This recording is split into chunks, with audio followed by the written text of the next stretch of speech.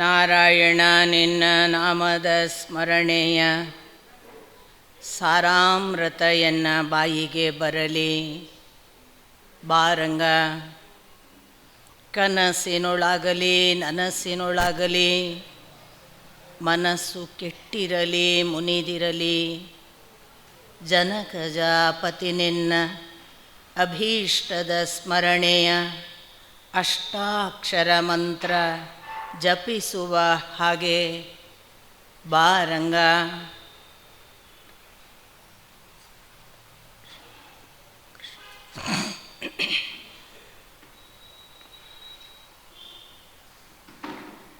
ನಾರಾಯಣಂ ನಮಸ್ಕೃತ್ಯ ನರಂಚೈವ ನರೋತ್ತಮಂ ದೇವೀಂ ಸರಸ್ವತೀಂ ವ್ಯಾಸಂ ತತೋ ಜಯಮುದೀರಯೇತ್.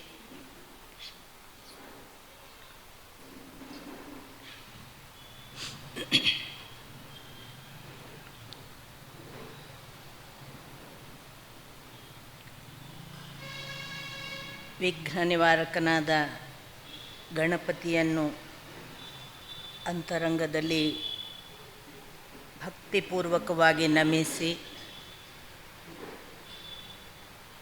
ನೆರೆದಿರುವ ಎಲ್ಲ ಹಿರಿಕಿರಿಯರ ಪದತಲಕ್ಕೆ ಹಣೆ ಹಚ್ಚಿ ನಮಸ್ಕಾರ.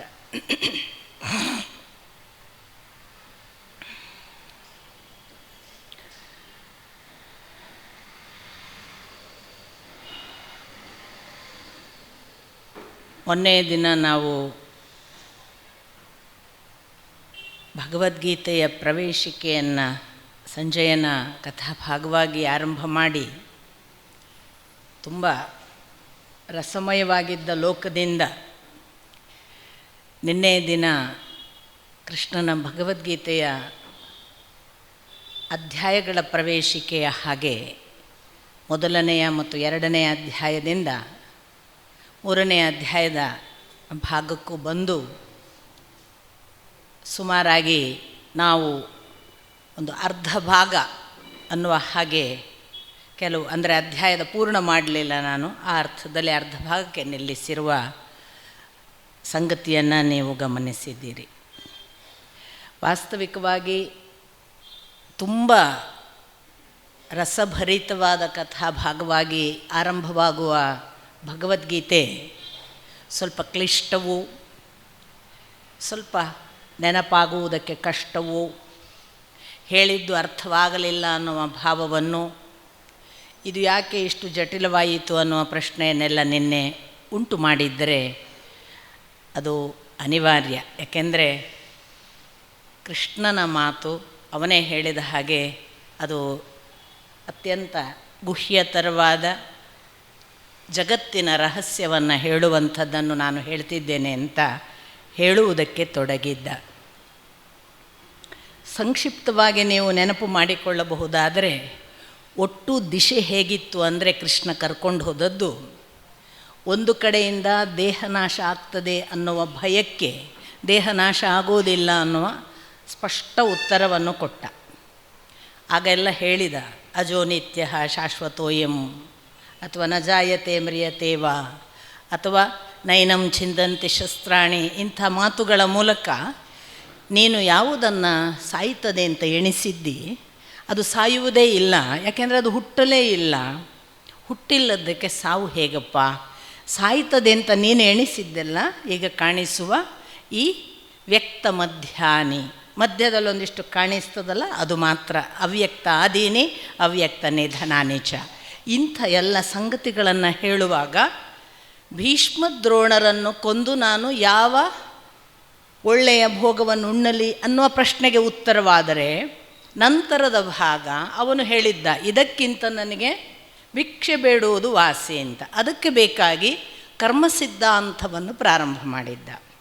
ಕರ್ಮವನ್ನು ಮಾಡು, ಕರ್ಮದಲ್ಲಿ ಫಲವನ್ನು ಅಪೇಕ್ಷೆ ಪಡಬೇಡ, ನೀನು ಹಾಗಂತ ಕರ್ಮದಿಂದ ದೂರ ಹೋಗುವ ಅಕರ್ಮಕ್ಕೂ ಹೋಗಬೇಡ, ಕರ್ಮದಲ್ಲಿದ್ದು ಮಾಡುವಾಗ ಕರ್ಮ ಫಲತ್ಯಾಗ ಮಾಡುವ, ಸಂಘದಿಂದ ದೂರ ಹೋಗುವ ಕೆಲಸ ಮಾಡು. ಯಾಕೆಂದರೆ ಇಂದ್ರಿಯಗಳ ಜೊತೆಗೆ ಕರ್ಮವನ್ನು ನೀನು ಮಾಡಿದರೆ ನೀನು ಇಂದ್ರಿಯ ಸುಖದ ದೇಹದ ಜೊತೆಗೆ ಇದ್ದು ಬಿಡ್ತಿ.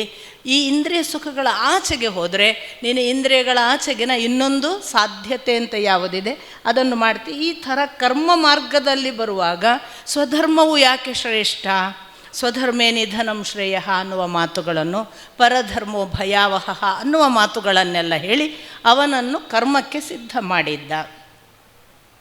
ಒಂದು ಕಡೆ ತತ್ವಶಾಸ್ತ್ರವನ್ನು ಹೇಳಿದ, ಜ್ಞಾನಯೋಗವನ್ನು. ಪ್ರಾರಂಭದಲ್ಲಿ ದೇಹ ನಾಶವಾಗ್ತದೆ ಹೊರತು ದೇಹಿ ನಾಶವಾಗುವುದಿಲ್ಲ ಅಂತ ತತ್ವಶಾಸ್ತ್ರ. ಇನ್ನೊಂದು ಕಡೆ ಹಾಗೆ ಕರ್ಮ ಅಂತ ಒಂದಿದೆ, ಕರ್ಮ ಮಾಡಲೇಬೇಕಪ್ಪ, ಅದನ್ನು ಬಿಟ್ಟಿಲ್ಲ. ಮಮ ವರ್ತಮಾನು ವರ್ತತೆ ಪಾರ್ಥ ನಮೇ ಅಸ್ತಿ ತ್ರಿಷು ಲೋಕೇಶು ಕಿಂಚನಂ ಕರ್ತವ್ಯಂ. ನನಗೆ ಒಂದು ಸಣ್ಣ ಕರ್ತವ್ಯ ಕೂಡ ಈ ಮೂರು ಲೋಕದಲ್ಲಿ ಮಾಡಬೇಕಾಗಿಲ್ಲ, ಆದರೂ ನಾನು ಮಾಡ್ತೇನೆ. ಯಾಕೆ ಗೊತ್ತಾ? ನಮೇ ಪಾರ್ಥ ಅಸ್ತಿ ತ್ರಿಷು ಲೋಕೇಶು ಕಿಂಚನಂ ಕರ್ತವ್ಯಂ ಅಂತ ಹೇಳುವಾಗ, ಕರ್ತವ್ಯಂ ಕಿಂಚನಂ ಅಂತ ಹೇಳುವಾಗ, ಕಿಂಚನ ಅಂತ ಹೇಳುವಾಗ ಅವನಿಗೆ ಗೊತ್ತಿತ್ತು ನಾನು ಹೇಗೆ ನಡೀತೇನೆ ಹಾಗೆ ಜಗತ್ತು ನಡೀತದೆ, ಆದ್ದರಿಂದ ನಾನು ಕರ್ಮ ಮಾಡ್ತೇನೆ ಅನ್ನುವ ಸ್ಪಷ್ಟತೆಯನ್ನು ಕೊಟ್ಟ. ಇಷ್ಟೆಲ್ಲ ಮಾಡಿದಾಗ ಅಲ್ಲ, ಒಮ್ಮೆ ಅದು ಹೇಳ್ತಿ, ಒಮ್ಮೆ ಇದು ಹೇಳ್ತಿ, ಯಾವುದಾದ್ರು ಒಂದು ಹೇಳಪ್ಪ, ಎರಡು ಹೇಳಿ ಮೊದಲೇ ಗೊಂದಲದಲ್ಲಿದ್ದೇನೆ ನಾನು, ನನ್ನನ್ನು ಗೊಂದಲಕ್ಕೆ ಒಳಪಡಿಸಬೇಡ ಅಂದಾಗ ಲೋಕೇಸ್ಮಿನ್ ದ್ವಿವಿಧ ನಿಷ್ಠಾ ಪುರಾ ಪ್ರೋಕ್ತ ಅಂತ ಅದನ್ನೂ ಹೇಳಿದ. ಎರಡೂ ಕ್ರಮವನ್ನು ಹಿಂದಿನವರು ಹೇಳಿಕೊಂಡು ಬಂದಿದ್ದಾರೆ, ಅದು ಎರಡನ್ನೂ ಹೇಳಿದ್ದೇನೆ ಅಂತ. ಅದಾದ ನಂತರ ನಿಧಾನಕ್ಕೆ ಕರ್ಮವನ್ನು ಕರ್ಮ ಭಾವದಿಂದ ಹೇಗೆ ಪ್ರತ್ಯೇಕ ಮಾಡುವುದು, ಅದು ಹೇಗೆ ಇಂದ್ರಿಯಗಳಿಂದ ವಿಗತ ಮಾಡಿದಾಗ ಅದು ತುಂಬ ಒಳ್ಳೆಯ ಒಂದು ನಿಷ್ಠೆಯ ಭಕ್ತಿಯ ಕೆಲಸ ಆಗ್ತದೆ ಎಲ್ಲ ಹೇಳಿ ಏಕಾಏಕಿ ನಾನು ನಿಮಗೆ ಹೇಳಿದೆ, ಕೃಷ್ಣನಿಗೆ ಬಹಳ ಪ್ರೀತಿ, ನೀನು ನನ್ನ ಭಕ್ತನಿದ್ದಿ, ನೀನು ನನ್ನ ಸಖನಿದ್ದೆ, ಆದ್ದರಿಂದ ನಿನಗೆ ಇನ್ನಷ್ಟು ಹೇಳ್ತೇನೆ ಅಂತ ಹೇಳಿ ನಾನು ಹೇಳಿದೆ. ನಾನು ಇದನ್ನು ಈ ಹಿಂದೆ ವಿವಸ್ವನಿಗೆ ಹೇಳಿದ್ದೆ, ವಿವಸ್ವತನು ಮನುವಿಗೆ ಹೇಳಿದ್ದ, ಮನುವು ಇಕ್ಷ್ವಾಕುವಿಗೆ ಹೇಳಿದ್ದ, ಅಂತಹ ರಾಜಗುಹ್ಯ ರಹಸ್ಯವನ್ನು ನಿನಗೆ ಹೇಳ್ತಿದ್ದೇನೆ ಅಂದ. ಆಗ ಇವನು ಕೇಳಿದ, ಏನಪ್ಪ ಅಪರಂಭವತಃ ಜನ್ಮಂ, ನೀನು ನಂತರ ಹುಟ್ಟಿದವ, ನನ್ನ ಒಟ್ಟೊಟ್ಟಿಗೆ ಆ ಸೂರ್ಯ ಯಾವಾಗ ಹುಟ್ಟಿದ್ದಾನೆ? ಅವನು ಮೊದಲು ಹುಟ್ಟಿದ್ದಾನೆ, ಪರಂ ಜನ್ಮ ವಿವಸ್ವನ್, ಅವನು ಯಾವಾಗಲೂ ಹುಟ್ಟಿದ್ದಾನೆ. ಹಾಗಿರುವಾಗ ನಾನು ಕಥಂ, ಇದನ್ನು ಹೇಗೆ ನಾನು ನಂಬಲಿ, ನೀನು ಅವನಿಗೆ ಹೇಳಿದ್ದಿ ಅನ್ನೋದನ್ನು ಅಂತ ಹೇಳಿದಾಗ, ಬಹೂನಿ ಮೇ ಜನ್ಮಾನಿ ವ್ಯತೀತಾನಿ ತವಚಾರ್ಜುನ, ಆ ಭಾಗವನ್ನು ನಾನು ನಿಮಗೆ ವಿವರಿಸಿ ಹೇಗೆ ಮನುಷ್ಯನಿಗೆ ಎಷ್ಟೊಂದು ಜನ್ಮ ಇದೆ, ಹಾಗೆ ಈ ಭಗವಂತನೂ ತನ್ನ ಜನ್ಮ ಅನೇಕ ಅಂತ ಹೇಳ್ತಾನೆ. ಇಲ್ಲಿ ಒಂದು ಡಿಫರೆನ್ಸನ್ನು ಮುಂದಿನ ನಮ್ಮ ಭಾಗದಲ್ಲಿ ಗೊತ್ತಾಗುತ್ತೆ. ಕೃಷ್ಣ ಹೇಳಿದ, ಬಹೂನಿ ಜನ್ಮಾನಿ ಮೇ ವ್ಯತೀತಾನಿ ಅಹಂ ವೇದ ಸರ್ವಾಣಿ ತಾನಿ ಅಹಂ ವೇದ ಸರ್ವಾಣಿ ನ ತ್ವಂ ವೇತ್ತ ಪರಂತಪ, ನಿನಗೆ ಗೊತ್ತಿಲ್ಲ. ಅಷ್ಟರ ಮಟ್ಟಿಗೆ ಹೌದು ಈ ಡಿಫರೆನ್ಸ್. ಆದರೆ ಕೃಷ್ಣ ತನ್ನ ದೈಹಿಕಾವಸ್ಥೆಯಿಂದ ಒಬ್ಬ ಮನುಷ್ಯ, ಅವನು ಮನುಷ್ಯ ಮಾತ್ರನಲ್ಲ, ಅವನು ಹೇಳ್ತಾನೆ, ನಾನು ಹೀಗೆ ಅನೇಕ ಬಾರಿ ಬಂದಿದ್ದೇನೆ, ಅನೇಕ ಬಾರಿ ಇಂಥ ಒಳ್ಳೊಳ್ಳೆಯ ಕೆಲಸಗಳಿಗಾಗಿ ನಾನು ಮತ್ತೆ ಮತ್ತೆ ಈ ಕೆಲಸಗಳನ್ನು ಮಾಡ್ತೇನೆ, ಇದು ನಿನಗೆ ಗೊತ್ತಿಲ್ಲ, ನನಗೆ ಗೊತ್ತು. ನಾನು ಯಾಕೆ ಬರ್ತೇನೆ? ಯದಾ ಯದಾ ಹೇ ಧರ್ಮಸ್ಯ ಗ್ಲಾನಿರ್ಭವತಿ ಭಾರತ ಅಭ್ಯುತ್ಥಾನಂ ಅಧರ್ಮಸ್ಯ ತದಾತ್ಮಾನಾಂ ಸೃಜಾಮಿ ಅಹಂ.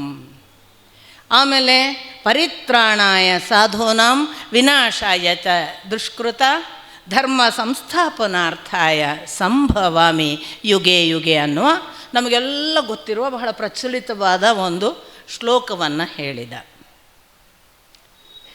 ಈ ಮಾತನ್ನು ಕೇಳುವಾಗ ನಮಗೆ ಸ್ಪಷ್ಟವಾಗುತ್ತೆ, ಬಹೂನಿ ಜನ್ಮಾನಿ ಮೇ ವ್ಯತೀತಾನಿ ಅಂತ ಹೇಳಿ ತವಚಾರ್ಜುನ ಅಂದದ್ದು ಈ ನಿರ್ದಿಷ್ಟ ಶ್ಲೋಕ ಕೇಳೋ ಗೊತ್ತಾಗ್ತದೆ, ಅವನ ಜನ್ಮ ನಮ್ಮ ಜನ್ಮ ಹಾಗ ಅಲ್ಲ ಅಂತ, ನಮ್ಮದು ಬೇರೆ.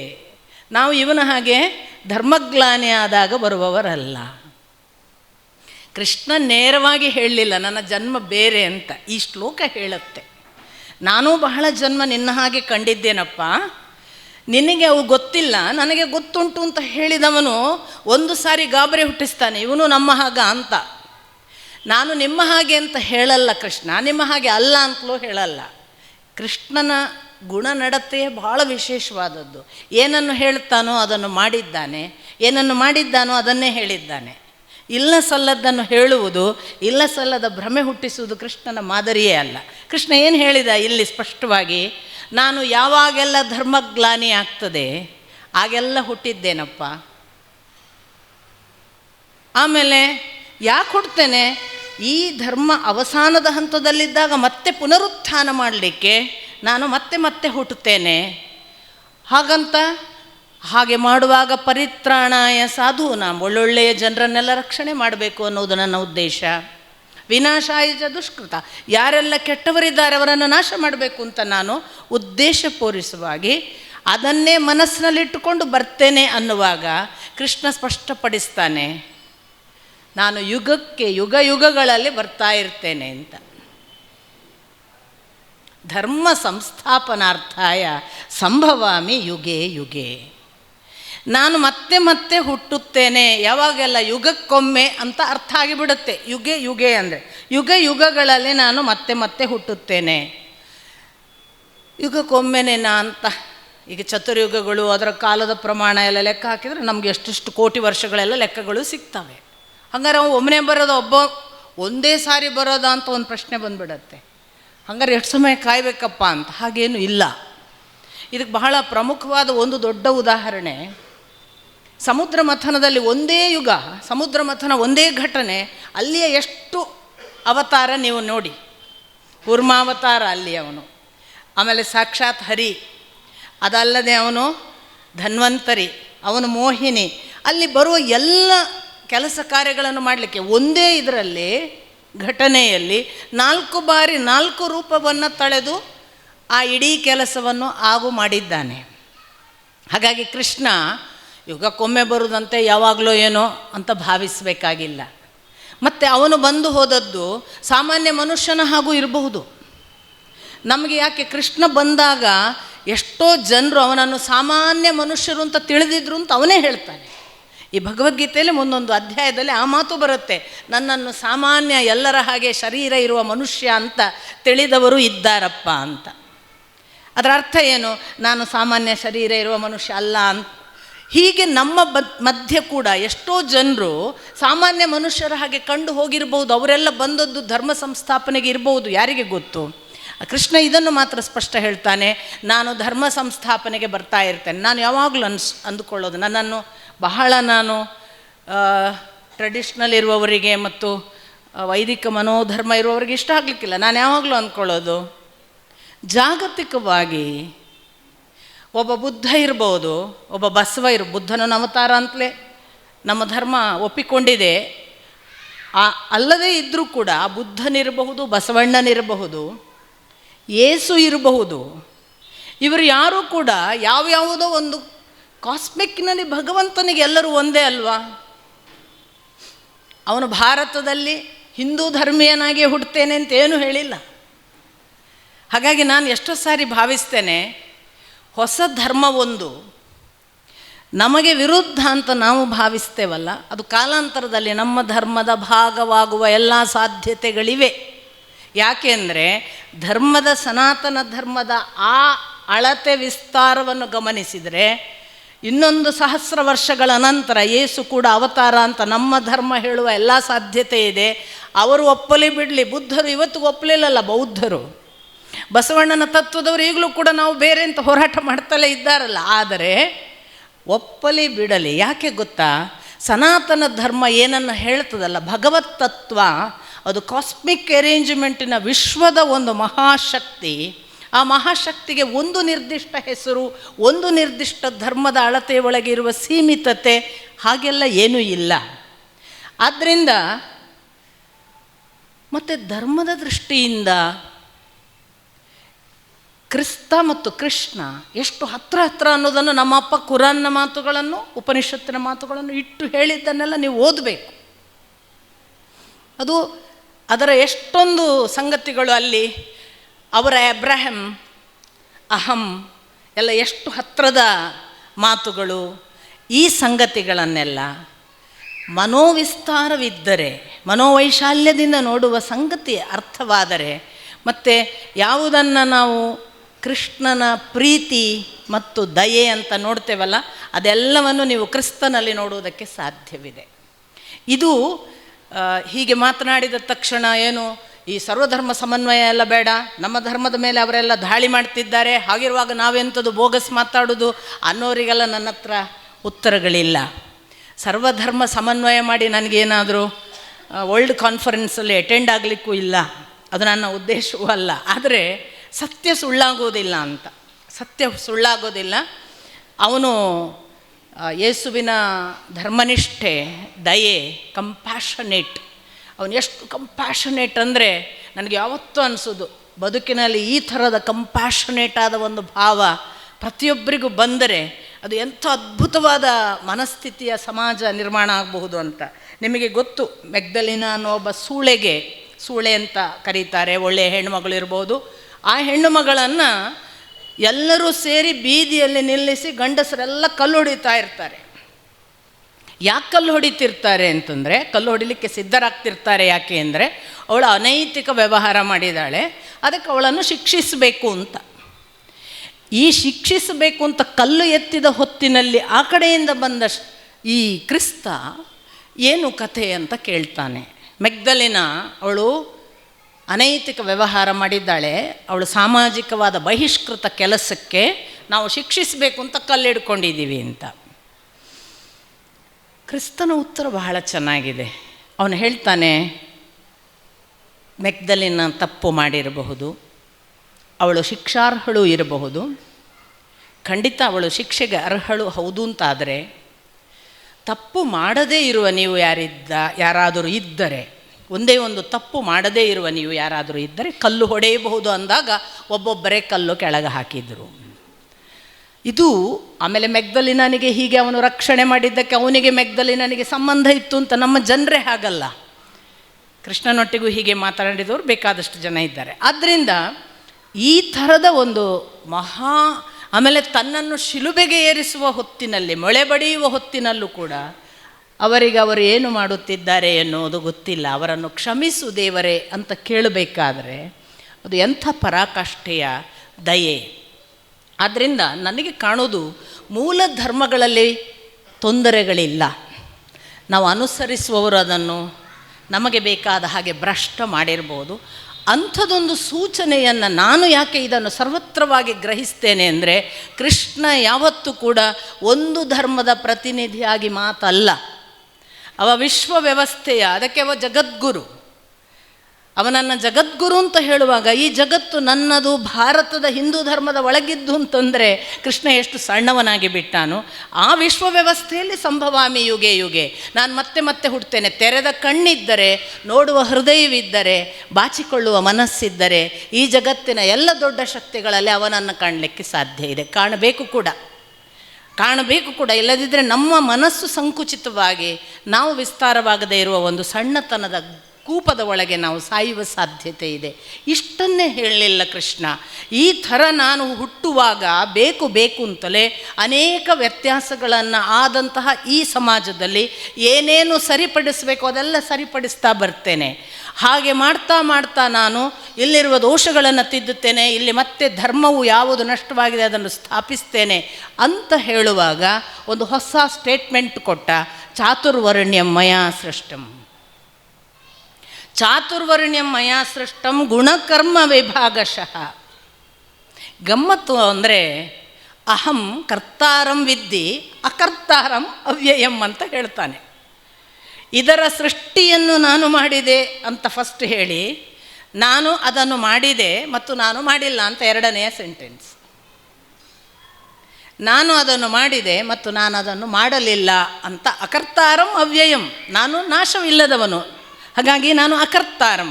ಹಾಗಂತ ಕರ್ತಾರಂ ಅಪಿ ವಿದ್ಧಿ, ನಾನು ಮಾಡಿದ್ದೇನೆ ಅಂತಲೂ ತಿಳಿ. ಈ ಚಾತುರ್ವರ್ಣ್ಯಂ ಮಯಾ ಸೃಷ್ಟಂ ಯಾಕೆ ಹೇಳಿದ ನೋಡಿ. ಶ್ರೀಮದ್ ಭಾಗವತದ ಪ್ರಕಾರ ಮನುಷ್ಯ ಸೃಷ್ಟಿಯಾದಾಗ ಒಂದೇ ಜಾತಿ ಅಂತ ಬರೀತಾರೆ, ಅವನಲ್ಲಿ ವಿಭಿನ್ನ ವ್ಯತ್ಯಾಸಗಳಿಲ್ಲ ಅಂತ. ಗಿಡ ಮರಗಳಲ್ಲಿ ಜಾತಿಗಳನ್ನು ಬರೀತಾರೆ. ಗಿಡ ಮರಗಳು ಇಷ್ಟು ಪ್ರಕಾರ, ಲತೆ ಇಂಥದ್ದು, ವೃಕ್ಷ ಇಂಥದ್ದು, ಬೀಜ ಇರುವಂತಹ ಮರ ಇಂಥದ್ದು, ಹಣ್ಣು ಮಾತ್ರ ಬಿಡುವಂಥದ್ದು, ಹಣ್ಣು ಬಿಡದೇ ಇರುವಂಥದ್ದು, ಬಳ್ಳಿಗಳು, ಪೊದೆಗಳು, ಹೀಗೆ ವೃಕ್ಷ ಸಂಕುಲದಲ್ಲಿ ಜಾತಿಗಳನ್ನು ಬರೀತಾರೆ. ನೀವು ಪ್ರಾಣಿಗಳಿಗೆ ಬರುವಾಗ ಏಕಶಪ ದ್ವಿಶ್ವಪ ಅಂತ ಎಲ್ಲ ಬರೀತಾ 28 ಜಾತಿಗಳನ್ನು, ಹಾರುವವು, ನೀರಿನಲ್ಲಿರುವವು, ಹೀಗೆಲ್ಲ 28 ಬರೀತಾರೆ. ಮನುಷ್ಯನ ಸೃಷ್ಟಿಯ ಬಗ್ಗೆ ಬರುವಾಗ ಅವನು ಒಂದೇ ರೀತಿ, ಅವನಲ್ಲಿ ವ್ಯತ್ಯಾಸಗಳಿಲ್ಲ.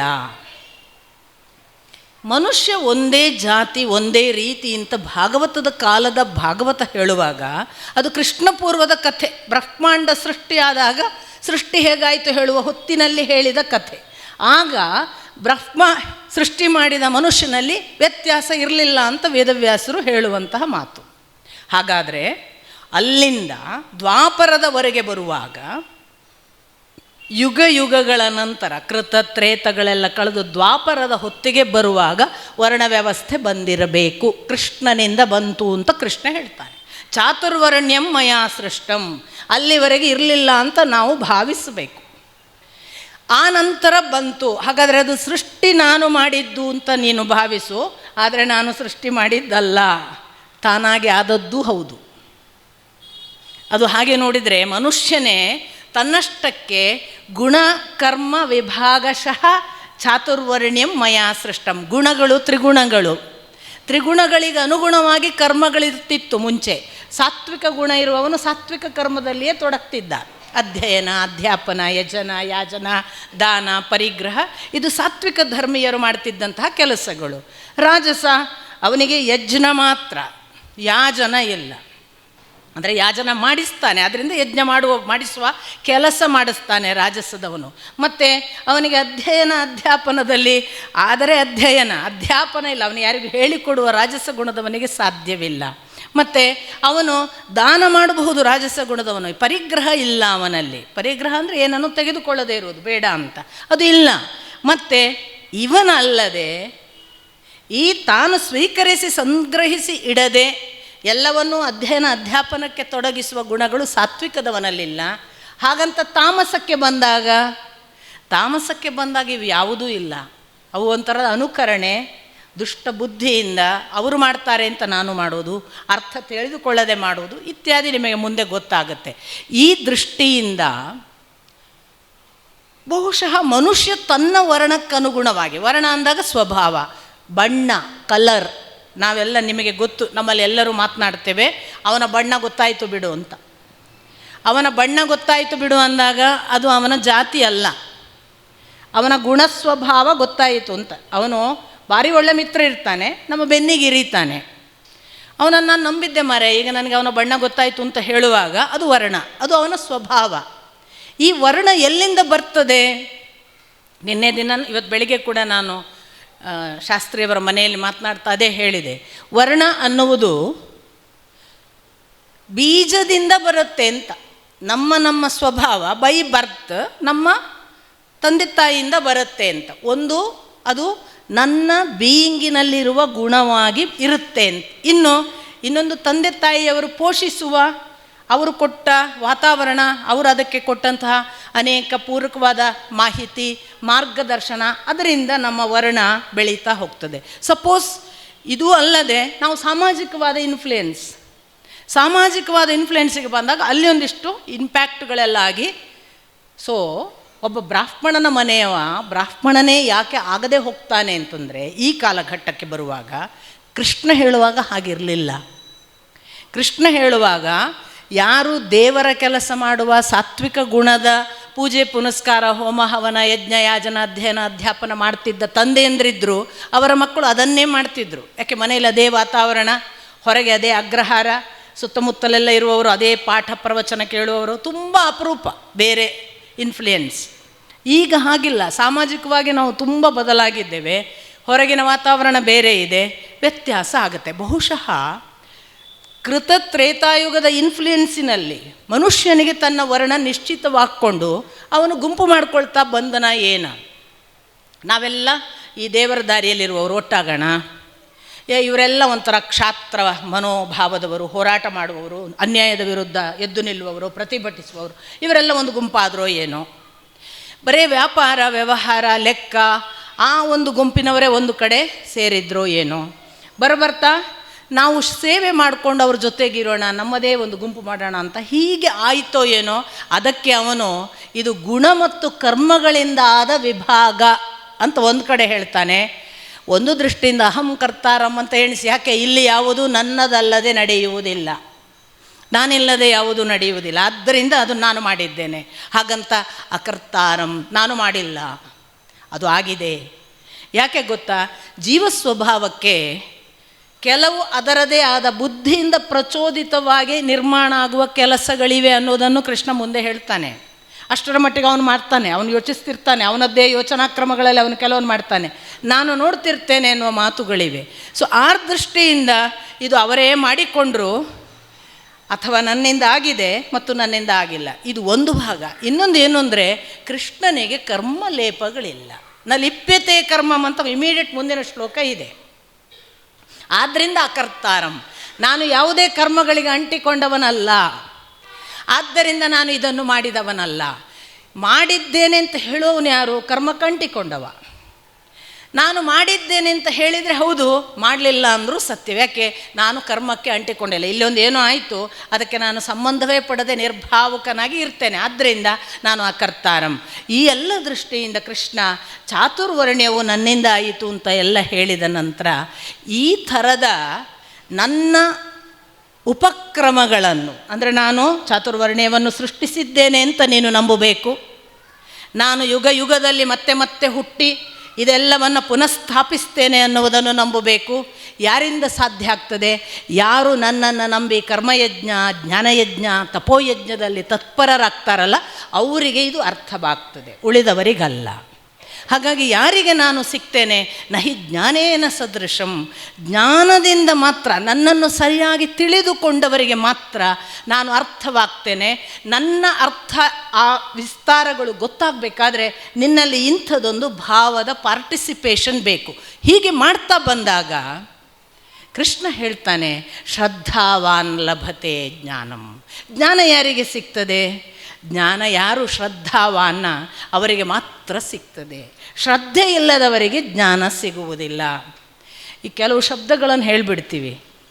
ಶ್ರದ್ಧೆಗೆ ವ್ಯಾಖ್ಯಾನ ಹೇಳಪ್ಪ, ಏನು ಶ್ರದ್ಧೆ ಅಂದರೆ ಅಲ್ವಾ? ಭಾರಿ ನನ್ನ ಅಣ್ಣ ಒಮ್ಮೆ ನನಗೆ ಭಗವದ್ಗೀತೆಯನ್ನು ನಾನು ಅವನು ಪಾಠ ಮಾಡ್ಕೊಳ್ತಾ ಇರುವಾಗ ನನಗೆ ಹೇಳಿದ, ಭಕ್ತಿ ಮಾಡು ಭಕ್ತಿ ಮಾಡು ಅಂತಾನೆ ಕೃಷ್ಣ. ಭಕ್ತಿ ಹೇಗೆ ಮಾಡೋದು ಅಂತ ಹೇಳಲೇ ಇಲ್ವಲ್ಲ ಅವನು ಅಂತ ನನಗೆ ಕೇಳಿದ. ನೀನು ಹೇಳಿ ನೋಡುವ, ಈಗ ನೀನು ಸಹ ದೊಡ್ಡ ದೊಡ್ಡ ಪಾಠ ಮಾಡ್ತಿ ನೋಡು, ಭಕ್ತಿ ಮಾಡೋದು ಹೇಗೆ ಅಂತ ಹೇಳಿಕೊಡು ಅಂತಂದ. ನನಗೆ ಸ್ವಲ್ಪ ಸವಾಲಿನ ಪ್ರಶ್ನೆ ಇತ್ತು. ಅವನು ತುಂಬ ಅಂತತಃ ಭಾರಿ ಆ ದಾರಿ ನಡೆದಿದ್ದ. ನಾನು ಅವನಿಗೆ ಹೇಳಿದೆ, ನನಗೆ ಈಗ ನೀನು ಕೇಳುವಾಗ ಹೊಳೆಯುವುದು ಏನು ಅಂದರೆ, ನಮಗೆ ಊಟ ಮಾಡುವುದು ಹೇಗೆ ಅಂತ ಅಮ್ಮ ಹೇಳ್ಕೊಡ್ತಾಳೆ, ಹಸಿವಾದಾಗ ಊಟಕ್ಕೆ ಕೂತ್ಕೊಳ್ಳೋದು ಹೇಗೆ ಅಂತಲೂ ಅಮ್ಮ ಹೇಳ್ಕೊಡ್ತಾಳೆ, ತಿನ್ನಬೇಕಾದ ಆಹಾರ ಯಾವುದು ಅಂತಲೂ ಆಯ್ಕೆ ಹೇಳ್ಕೊಡ್ತಾಳೆ. ಹಸಿವೆಯನ್ನು ಹೇಳ್ಕೊಡೋದಿಲ್ಲಪ್ಪ ಅಂತ. ಹಸಿವೆ ನಿನ್ನಲ್ಲಿ ಇರುವುದು. ನಿನಗೆ ಆಯಿತಾ, ನೀನೇ ಹೇಳಬೇಕು ನನಗೆ ಹಸಿವೆ ಆಗಿದೆ ಅಂತ. ಅಥವಾ ಊಟ ಮಾಡಿಸುವ ಸಮಯ ನೋಡಿ ಅಮ್ಮ ಹೇಳ್ತಾಳೆ, ಯಾಕೆ ಹೊತ್ತಾಯಿತು ಹಸಿವಾಗಲಿಲ್ವ ಮಗ ಅಂತ. ಹಾಗಾಗಿ ಹಸಿವೆ ನಿನ್ನಲ್ಲೇ ಇರಬೇಕು ಹೊರತು ಅದನ್ನು ಅಮ್ಮ ಹೇಳಿಕೊಟ್ಟು ಬರೋದಿಲ್ಲ. ಭಕ್ತಿ ನಿನ್ನಲ್ಲೇ ಇರಬೇಕು ಹೊರತು ಕೃಷ್ಣ ಹೇಳಿಕೊಟ್ಟು ಬರುವುದಿಲ್ಲ. ಭಕ್ತಿ ಇರ್ತದೆ ಅನ್ನುವುದಕ್ಕೆ ಇದು ಸಾಕ್ಷಿ. ಭಕ್ತಿ ನಮ್ಮಲ್ಲಿ ಇರ್ತದೆ, ಅದನ್ನು ಯಾರಿಂದಲೋ ಎರವಲು ಪಡೆಯೋದಕ್ಕೆ ಸಾಧ್ಯವಿಲ್ಲ. ಆದ್ದರಿಂದ ಯಾರನ್ನೂ ಕೂಡ ವಿಚಲಿತರನ್ನಾಗಿ ಮಾಡಬೇಡಿ ಅಂತ ಕೃಷ್ಣ ಮುಂದೆ ಹೇಳ್ತಾನೆ. ಅವರವರ ನಂಬಿಕೆ ಅವರವರಿಗೆ ಬಿಡಿ. ಅವರು ಏನನ್ನು ಮಾಡ್ತಿದ್ದಾರೋ ಮಾಡಲಿ. ಅವರು ಸಣ್ಣ ಪುಟ್ಟ ಕ್ಷುದ್ರ ದೇವತೆಗಳನ್ನು ಪೂಜಿಸ್ತಿದ್ರೆ ಪೂಜಿಸಲಿ, ಹೋಗಿಬಿಟ್ಟು ಬುರುಡೆ ಬಿಟ್ಟು ಅವರಿಗೆ ಹಾಗಲ್ಲ ಅದೆಲ್ಲ ಮಾಡಬಾರ್ದು ಒಳ್ಳೆಯದಲ್ಲ ಅಂತ ಕೆಡಿಸಬೇಡಿ ಅವರ ತಲೆಯನ್ನು. ಅದು ಮೌಢ್ಯ, ಅದು ಮೂಢನಂಬಿಕೆ, ಅಂಧಾಭಿಮಾನ ಮಾಡಬೇಡಿ. ಇದರಿಂದ ಏನಾಗ್ತದೆ ಗೊತ್ತಾ? ನೀವು ಮೌಢ್ಯಕ್ಕೆ ಬೀಳ್ತೀರಿ. ಹೋದರೆ ಗಂಗಾ ನದಿಗೆ ಹೋಗಿ ಸ್ನಾನ ಮಾಡ್ತೀರಾ, ಪಾಪ ಹೋಗಿದ. ಇಂಥದ್ದು ಕೇಳಬೇಡಿಪ್ಪ, ಕೇಳಬೇಡಿ. ನೀವೆಷ್ಟೇ ಬುದ್ಧಿವಂತರಿದ್ದರೂ ಒಬ್ಬರ ನಂಬಿಕೆಯನ್ನು ಅಲುಗಾಡಿಸುವುದು ಅದಕ್ಕಿಂತ ದೊಡ್ಡ ಪಾಪವೇ ಇಲ್ಲ ಅಂತಾನೆ ಕೃಷ್ಣ. ಅವರ ನಂಬಿಕೆ ಅವರಿಗೆ ಬಿಟ್ಟು ಬಿಡಿ. ನನ್ನನ್ನೇ ನಂಬಬೇಕು, ಉಳಿದದ್ದು ನಂಬಲೇಬಾರ್ದು ಅಂತ ಹೇಳುವುದೇ ಮಹಾ ಪಾಪ. ಯಾಕೆ? ಒಂದು ಜೀವ ಇವಾಲ್ವ್ ಆಗ್ತಾ ಆಗ್ತಾ ಆಗ್ತಾ ನನ್ನ ಹತ್ರ ಬರುವುದು, ಒಂದೇ ದಿನ ಅದು ನನ್ನ ಹತ್ರ ಬರೋದಿಲ್ಲ. ಅದಕ್ಕೆ ಮಗು ಇದ್ದದ್ದು ಏಕದಮ್ ಒಂದೇ ದಿವಸ ಬೆಳೆದು ಯುವಕನಾಗು ಅಂದರೆ ಆಗಲ್ಲ. ಅದು ಡೊಗ್ಗಾಲ ಹಾಕಬೇಕು, ಅದು ನಿಧಾನಕ್ಕೆ ತಡವಿ ಎಡವಿ ಬಿದ್ದು ಏಳಬೇಕು, ಕೈ ಹಿಡಿದು ಅಮ್ಮ ಒಂದಿಷ್ಟು ಹೆಜ್ಜೆ ಹಾಕಿಸ್ಬೇಕು, ನಿಧಾನಕ್ಕೆ ಗೋಡೆ ಹಿಡ್ಕೊಂಡು ನಡಿಬೇಕು, ಆಮೇಲೆ ಅದಕ್ಕೆ ಕೈ ಬಿಟ್ಟು ನಡೀಲಿಕ್ಕೆ ಬರುವಾಗ ನಾವು ಚಪ್ಪಾಳೆ ತಟ್ಟಬೇಕು. ಗ್ರೋತ್, ಇವಾಲ್ವ್ ಆಗುವ ಬೀಯಿಂಗ್ ಕೂಡ ಹಾಗೇನೆ. ಒಂದೇ ದಿವಸ ಎದ್ದು ನಿಂತು ಹೋಗು, ಇದೆಲ್ಲ ಬಿಡು, ಅದು ನಾಶ ಆಗುವಂಥದ್ದು, ಇದೆಲ್ಲ ಪೂಜಿಸಬೇಡ ಅನ್ನಬಾರದು. ಯಾಕೆ? ಇರುವ ಭಕ್ತಿಯನ್ನೇ ಭಗವಂತ ತುಂಬ ತುಂಬ ಅನುಮಾನದ ಹತ್ತಿರ ಇಟ್ಟಿರ್ತಾನೆ. ಯಾಕೆ ಅಂದರೆ 1000ಕ್ಕೆ ಒಬ್ಬರು ಸಿದ್ಧಿಗಾಗಿ ಪ್ರಯತ್ನಿಸ್ತಾರೆ. ಅಂಥ ಸಿದ್ಧಿಗೆ ಪ್ರಯತ್ನಿಸಿದ ಎಷ್ಟೋ ಜನರಲ್ಲಿ ಯಾರೋ ಒಬ್ಬರು ನನ್ನ ಹತ್ರ ಬರ್ತಾನೆ ಅಂತ ಕೃಷ್ಣ ಲಿಸ್ಟ್ ಕೊಡುವಾಗಲೇ ಗೊತ್ತಾಗುತ್ತೆ, it's not an easy job ಅಂತ. ಹಾಗಿರುವಾಗ ಕೃಷ್ಣ ಏನು ಹೇಳ್ತಾನೆ ಅಂತಂದರೆ, ಇಂಥದ್ದೊಂದು ಮನಸ್ಸಿನ ಒಳಗಿನ ಆ ಸಣ್ಣ ಭಕ್ತಿಯನ್ನು ಅಲುಗಾಡಿಸಬೇಡ. ಮತ್ತು ಆ ಥರ ಎಬ್ಬಿಸ್ತಾ ಬರುವಾಗ ಅವನನ್ನು ನಿಧಾನಕ್ಕೆ ಕರ್ಕೊಂಡು ಹೋಗುವುದಕ್ಕೆ ಪ್ರಾರಂಭ ಮಾಡು. ಅದು ಯಾವುದರಿಂದ ಆಗ್ತದೆ? ಶ್ರದ್ಧಾವಾನ್. ಶ್ರದ್ಧೆ ಅಂದರೆ ಏನು? ಶ್ರದ್ಧೆಯಿಂದ ಭಕ್ತಿ ಹೆಚ್ಚುತ್ತದೆ. ಸರಿ, ಶ್ರದ್ಧೆ ಅಂದರೆ ಏನು? ತುಂಬ ಅಂದರೆ ವಿವರಿಸುವುದು ಕಷ್ಟ ಅಲ್ವಾ ಅಂತ ಒಂದು ಬಹಳ ಒಳ್ಳೆಯ ಕಥೆಯನ್ನು ರಾಮಕೃಷ್ಣ ಪರಮಹಂಸರು ಹೇಳ್ತಾರೆ. ಏನು ಶ್ರದ್ಧೆ ಅಂದರೆ ಅಂತ. ಒಂದು ದಿವಸ ಒಬ್ಬರು ಬಹಳ ಪಂಡಿತರು, ವೇದವಿದ್ಯೆಗಳನ್ನೆಲ್ಲ ಬಲ್ಲ, ಶಾಸ್ತ್ರಗಳನ್ನು ತಿಳಿದ, ದೇವರ ನಾಮಸ್ಮರಣೆಯನ್ನು ನಿರಂತರ ಮಾಡುವ, ಜಪತಪಗಳ ಬಗ್ಗೆ ಸಾಕಷ್ಟು ಬೇರೆಯವರಿಗೆ ಬೋಧಿಸುವ ಒಬ್ಬ ಪಂಡಿತರು ಒಂದು ದಿನ ತಮ್ಮ ಮನೆಯಲ್ಲಿರುವಾಗ ಧಾರಾಕಾರ ಮಳೆ, ಹೊರಗಿನಿಂದ ಹಾಲು ತರಬೇಕಾದ ತಾಯಿ ಸ್ವಲ್ಪ ತಡವಾಗಿ ತಂದಳು. ಮಳೆಯೆಲ್ಲ ಸ್ವಲ್ಪ ಇಳಿದ ಮೇಲೆ ತಾಯಿಯನ್ನು ಪಂಡಿತರು ಕೇಳ್ತಾರೆ, ಯಾಕೆ ನೀನು ತಡ ಯಾಕೆ ಹಾಲು ತಂದದ್ದು? ಸ್ವಾಮಿ, ತುಂಬ ಮಳೆ, ಅಲ್ಲೆಲ್ಲ ನೀರು ತುಂಬಿತ್ತು, ಅದು ಇಳಿಯೋವರೆಗೆ ಕಾಯಬೇಕಾಯಿತು, ಹಾಗಾಗಿ ತಡವಾಯಿತು. ನಿತ್ಯ ದೇವರ ನಾಮಸ್ಮರಣೆ ಹೇಳ್ಕೊಡ್ತೇನಲ್ಲ, ಏನು ಉಪಯೋಗ ನಿನಗೆ? ನೀನು ದೇವರ ನಾಮಸ್ಮರಣೆ ಮಾಡಿಯೂ ನಿನಗೆ ಉಪಯೋಗ ಇಲ್ಲ ಅಂದಂಗಾಯಿತು. ದೇವರ ನಾಮಸ್ಮರಣೆ ಮಾಡ್ಕೊಂಡು ಬರಬೇಕಿತ್ತು, ಏನೂ ಆಗ್ತಿರಲಿಲ್ಲ ಅಂದುಬಿಟ್ರು. ಇವಳಿಗೆ ಮೂಡಿತು. ಮರುದಿವಸ ಮತ್ತೆ ಮಳೆ, ಸಂಜೆ ಹಾಲು ತರುವ ಹೊತ್ತಿಗೆ ಮತ್ತೆ ನೀರೆಲ್ಲ ತುಂಬಿಬಿಟ್ಟಿದೆ, ಅವಳಿಗೆ ನಡೆದು ಬರಲಿಕ್ಕೆ ಸಾಧ್ಯವಿಲ್ಲ. ಅವಳು ಸರಿಯಾದ ಸಮಯಕ್ಕೆ ಬಂದು ಸರಿಯಾಗಿ ಸಮಯಕ್ಕೆ ಬಂದು ಹಾಲಿಟ್ಟು ಕೂಡಲೇ ಫಸ್ಟ್ ಕ್ವೆಶ್ಚನ್ ಪಂಡಿತರು ಕೇಳ್ತಾರೆ, ಅದು ಹೇಗೆ? ಇವತ್ತು ಸಹ ಮಳೆ ಇತ್ತಲ್ಲ, ನೀರು ತುಂಬಿ ಹರಿತಿತ್ತು, ನೀನು ಹೇಗೆ ಬಂದು? ಅವಳು ಹೇಳ್ತಾಳೆ, ನೀವು ಹೇಳಿದ್ದೀರಲ್ಲ ದೇವರ ನಾಮಸ್ಮರಣೆ, ನಾನು ಮಾಡಿಕೊಂಡು ಬಂದೆ, ಸರಳವಾಗಿ ಕರ್ಕೊಂಡು ಬಂದ. ಇವರಿಗೆ ಆಶ್ಚರ್ಯ ಆಗ್ತದೆ, ನೀನು ಒಂದಿಷ್ಟು ಒದ್ದೆ ಆಗಿಲ್ಲ, ಮುಳುಗಿದ ಯಾವ ಸೂಚನೆ ಇಲ್ಲ. ಅವಳು ಹೋಗುವುದನ್ನು ನೋಡ್ತಾರೆ ಮತ್ತೆ ಪುನಃ. ಅವಳು, ನಾನು ಹೋಗ್ತೇನೆ, ನನಗೆ ಇನ್ನು ಬೇರೆ ಮನೆಗೆ ಕೆಲಸ ಉಂಟು ಅಂತ ಟಕ್ಕ ಹೋಗ್ತಾಳೆ, ನೀರಿನಲ್ಲಿ ಹಾಗೆ ನಡ್ಕೊಂಡು ಹೋಗ್ತಿದ್ದಾಳೆ ಅವಳು. ಇವರಿಗೆ ಆಶ್ಚರ್ಯ ಆಗ್ತದೆ, ಬಾಯಿ ತುಂಬ ನಾಮಸ್ಮರಣೆ ಕೇಳ್ತದೆ. ಇವರು ತಕ್ಷಣ ತನ್ನ ಪಂಚೆಯನ್ನು ಎತ್ತಿ ಕಟ್ಟಿ ತಾವು ಕೂಡ ನಾಮಸ್ಮರಣೆ ಮಾಡಿ ನೀರಿಗೆ ಹೆಜ್ಜೆ ಇಟ್ಟವರೇ ಮುಳುಗ್ತಾರೆ. ಮುಳುಗುವಾಗ ಅವರು ತಾಯಿ ಅಂತ ಅವಳನ್ನು ಕರೀತಾರೆ. ಅವಳು ತಿರುಗಿ ನೋಡ್ತಾಳೆ ಏನು ಅಂತ. ಅದಕ್ಕೆ ಅವ್ರು ಹೇಳ್ತಾರೆ, ನೀನು ನಾನು ಹೇಳಿಕೊಟ್ಟ ನಾಮಸ್ಮರಣೆಯನ್ನು ಹೇಳ್ತಾ ಹೋಗ್ತಿದ್ದ ಹಾಗೇನೆ ನೀರಿನಲ್ಲಿ ಆರಾಮಾಗಿ ಹೋದಿ, ನಾನು ಇಷ್ಟು ಹೇಳಿಕೊಡುವವ, ನಾನು ನಾಮಸ್ಮರಣೆ ಹೇಳಿಕೊಂಡರೂ ಕೂಡ ಮುಳುಗಿಬಿಟ್ಟೆನಲ್ಲ. ಪಂಚೆ ಎತ್ತಿ ಕಟ್ಟಿದ್ರಲ್ಲ ಸ್ವಾಮಿ, ಶ್ರದ್ಧೆ ಇಲ್ಲದಿದ್ದರೆ ಹೇಗಾಗುವುದು? ಶ್ರದ್ಧೆಯೇ ಇಲ್ಲ ನಿಮ್ಮಲ್ಲಿ, ಅದಕ್ಕೆ ಮುಳುಗಿದ್ರಿ. ನಂಬಿಕೆ ಅದು ಶ್ರದ್ಧೆ. ಏನು ನಂಬಿಕೆ? ಯಾವುದು ಇರಲಿಕ್ಕಿಲ್ಲ ಅಂತ ಎಲ್ಲರೂ ಹೇಳ್ತಾರೋ ಅದು ಉಂಟು ಅಂತ ನಂಬೋದು. ಈಗ ಉದಾಹರಣೆಗೆ ಇದನ್ನು ಬಹಳ ಸುಂದರವಾಗಿ ವ್ಯಾಖ್ಯಾನಕಾರರು XY ಅಂತ ಒಂದು ಲೆಕ್ಕದಲ್ಲಿ ಬಳಸ್ತಾರೆ.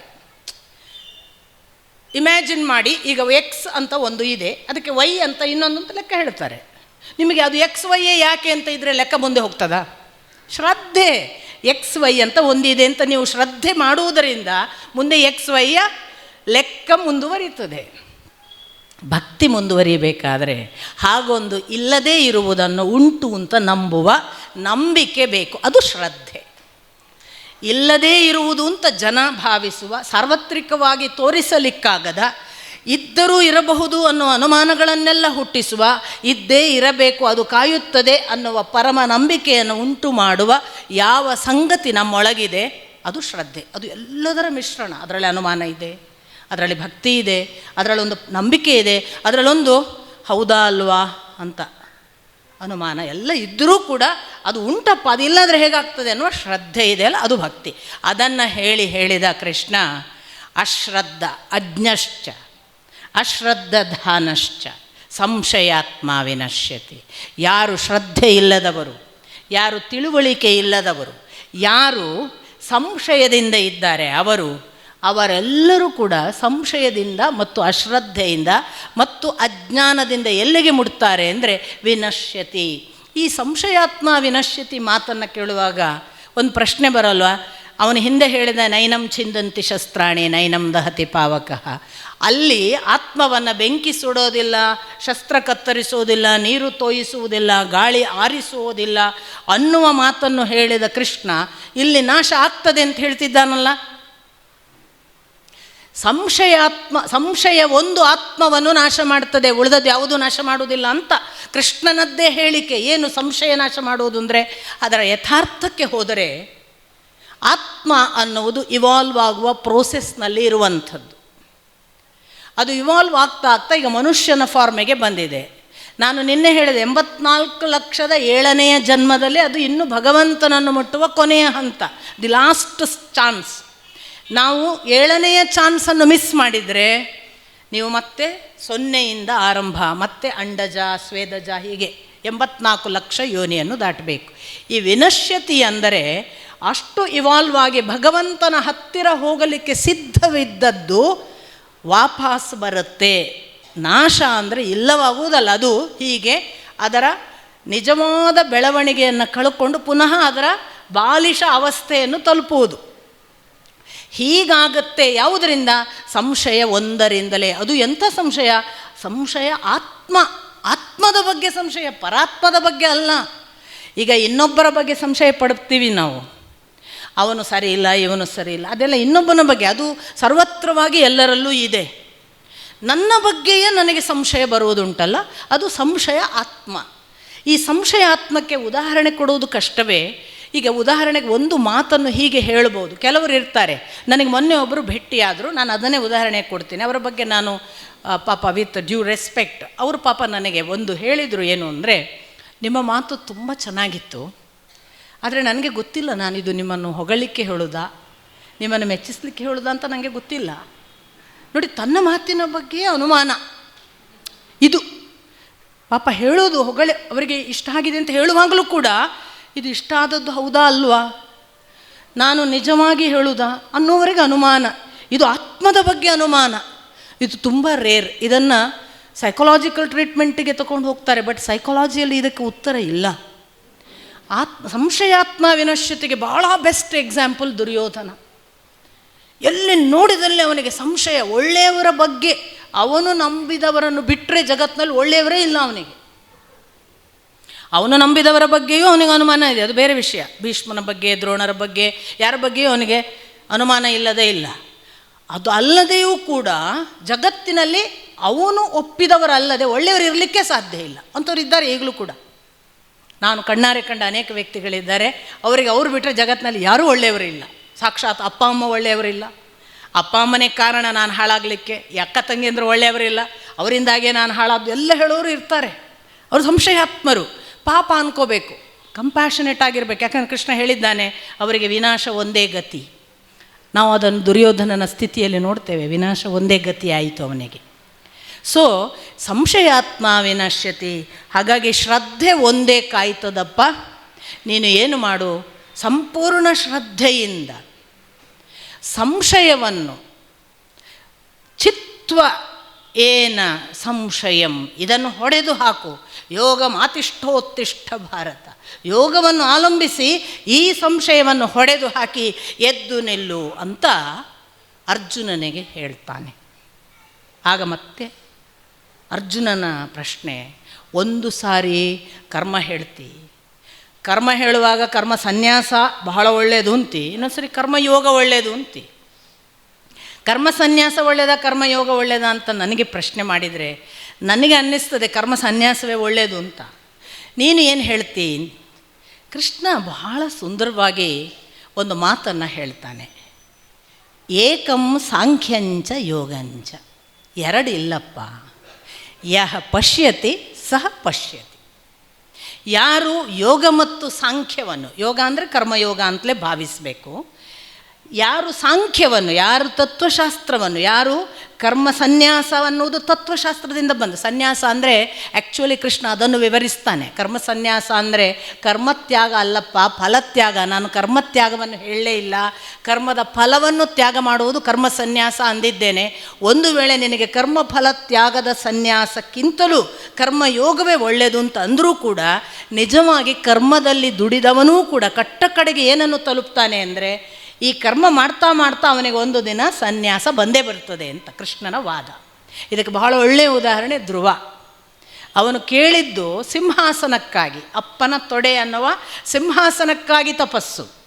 ತುತ್ತ ತುದಿಯಲ್ಲಿರುವಾಗ ಧ್ರುವನಿಗೆ ಅನ್ನಿಸಿತ್ತು, ನಾನು ರಾಜ್ಯ ಸಿಂಹಾಸನ ಕೇಳಿದೆನಲ್ಲ, ನನಗೆ ಬೇಕಾದದ್ದು ಕೇಳಲೇ ಇಲ್ಲವಲ್ಲ ಅಂತ. ಅಂದರೆ ಕರ್ಮವು ಯಾವ ಥರ ನಮ್ಮನ್ನು ಮಾಡಿಸ್ತದಲ್ಲ, ಅಷ್ಟೇ ತೀವ್ರವಾಗಿ ಕರ್ಮದ ಕುರಿತ ವೈರಾಗ್ಯವನ್ನು ಕೊಡ್ತದೆ. ಆ ಮೂಲಕ ನಮ್ಮನ್ನು ಅತ್ಯಂತ ಉನ್ನತ ಸ್ಥಿತಿಯಾದ ಭಗವಂತನ ಹತ್ರ ಕರ್ಕೊಂಡು ಹೋಗ್ತದೆ. ಅದನ್ನು ನಾನು ಹೇಳಿದ್ದು, ಇರಲಿ ನೀನು ತಪ್ಪು ಭಾವಿಸಿದ್ದಿ, ಆದರೆ ಏಕಂ ಸಾಂಖ್ಯಂಚ ಯೋಗಂಚ, ಎರಡನ್ನು ಯಹ ಪಶ್ಯತಿ ಸಹ ಪಶ್ಯತಿ. ಯಾರು ಸಾಂಖ್ಯ ಮತ್ತು ಯೋಗವನ್ನು ಏಕಂ ಒಂದೇ ಅಂತ ಭಾವಿಸ್ತಾರೆ, ಇದು ಬೇರಲ್ಲ, ನಾನು ಕರ್ಮದ ಮೂಲಕವೂ ತಲುಪುವುದು ಅವನನ್ನೇ. ಅದಕ್ಕೆ ನೋಡಿ, ನಮಗೆ ಅನೇಕ ಜನರಿಗೆ ಜ್ಞಾನ ಮಾರ್ಗ ಸಾಧ್ಯ ಇಲ್ಲ ಅಂದ್ಕೊಳ್ಳಿ, ಓದಿ ವೇದಾಧ್ಯಯನ ಮಾಡಿ ಭಗವಂತನ ಕುರಿತು ತಿಳಿಯುವ, ಉಪನಿಷತ್ತನ್ನು ಅರ್ಥ ಮಾಡಿಕೊಂಡು ಭಗವದ್ಗೀತೆಯನ್ನು ಅರ್ಥ ಮಾಡಿಕೊಂಡು ಎಲ್ಲ ಆಗೋದಿಲ್ವಾ? ನನ್ನನ್ನು ನೆನೆದು ಕೆಲಸ ಮಾಡು ಅಂತಾನೆ ಕೃಷ್ಣ. ನನ್ನನ್ನು ನೆನೆದು ಕೆಲಸ ಮಾಡು, ನಿರಂತರವಾಗಿ ಮಾತ್ರ ನನ್ನನ್ನು ನೆನೆದು ಮಾಡು. ನಾನು ಮಾಡಿದೆ ಅಂತ ಬಂದರೆ ಹೋಯ್ತು. ಅವನು ಮಾಡಿಸ್ತಿದ್ದಾನೆ, ನನಗೆ ಇದೇ ಸಾಧ್ಯ, ಭಗವಂತ ನನಗೆ ಕೊಟ್ಟಿರುವ ಸಾಧ್ಯತೆ ಇಷ್ಟೇ. ನಾನು ಚೆನ್ನಾಗಿ ಅಡುಗೆ ಮಾಡಿ ಬಡಿಸುವುದು ಅದು ಭಗವಂತನ ಕೃಪೆಯಿಂದ. ಭಗವಂತ ಊಟ ಮಾಡ್ತಿದ್ದಾನೆ, ಭಗವಂತನಿಗೆ ಬಡಿಸ್ತಿದ್ದೇನೆ, ಭಗವಂತ ನನ್ನನ್ನು ಈ ಕೆಲಸಕ್ಕೆ ಹಚ್ಚಿದ್ದಾನೆ, ಅವನ ಕೃಪೆಯಿಂದ ನಾನು ನಿತ್ಯ ಅನ್ನ ಮಾಡಿ 4 ಜನರಿಗೆ ಊಟ ಹಾಕ್ತೀನಿ ಅಂತ ಒಂದು ಕೆಲಸವನ್ನು ನಿಕೃಷ್ಟ ಭಾವ ಇಲ್ಲದೆ ಭಗವಂತನ ಕೈಂಕರ್ಯ ಅವನು ಮಾಡಿಸ್ತಿದ್ದಾನೆ. ನಾನು ಸಾಧನ ಅಂತ ಕರ್ಮ ಮಾಡು. ನಾನು ಕಸ ಗುಡಿಸ್ತೇನೆ, ಮನೆ ಸ್ವಚ್ಛ ಮಾಡ್ತೇನೆ, ತೊಳೀತೇನೆ, ಒರೆಸ್ತೇನೆ, ಇದು ಭಗವಂತನ ಕರ್ಮ. ದಯವಿಟ್ಟು ಇದನ್ನು ನಾನು ಇನ್ಯಾರಿಗೂ ಹೇಳ್ತೇನೆ ಅಂತ ಭಾವಿಸಬೇಡಿ. ನಮ್ಮ ಮನೆಯಲ್ಲಿ ನಾವು ಕೂಡ ಮಾಡಬೇಕಾದದ್ದು. ಅದಕ್ಕೆ ನಾನು ಅಡಿಗೆ, ಕಸ ಗುಡಿಸೋದು, ಒರೆಸೋದು ಅಂತ ಹೇಳ್ತಿರೋದು. ನಮ್ಮಲ್ಲೀಗ ಬಾತ್ರೂಮ್ ತೊಳೆಯೋದು ಅಂದರೆ ಬಹಳ ಕನಿಷ್ಠ, ಅದನ್ನೆಲ್ಲ ನಾವು ಮಾಡಬಾರ್ದು ಅಂತ ಈಗಿನ ಮಕ್ಕಳಿಗೆಲ್ಲ ಬಂದುಬಿಟ್ಟಿದೆ. ದುರದೃಷ್ಟ. ನನಗೆ ಇವತ್ತಿನವರೆಗೂ ಗೊತ್ತಿಲ್ಲ, ನಮ್ಮ ಬಾತ್ರೂಮನ್ನು ನಾನು ತೊಳೆದೇ ಬರಬೇಕು. ಅದು ಟಾಯ್ಲೆಟ್ ಬಾತ್ರೂಮ್ ತೊಳೆಯದೇ ಇದ್ದರೆ ನಾನು ಮಾಡಿದ್ದನ್ನು ಇನ್ನೊಬ್ಬರಿಗೆ ಬಿಡುವುದಾ ಅಂತ ಮನಸ್ಸು ಕೇಳೋದಿಲ್ಲ. ಅಷ್ಟು ಅನ್ನಿಸ್ಬೇಕು. ಅದಕ್ಕೆ ಮತ್ತೆ ಗಾಂಧೀಜಿಯ ನೆನಪಾಗುವುದು.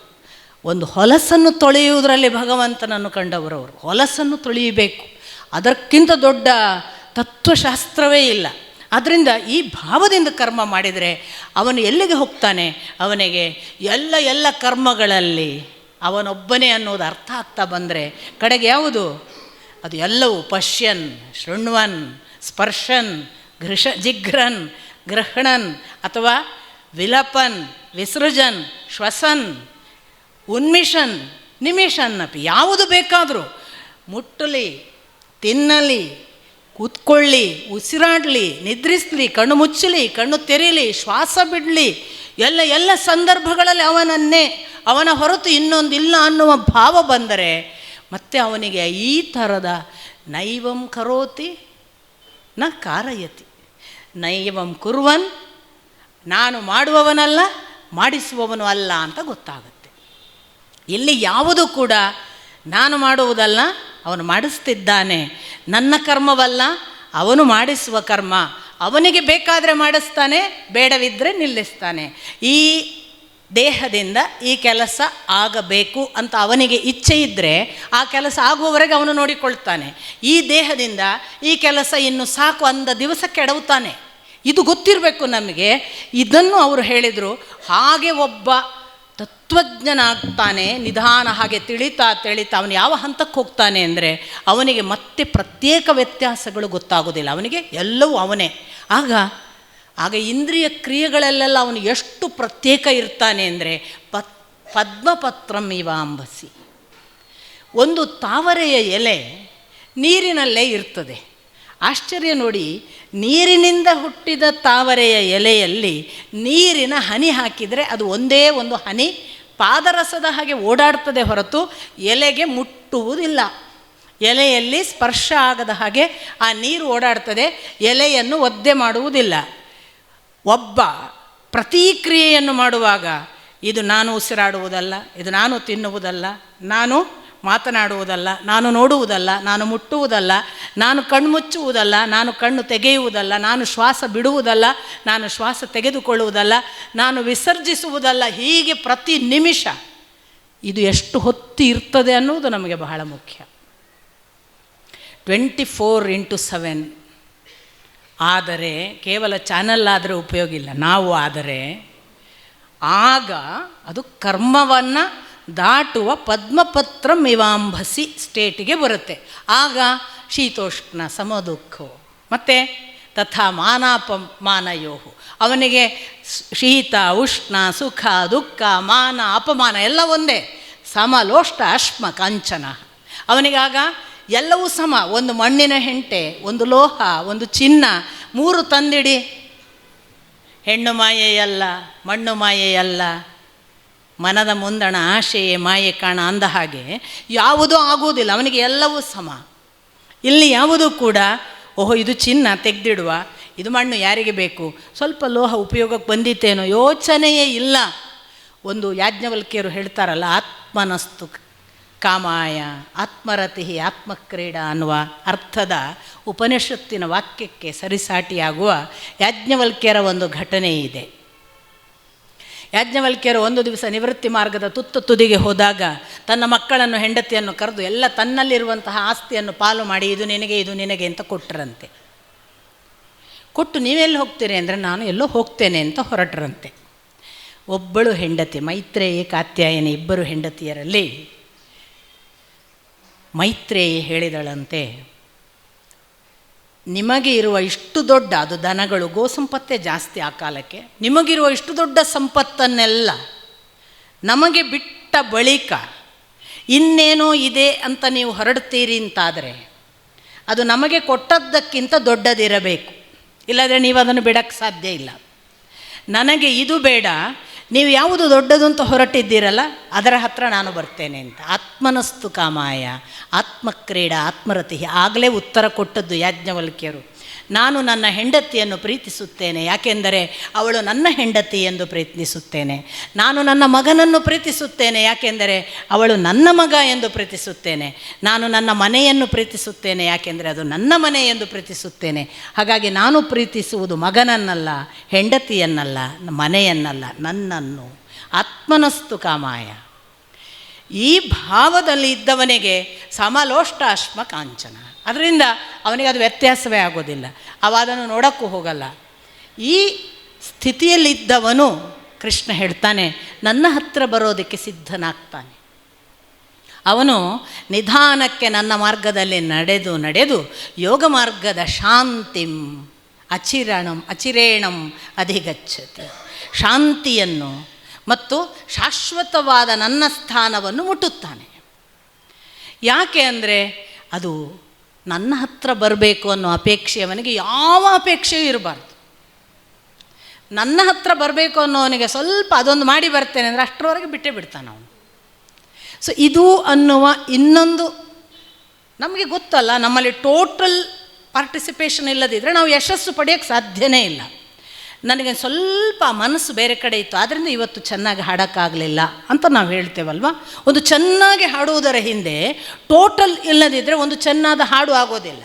ನಾನೊಂದು ಒಳ್ಳೆಯ ಅಭಿನಯ ಇವತ್ತು ಯಾಕೆ ಮಾಡಲಿಲ್ಲ ಅಂದರೆ ನನ್ನ ಮನಸ್ಸು ಸ್ವಲ್ಪ ವಿಚಲಿತವಾಗಿತ್ತು, ಆದ್ದರಿಂದ ನನ್ನ ಒಳ್ಳೆಯ ಪ್ರದರ್ಶನ ಆಗಲಿಲ್ಲ. ನಾನಿವತ್ತು ಒಳ್ಳೆಯ ಅಡುಗೆ ಮಾಡಲಿಕ್ಕೆ ಯಾಕೆ ಆಗಲಿಲ್ಲ ಅಂದರೆ ನನಗೆ ಸ್ವಲ್ಪ ಯಾವುದೋ ಹಾಂಟಿಂಗ್, ಯಾವುದೋ ಪುಲ್ಲಿಂಗ್, ಆದ್ದರಿಂದ ಆಗಲಿಲ್ಲ. ಅಂದರೆ ನಮಗೆ ಟೋಟಲ್ ಆದ ನಮ್ಮನ್ನು ಡೆಡಿಕೇಟ್ ಮಾಡುವ ಒಂದು ಸಂಗತಿ ನಮಗೆ ಸಾಧ್ಯವಾದರೆ ನಾವು ಟೋಟಲ್ ಪರ್ಫೆಕ್ಷನನ್ನು ಪಡೀತೇವೆ, ಅಥವಾ ಆ ಟೋಟಲ್ಲಿನ ಸುಪ್ರೀಂ ಪಾಸಿಬಿಲಿಟಿಯನ್ನು ರೀಚ್ ಮಾಡ್ತೇವೆ. ಸಪೋಸ್ ಒಂದು ಸಣ್ಣ ಸಣ್ಣ ಎಲಿಮೆಂಟ್ ನಮ್ಮನ್ನು ಆಚೆಗೀಚೆಗೆ ಎಳೀತಿದ್ರೆ ಅಷ್ಟರ ಮಟ್ಟಿಗೆ ನಾವು ಕುಗ್ತೇವೆ. ಅದಕ್ಕೇ ನಾನು ನಿಮಗೆ ಹೇಳಿದ್ದು, ಸಣ್ಣ ಪುಟ್ಟ ವೈಯಕ್ತಿಕ ರಾಗದ್ವೇಷಗಳು ನಮ್ಮನ್ನು ಆಚೆ ಈಚೆ ಮಾಡಲಿಕ್ಕೆ ಕಾರಣೀಭೂತರಾಗ್ತವೆ. ನಾವು ಅಂದ್ಕೊಳ್ತೀವಿ, ಎಲ್ಲಿ ನನಗೆ ಆಗೇನೂ ಇರಲಿಲ್ಲ, ನನಗೆ ಆಗ ರಾಗದ್ವೇಷ ಏನೂ ಇರಲಿಲ್ಲ, ನಾನು ಬರೆಯೋದು ಅಂದರೆ ಬರೆಯೋದು ಅಂತಲೇ ಕೂತಿದ್ದೆ, ಆದರೆ ಪರೀಕ್ಷೆಗೆ ಬರೆಯುವಾಗ ಮಾತ್ರ ಆಗಲಿಲ್ಲ. ಈಗದ ರಾಗದ್ವೇಷ ಬೇಕಾಗಿಲ್ಲ, ಬರೆಯೋ ಹೊತ್ತಿಗೆ ರಾಗದ್ವೇಷ ಇರಬೇಕಾಗಿಲ್ಲ. ಜೀವಿತಾವಧಿಯ ಬದುಕಿನ ಕಾಲಘಟ್ಟದಲ್ಲಿ ಯಾವುದೋ ದ್ವೇಷ, ಯಾವುದೋ ರಾಗ, ನಾನು ಹೇಗೆ ಹೇಳೋದು, ಮನಸ್ಸಿನ ಒಟ್ಟು ಜಾಗದಲ್ಲಿ ಬೇರೆ ಬೇರೆ ಬಂದಣಿಕೆಗಳ ಹಾಗೆ ಬೆಳೆದ ಒಂದು ಅವಸ್ಥೆ ಇದ್ದರೆ ಈ ಗಿಡ ಚೆನ್ನಾಗಿ ಬೆಳೆಯೋಕ್ಕೆ ಸಾಧ್ಯವೇ ಇಲ್ಲ. ಇದು ಬೆಸ್ಟ್ ಬೆಳಿಬೇಕು ಅಂತಂದರೆ ಇದಕ್ಕೆ ಯಾವ ಅಡ್ಡಿ ಆತಂಕಗಳು ಇಲ್ಲದಂತಹ ಪೋಷಣೆ ಬೇಕು. ಅದಕ್ಕೆ ನಾನು ಮೊನ್ನೆ ದಿನ ಕೂಡ ಹೇಳಿದೆ, ಅರ್ಜುನ ಬೆಸ್ಟ್ ಬಿಲ್ಗಾರ ಯಾಕೆ ಅಂದರೆ ಅವನಲ್ಲಿ ರಾಗದ್ವೇಷಗಳೇ ಇರಲಿಲ್ಲ. ಸತ್ಯ, ಪ್ರಾಮಾಣಿಕತೆ, ಪರಿಶುದ್ಧತೆ, ದಯೆ, ಇದು ಬಿಟ್ಟರೆ ಇನ್ನೊಂದು ಗೊತ್ತಿಲ್ಲದ ಹುಡುಗನಾದದ್ದರಿಂದ ಎಕ್ಯುರೆಸಿ ಟು ದ ಕೋರ್. ಈ ಪರಿಶುದ್ಧ ಪ್ರಾಮಾಣಿಕತೆ ಇರುವವನು ಏನಾಗ್ತಾನೆ, ಶಾಂತಿಂ ಅಚಿರೇಣಂ ಅಧಿಗಚ್ಚತಿ. ಅದಕ್ಕೆ ಕೃಷ್ಣ ಹೇಳ್ತಾನೆ, ಈ ಥರ ಬೆಳೀತಾ ಬೆಳೀತಾ ಬಂದವನು ನಿಧಾನಕ್ಕೆ ಅಲ್ಲಿವರೆಗೆ ಬರ್ತಾನೆ. ಅಲ್ಲಿವರೆಗೆ ಬರ್ತಾನೆ ಅಂದಾಗ ಕೃಷ್ಣ ಹೇಳುವ ಮಾತು ಶಾಂತಿಂ, ಪರಮ ಶಾಂತಿಯ ಒಂದು ತಾಣವಿದೆ. ನಮ್ಮಲ್ಲೆಲ್ಲರಿಗೂ ದೊಡ್ಡ ತೊಂದರೆ ಶಾಂತಿ ಇಲ್ಲದೆ ಇರುವುದು. ನಾವೆಲ್ಲರೂ ಕೂಡ ದುಡ್ಡಿರುತ್ತೆ, ಬೇಕಾದ್ದೆಲ್ಲ ಹೈಫೈ, ಬೇಕಾದ ಯಾವ ರಿಕ್ವೈರ್ಮೆಂಟ್ ದೈಹಿಕ ಸೌಕರ್ಯಕ್ಕೆ ಬೇಕು, ದೊಡ್ಡ ಮನೆ, ದೊಡ್ಡ ಕಾರು, ದೊಡ್ಡ ಗಾರ್ಡು, ದೊಡ್ಡದು ಏನು ಬೇಕೋ, ಚಿನ್ನಾಭರಣ, ನೀವು ಯಾವುದೆಲ್ಲ ಹೇಳ್ತಾರೋ ನನಗೆ ಗೊತ್ತಿಲ್ಲ, ಅವೆಲ್ಲವೂ ಇತ್ತು ಅಂತಾದರೆ ಅವೆಲ್ಲ ಇದ್ದವನು ಸುಖಿ ಇದ್ದಾನ, ಶಾಂತವಾಗಿದ್ದಾನ ಕೇಳಿದರೆ ಇಲ್ಲ ಅಂತಾನೆ. ಏನು ಕೊರತೆ ಅಂತ ಅವನಿಗೂ ಗೊತ್ತಿಲ್ಲ. ಶಾಂತಿ ಯಾವುದು? ಇದನ್ನೇ ಕೃಷ್ಣ ಹೇಳಿದ್ದು, ನನ್ನನ್ನು ನೆನೆದು ಪ್ರತಿಯೊಂದನ್ನು ಮಾಡಿದಾಗ ನಿನಗೆ ಇಲ್ಲಿರುವ ಯಾವುದರ ಬಗ್ಗೆಯೂ ಲವಲೇಶ ವಾಂಛೆಗಳಿಲ್ಲದೆ ಇದರ ಆಚೆಗಿನ ನನ್ನ ಜೊತೆಗಿನ ಒಂದು ಸಂವಹನ ಸಾಧ್ಯವಾದರೆ, ಮೀಟಿಂಗ್ ಪಾಯಿಂಟ್ ಅವನ ಒಟ್ಟಿಗೆ ಬಂದರೆ ಸುಖದ ನಿದ್ರೆಗೆ ನಾವು ಹೋಗ್ತೇವೆ. ಮನಸ್ಸು ತುಂಬ ವಿಚಲಿತವಾದದ್ದನ್ನು, ತುಂಬ ಮನಸ್ಸು ವಿಚಲಿತವಾಗಿದೆ, ನಿದ್ರೆ ಬರೋಲ್ಲ, ಕಂಡಾಪಟ್ಟೆ ಮಾತಾಡತ್ತೆ, ಆ ಮಾತಾಡುವವನು ಯಾರು ಕೇಳಪ್ಪ ರಮಣರು. ಆ ಮಾತಾಡುವವನು ಯಾರು ಅಂತ ಅದಕ್ಕೆ ಕೇಳಪ್ಪ. ಕೇಳ್ತೇನೆ, ನನಗೆ ಅದು ಏನು ಮಾಡಿದರೂ ಉತ್ತರ ಕೊಡೋದಿಲ್ಲ, ಆ ಉತ್ತರ ಕೊಡದೇ ಇರುವವನು ಯಾರು ಅಂತ ಕೇಳಪ್ಪ. ಅದೇ ನನಗೂ ಗೊತ್ತಿಲ್ಲ, ಹುಡುಕ್ತಾ ಇದ್ದೇನೆ ಅಂತ ಹೇಳುವವನು ಯಾರಪ್ಪ ನೋಡು. ಅವರು ಎಲ್ಲಿಯೂ ಕೂಡ ರಮಣರು ಬೇರೆ ಟೆಕ್ನಿಕ್ಕನ್ನೇ ಹೇಳೋದಿಲ್ಲ. ಯಾಕೆ ಹೇಳಿ? ಮೈಂಡಿನ ಬಹಳ ದೊಡ್ಡ ಟ್ರಿಕ್ ಏನಂದರೆ ಅದು ವೆರಿ ಕ್ಲೆವರ್ ಇನ್ ಆನ್ಸರಿಂಗ್. ಹೌದಾ ಅಲ್ವಾ? ನೋಡಿ, ನಾವೊಂದು ಯಾರ ಹತ್ರ ಜಗಳ ಮಾಡಿ ಬರ್ತೇವೆ. ಜಗಳ ಮಾಡಿ ಬಂದ ಕೂಡಲೇ ಆ ದಿವಸ ಜಗಳ ಮಾಡಿದ ಆ ಕ್ಷಣದಲ್ಲಿ ಭಾರಿ ಖುಷಿಯಾಗಿರ್ತದೆ, ನಾನು ಗೆದ್ದೆ ಅಂತ. ಮನೆಗೆ ಬಂದ್ಕೊಳ್ಳಿ ಒಂದು ಸಣ್ಣ ಒಳಗಿಂದ ಪಶ್ಚಾತ್ತಾಪ ಶುರುವಾಗತ್ತೆ, ನಾನು ಜಗಳ ಮಾಡಬಾರ್ದಿತ್ತು ಅಂತ. ನಾನು ಜಗಳ ಮಾಡಬಾರ್ದಿತ್ತು ಅನ್ನುವ ಮಾತು ಚಿತ್ತದ್ದು, ನಮ್ಮ ಒಳಗಿನ ಒಳಿತು ಹೇಳುವುದು. ಅದನ್ನು ಬುದ್ಧಿ ಮತ್ತು ಮನಸ್ಸು ಅದರ ವಿರುದ್ಧ ಇದ್ದಾಗ, ಇಲ್ಲಪ್ಪ ನೀನು ಹೇಳಿದ್ದು ಸರಿಯೇ ಇತ್ತು, ನೀನು ಯಾಕೆ ಈಗ ಚಿಂತೆ ಮಾಡೋದು, ಮತ್ತು ಅವಳು ಹಾಗೆ ಮಾಡ್ಬೋದಾ, ಅವಳು ಹಾಗೆ ಮಾತಾಡಿದ್ದು ಸರಿಯಾ, ನೀನು ಯಾಕೆ ಹಾಗೆ ನಿನ್ನ ಬಗ್ಗೆ ಭಾವಿಸುವುದು. ತಕ್ಷಣ ಒಳಗಿದ್ದು ಹೇಳ್ತದೆ, ಇಲ್ಲ ನೀನಾದರೂ ಕೂಡ ಸ್ವಲ್ಪ ದೊಡ್ಡವಳಿದ್ದಿ, ವಿವೇಚಿಸಿ ಮಾತಾಡಬೇಕಿತ್ತು, ಅದು ಸಣ್ಣದಿತ್ತು. ಅದು ಸಣ್ಣದಿದ್ದರೆ ಏನಾಯಿತು, ಅಹಂಕಾರ ಏನು ಕಮ್ಮಿ ಇತ್ತಾ? ಕಾನ್ವರ್ಸೇಷನ್ ಅಲ್ವಾ, ಅದು ನೆವರ್ ಎಂಡಿಂಗ್. ಕಡೆಗೆ ನಮಗೆ ಎಲ್ಲಿ ಎಂಡ್ ಆಗೋದು ಅಂದರೆ, ಕಡೆಗೆ ನಾನೇ ಸರಿ ಅನ್ನುವಾಗ ನಮಗೊಂದು ನಿದ್ದೆ ಬರುತ್ತೆ. ಯಾಕೆ? ಅಹಂಕಾರ ಸ್ಯಾಟಿಸ್ಫೈಡ್, ನಾನೇ ಸರಿ ಅನ್ನುವ ಅಹಂಕಾರ ಸ್ಯಾಟಿಸ್ಫೈಡ್. ಆ ನಿದ್ರೆ ಟೆಂಪರರಿ, ನಾಳೆ ಎಚ್ಚರದ ಪುನಃ ಶುರು ಆಗುತ್ತೆ. ಅದು ಸುಮಾರು ದಿವಸ ಬೇಕಾದ್ರಿಂದ ಹೊರಬರಲಿಕ್ಕೆ. ಅನೇಕ ಜನರು ಹೇಳೋದುಂಟು, I have never come out of it still ಅಂತ. So many years back it has happened, 5 ವರ್ಷ ಆಯಿತು, still today I cannot come out of it, because ಅಹಂಕಾರ ಸರಿ ಅಂತ ಹೇಳಿದ್ದನ್ನೇ ಕೇಳ್ತಾ ಬಂದಿದ್ದು ನಾವು. ಬದಲಿಗೆ ಒಳಗಿದ್ದು ಹೇಳಿತ್ತಲ್ಲ ನೀನು ತಪ್ಪು ಅಂತ, ಯಾಕೆ ತಪ್ಪು ಅಂತ ಕೇಳಿ ಇನ್ನೊಂದು ಚಾನ್ಸ್, ಇನ್ನೊಂದು ಅಪೋಸಿಟ್ ವೇ. ಯಾಕೆ ತಪ್ಪು? ನೀನು ದೊಡ್ಡವಳಿದ್ದೆ, ನೀನು ಮಾಡಬಾರ್ದು. ಹೌದು, ನನಗೆ ಸಹ ಅನ್ನಿಸ್ತದೆ, ನಾನು ಮಾಡಬಾರ್ದಿತ್ತು ಅಂತ ನನಗೆ ಸಹ ಅನ್ನಿಸ್ತು. ಹಾಗಾದ್ರೆ ಏನು ಮಾಡುವ? ನೀನು ಸುಮ್ಮನೆ ಹೋಗು, ಕ್ಷಮೆ ಕೇಳು. ಕ್ಷಮೆ ಕೇಳೋದು ಅವಮಾನ ಅಲ್ವಾ? ಏನೂ ಅವಮಾನ ಇಲ್ಲ. ದೊಡ್ಡವರು ಸಣ್ಣವರ ಹತ್ರ ಕ್ಷಮೆ ಕೇಳುವುದಾಗಲಿ, ಸಣ್ಣವರ ಹತ್ರ ದೊಡ್ಡವರು ಕ್ಷಮೆ ಕೇಳೋದು ಯಾವುದೂ ಅವಮಾನ ಇಲ್ಲ. ತಪ್ಪು ಸರಿಗಳ ಭಾವ ಬಂದಾಗ ಶಾಂತವಾಗಬೇಕಾದ್ರೆ ಕ್ಷಮೆ ಕೇಳು. ಇದು ಒಂದು ಸಾತ್ವಿಕ ಮನಸ್ಸನ್ನು ಕೇಳುವ ಗುಣ. ತಕ್ಷಣ ನಾವು ಕೆಲವೊಮ್ಮೆ, ಅಪರೂಪಕ್ಕೆ ಕೆಲವರು, ಎಲ್ಲರೂ ಮಾಡಲ್ಲ ಇದನ್ನು, ಹೌದು ಕ್ಷಮೆ ಕೇಳಿ ಬರೋಣ. ಅವರಿಗೆ ಹೆಚ್ಚು ದಿನ ಅದು ಹಾಂಟ್ ಮಾಡೋದಿಲ್ಲ, ಒಂದು ಥರದ ಸಮಾಧಾನ. ಆದರೆ ಎದುರಿನವಳಿಗೆ ಭಾರಿ ಬೀಗ್ತಿರ್ತಾಳವಳು. ಅವರು ನನ್ನ ಹತ್ರ ಕ್ಷಮೆ ಕೇಳಿದ್ದಾರೆ, ನಂದೇ ಸರಿ ಅಂತ. ಅಲ್ಲಿ ಒಂದು ಅವ್ರು ಎದುರ ಬದ್ರ ಆದಾಗೆಲ್ಲ ಇರ್ತದೆ, ಅವಳಿಗಿನ್ನೂ ನಾನು ಅರ್ಥ ಆಗಲೇ ಇಲ್ಲ, ನಾನು ಹೇಳಿದ್ದು ಗೊತ್ತಾಗಲಿಲ್ಲ, ನಾನು ಕ್ಷಮೆ ಕೇಳಿದ್ದು ನಾನು ವೀಕ್ ಅಂತ ಎಣಿಸಿದ್ದಾಳೆ, ಮಾತು ಇದ್ದೇ ಇರ್ತದೆ. ಮನುಷ್ಯನ ಮನಸ್ಸಿಗೆ ಬುದ್ಧಿಗೆ ಇಂಥದ್ದೊಂದು ಚಟವಿದೆ. ರಮಣರು ಅದನ್ನೇ ಹೇಳಿದ್ದು, ಮನುಷ್ಯನ ಮನಸ್ಸಿಗೆ ಭಾರಿ ಉತ್ತರ ಕೊಡುವ ಚಟ ಇದೆಯಲ್ಲ, ಉತ್ತರಿಸಲಿಕ್ಕಾಗದ ಪ್ರಶ್ನೆ ಕೇಳಿ. ಏನು? ಹಾಗೆ ಕೇಳುವನು ಯಾರು ಕೇಳಿ, ಅದಕ್ಕೆ ಗೊತ್ತಿಲ್ಲ. ನೀನು ತಪ್ಪು ಮಾಡಿದ್ದಿ, ಹಾಗೆ ಹೇಳುವವನು ಯಾರಪ್ಪ? ನೀನು ಕ್ಷಮೆ ಕೇಳಬೇಕಿತ್ತು, ಹಾಗೆ ಕ್ಷಮೆ ಕೇಳಬೇಕು ಅನ್ನುವವನು ಯಾರಪ್ಪ? ಕೇಳ್ತಾ ಹೋಗಿ. ಮೈಂಡ್ ನಿಮಗೆ ಅದು ಯಾರು ಅಂತ ಉತ್ತರಿಸಲಿಕ್ಕೆ ಆಗದ ಒಂದು ಸ್ಥಿತಿ ತಲುಪೋದ್ರಿಂದ ಅದು ಸೈಲೆಂಟ್ ಆಗ್ತದೆ. ಆ ಸೈಲೆನ್ಸನ್ನೇ ರಮಣರು ಹೇಳೋದು, the moment mind becomes silent you will go to such a peaceful sleep. ಯಾವ ಮನಸ್ಸು ಉತ್ತರಿಸಲಿಕ್ಕಾಗದೆ ಅದು ಯಾವುದೋ ಒಂದು ಘನ ಮೌನಕ್ಕೆ ನಿಲ್ಲುತ್ತಲ್ಲ, ನಾನು ಪ್ರಾಮಾಣಿಕವಾಗಿ ನಿಮ್ಮ ಮುಂದೆ ನಿವೇದಿಸಿಕೊಳ್ಳೋದು, ನನ್ನ ನಿದ್ರೆ ಮಾಡದ ಮನಸ್ಸಿನ ತಾಕಲಾಟವನ್ನು ನಾನು ಶಾಂತಿಯ ಸ್ಥಿತಿಗೆ ಕರ್ಕೊಂಡು ಹೋಗಿದ್ದರೆ ಅದು ರಮಣರ ಈ ತಂತ್ರ ಕಾರಣ. ನಾನು ನಿರಂತರ ಅದೊಂದೇ ಮಾಡಿದ್ದು. ನನಗೆ ಹೀಗೆ ಯಾಕಪ್ಪ ಕೇಳ್ತೀನಿ, ನೀನ್ಯಾರು ಒಂದೇ ಕೇಳ್ತಾ ಬಂದದ್ದು. ಎರಡನೇದು ನಾರಾಯಣ ನಾರಾಯಣ ನಾರಾಯಣ ನಾರಾಯಣ ಅಂತ ಎಷ್ಟು ಆರ್ಗ್ಯೂ ಮಾಡುತ್ತೆ ಮೈಂಡ್, ಅದಕ್ಕೆ ಸ್ಟ್ರಾಂಗಾಗಿ ನಾರಾಯಣ ನಾರಾಯಣ ನಾರಾಯಣ ಹೇಳ್ತಾ ಇದ್ದದ್ದು. ನಾನು ಯಾಕೆ ಈ ಮಾತು ಹೇಳ್ತೇನೆ, ನನ್ನ ಹೆಗ್ಗಳಿಕೆಗಲ್ಲ, ನಿಮಗೆ ಸಾಧ್ಯ ಅಂತ. ಯಾಕೆಂದರೆ ಮನಸ್ಸು ಶಾಂತವಾಗುವುದಕ್ಕಿಂತ ದೊಡ್ಡ ಉಡುಗೊರೆ ಇನ್ಯಾವುದೂ ಇಲ್ಲ ಜಗತ್ತಿನಲ್ಲಿ. ಯಾರೂ ಅದಕ್ಕಿಂತ ದೊಡ್ಡ ಉಡುಗೊರೆ ಕೊಡೋಕ್ಕೆ ಸಾಧ್ಯ ಇಲ್ಲ. ಶಾಂತವಾಗುವ ಒಂದು ಮನಸ್ಥಿತಿಗೆ ಹೋಗೋದುಂಟಲ್ಲ, ಅಲ್ಲಿಂದ ನಂತರ ನಿಮಗೇ ಗೊತ್ತಾಗುತ್ತೆ ಅದರ ಆನಂದದ ಪರಿ ಏನು ಅಂತ. ಆರ್ಗ್ಯುಮೆಂಟ್ಸೇ ಇಲ್ಲ. ಕಣ್ಮುಚ್ಚಿದ್ರೆ ನಿದ್ರೆ, ಬೇಡದಿದ್ದರೆ ಬೇಕಾದಷ್ಟು ಎಚ್ಚರ. ಇದೆಲ್ಲ ಸಾಧ್ಯವಾಗುವುದು ಕೃಷ್ಣ ಹೇಳಿದ್ದು ಇಂಥ ಸ್ಥಿತಿಯಲ್ಲಿದ್ದವನಿಗೆ. ಅವನು ಹಾಗೊಂದು ಶಾಂತಿಯನ್ನು ತಲುಪ್ತಾನೆ, ಅವನು ಶಾಶ್ವತವಾದ ನನ್ನ ಸ್ಥಾನವನ್ನು ತಲುಪ್ತಾನೆ. ಅವನಿಗೆ ಯೋಗದ ಅಷ್ಟಾಂಗವನ್ನು ಪರಿಚಯಿಸಲಿಕ್ಕೆ ಕೃಷ್ಣ ಶುರು ಮಾಡ್ತಾನೆ. ಆಗ ಅವನ 6ನೇ ಅಧ್ಯಾಯದಲ್ಲಿ ಸ್ವಲ್ಪ ಪ್ರಾರಂಭ ಮಾಡ್ತಾನೆ. ಭ್ರೂ ಮಧ್ಯೆ ನಾಸಿಕಾಗ್ರದಲ್ಲಿ ಪ್ರಾಣಾಪಾನ ಸಮಾಯುಕ್ತನಾಗಿ ಕೂತ್ಕೊಳ್ಳಬೇಕು ಅನ್ನುವುದನ್ನು ಪ್ರಾರಂಭಿಸಿ, ಹಾಗೆ ನೀನು ತೊಡಗಿದರೆ ನನ್ನ ಹತ್ರ ಬರೋದಕ್ಕೆ ಸಾಧ್ಯ ಅನ್ನುವಲ್ಲಿಗೆ ಆ ಅಧ್ಯಾಯ ನಿಲ್ಲಿಸಿ ಮುಂದಿನ 6ನೇ ಅಧ್ಯಾಯಕ್ಕೆ ಬಂದಾಗ ಆತ್ಮಸಂಯಮ ಯೋಗಕ್ಕೆ ಬಂದು ಹೇಳ್ತಾನೆ ಕೃಷ್ಣ. ಆತ್ಮಸಂಯಮ ಯೋಗ ಆರಂಭ ಆಗೋದು ತುಂಬ ಇದೆ. ಕರ್ಮಫಲ, ಕರ್ಮತ್ಯಾಗ, ಆನಂತರ ಮನುಷ್ಯ ಹೇಗೆ ಕರ್ಮದಿಂದ ಡಿಟ್ಯಾಚ್ ಆದರೆ ಒಂದು ಶಾಂತಿ ಸ್ಥಿತಿಗೆ ತರುವುದಕ್ಕೆ ಅವನು ಹೇಗೆಲ್ಲ ತನ್ನನ್ನು ಸಿದ್ಧಗೊಳಿಸ್ತಾನೆ ಎಲ್ಲ ಹೇಳ್ತಾ ನಮಗೊಂದು ಭಾರೀ ಕುತೂಹಲದ ಪ್ರಶ್ನೆ ಇಲ್ವಾ? ಕೃಷ್ಣ ಎಲ್ಲಿಯೂ ಕೂಡ ಗುರುವಿನ ಬಗ್ಗೆ ಮಾತೇ ಆಡಿಲ್ಲ ಅಲ್ವಾ? ಇಷ್ಟೆಲ್ಲ ಪರಿಕರಗಳ ಬಗ್ಗೆ ಹೇಳಿದ್ದಾನೆ ಕೃಷ್ಣ. ಗುರು ಒಬ್ಬ ಇದ್ದಾನಪ್ಪ, ಅವನನ್ನು ನಂಬು ಹೇಳಲೇ ಇಲ್ಲ. ಅವನನ್ನು ನಂಬು ಭಗವಂತನನ್ನು ಹೇಳಿದ್ದಾನೆ, ನನ್ನನ್ನು ನಂಬು ಹೇಳಿದ್ದಾನೆ. ಮಾಮ್ ಅನ್ನುವ ಮಾತು ಬೇಕಾದಷ್ಟು ಬರ್ತದೆ, ಆದರೆ ಗುರುವನ್ನು ಹೇಳಲಿಲ್ಲ. ಉದ್ಧರೇದಾತ್ಮನ ಆತ್ಮಾನಂ ನಾತ್ಮಾನಂ ಅವಸಾದಯೇತ್ ಆತ್ಮೈವ ಹಿ ರಿಪುಃ ಆತ್ಮನಃ ಆತ್ಮನೋ ಬಂಧುಃ. ನೋಡಿ, ಕೃಷ್ಣ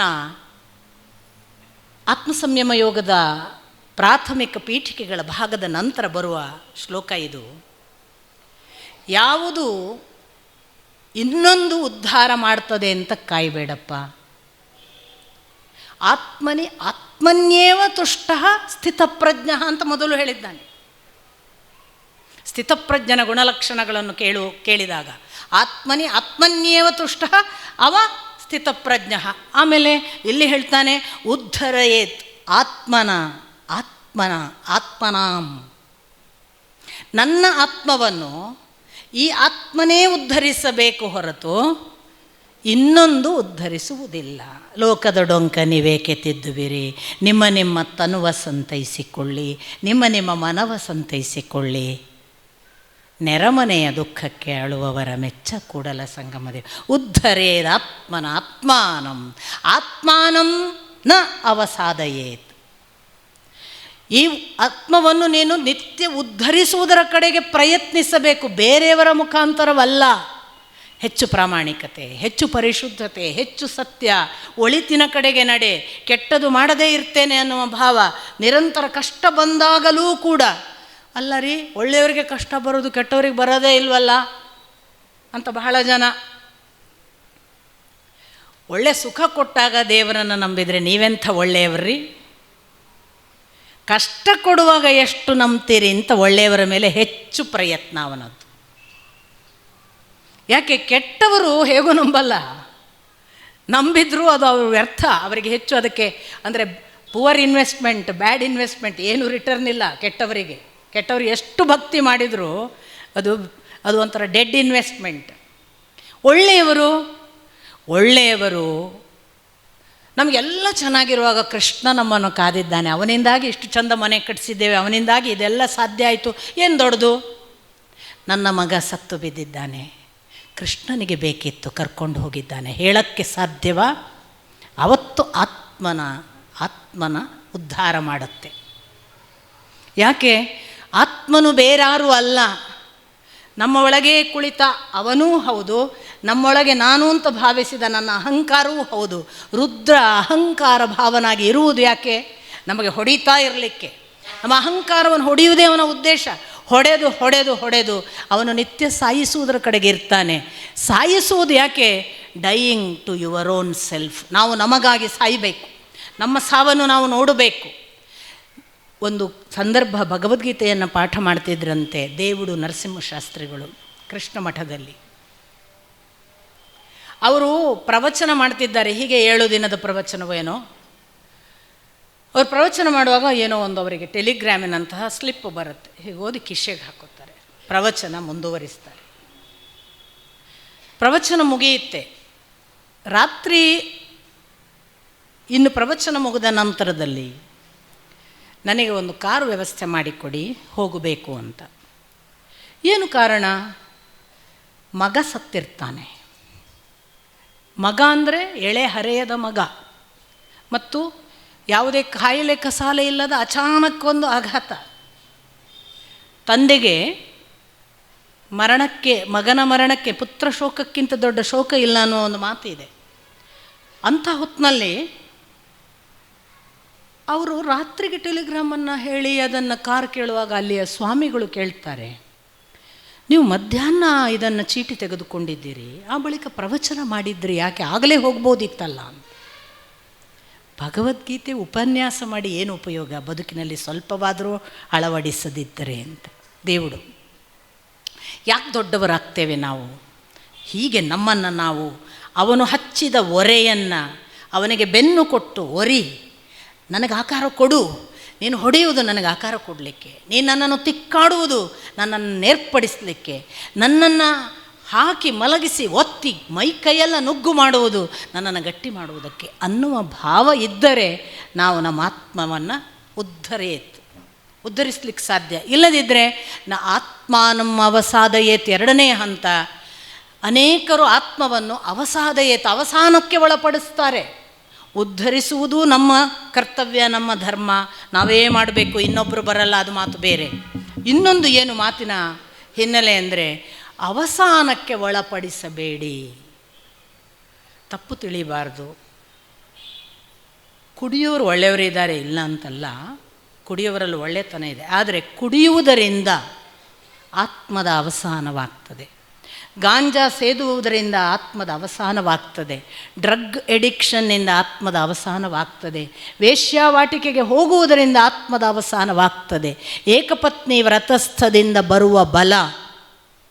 ನನ್ನ ಹತ್ರ ಅನೇಕ ಹುಡುಗರು ಮದುವೆಯಾದ, ಹೆಂಡತಿಯಿಂದ ಸ್ವಲ್ಪ ಬೇಸರಕ್ಕೆ ಒಳಗಾದ, ನನ್ನ ಹೆಂಡತಿಯನ್ನು ಬಿಡಬೇಕು ಅಂತ ಮನಸ್ಸಿನಲ್ಲಿ ತೀರ್ಮಾನ ಮಾಡಿದ ಹುಡುಗರು ಬಂದಾಗೆಲ್ಲ ಒಂದೇ ಮಾತು ನಾನು ಅವರಿಗೆ ಕೇಳೋದು. ತುಂಬ ನಿಕಟವಾದ ಹುಡುಗರೆಲ್ಲ ಇದ್ದಾರೆ, ನಂಗೆ ಸಾಧ್ಯವಿಲ್ಲ ಅವಳೊತ್ತಿಗೆ ಬದುಕಲಿಕ್ಕೆ, ನಾನು ಬಿಡ್ತೇನೆ ಅನ್ನೋರಿಗೆಲ್ಲ ಒಂದೇ ಪ್ರಶ್ನೆ ನಾನು ಕೇಳೋದು, ಬಿಡ್ತೇನೆ ಅಂದರೆ ಇವಳನ್ನು ಬಿಟ್ಟು ಇನ್ನೊಂದು ಮದುವೆ ಆಗುವ ಲೆಕ್ಕವ, ಖಾಯಂ ಹೆಂಡತಿಯೇ ಬೇಡ ಅನ್ನುವ ತೀರ್ಮಾನವ ಅಂತ. ಖಾಯಂ ಹೆಂಡತಿಯೇ ಬೇಡ ಅನ್ನುವ ತೀರ್ಮಾನ ಅಲ್ಲ. ಹಾಗಾದ್ರೆ ಇವಳೊಟ್ಟಿಗೆ ಇರಿ. ಯಾಕಂದರೆ ಊದುವುದು ಕೊಟ್ಟು ಬಾರಿಸೋದಾದೀತು, ಬಾರಿಸೋದನ್ನು ತಗೊಂಡು ಹಂಗಾದೀತು ಅಲ್ವಾ. ಊದುವುದನ್ನು ಕೊಟ್ಟು ಬಾರಿಸೋದನ್ನು ತಗೊಳ್ಳುವುದು ಅಂತ ಒಂದು ಮಾತು ಇದೆ. ಏನು ಉದ್ಧಾರ ಆಗಲಿಕ್ಕಿಲ್ಲ. ನೀನು ಪರೀಕ್ಷೆ ಅಂತ ತೀರ್ಮಾನ ಮಾಡಪ್ಪ. ನಿನಗಿದು ಸರಿ ಹೋಗ್ತಿಲ್ಲಲ್ಲ, ಇನ್ನೊಂದು ಸರಿ ಹೋಗ್ತಂತ ಏನು ಗ್ಯಾರಂಟಿ? ಇದು ಪರೀಕ್ಷೆ, ಇದರ ಜೊತೆಗೇ ಗೆಲ್ತೇನೆ. ಏಕಪತ್ನಿ ವ್ರತಸ್ಥನ ಶಕ್ತಿ ಸಾಮರ್ಥ್ಯಗಳನ್ನು ನೀನು ಪರೀಕ್ಷಿಸಿ ನೋಡು ಅಂತ ನಾನು ಬೇಕಾದಷ್ಟು ಹುಡುಗರನ್ನು ಅವರು ಗಂಡ ಹೆಂಡತಿ ಒಟ್ಟಿಗಿರುವ ಹಾಗೆ ಮಾಡಿದ್ದೇನೆ. ಇದರ ಹಿಂದೆ ಗೃಹಸ್ಥ ಆಶ್ರಮದ ತಪಸ್ಸು ಅನ್ನುವ ಭಾವ ನನಗೆ ಇರುವುದು. ಬದುಕಿನ ಆರಂಭದಲ್ಲಿ ಮದುವೆ ಆದ್ಕೊಳ್ಳೆ ಒಟ್ಟಿಗಿರೋದುಂಟಲ್ಲ, ದೊಡ್ಡ ವಿಷಯ ಅಲ್ಲ. ಮೈ ಬಿಸಿಗೆ ಎಲ್ಲರೂ ಒಟ್ಟಿಗೆ ಇರೋದು. ಅದೇನು ಪ್ರಾಣಿ ಕೂಡ ಇರುತ್ತೆ, ತನಗೆ ಹಸಿವಾದಾಗ, ಕಾಮಾಕಾಂಕ್ಷೆ ಬಂದಾಗ. ಕಾಮಾಕಾಂಕ್ಷೆ ಮುಗಿಯುತ್ತೆ ನೋಡಿ, ವೃದ್ಧಾಪ್ಯದವರೆಗೆ ಇರ್ತಾರಲ್ಲ, 80 ಕೂಡ ಅದೇ ಅಖಂಡ ಪ್ರೇಮ. ಅದು ಅದು ಉದ್ಧರೇದ್ ಆತ್ಮನ ಆತ್ಮಾನಂ. ಯಾರೋ ಅಪರಿಚಿತರು ಒಂದಾಗಿ ಎಷ್ಟೋ ಕಾಲ ಇನ್ನು ಸಾಯುವವರೆಗೂ ಬದುಕ್ತೇನೆ, ಅಗಲದೆ, ಪ್ರೀತಿಯಲ್ಲಿ ಕಡಿಮೆ ಮಾಡದೆ, ಅವಳ ಕರ್ತವ್ಯಗಳನ್ನು ನಿರ್ವಹಿಸ್ತಾ, ತನಗಿಷ್ಟ ಇಲ್ಲ ಅನ್ನುವ ಕಷ್ಟಗಳನ್ನು ತಪಸ್ಸು ಅಂತ ಭಾವಿಸಿ ಗಂಡ ಹೆಂಡತಿ ಒಟ್ಟಿಗಿರೋದಿದೆಯಲ್ಲ, ಅದು ನಿಜವಾದ ಉದ್ಧರೇದ್ ಆತ್ಮನ ಆತ್ಮಾನಂ.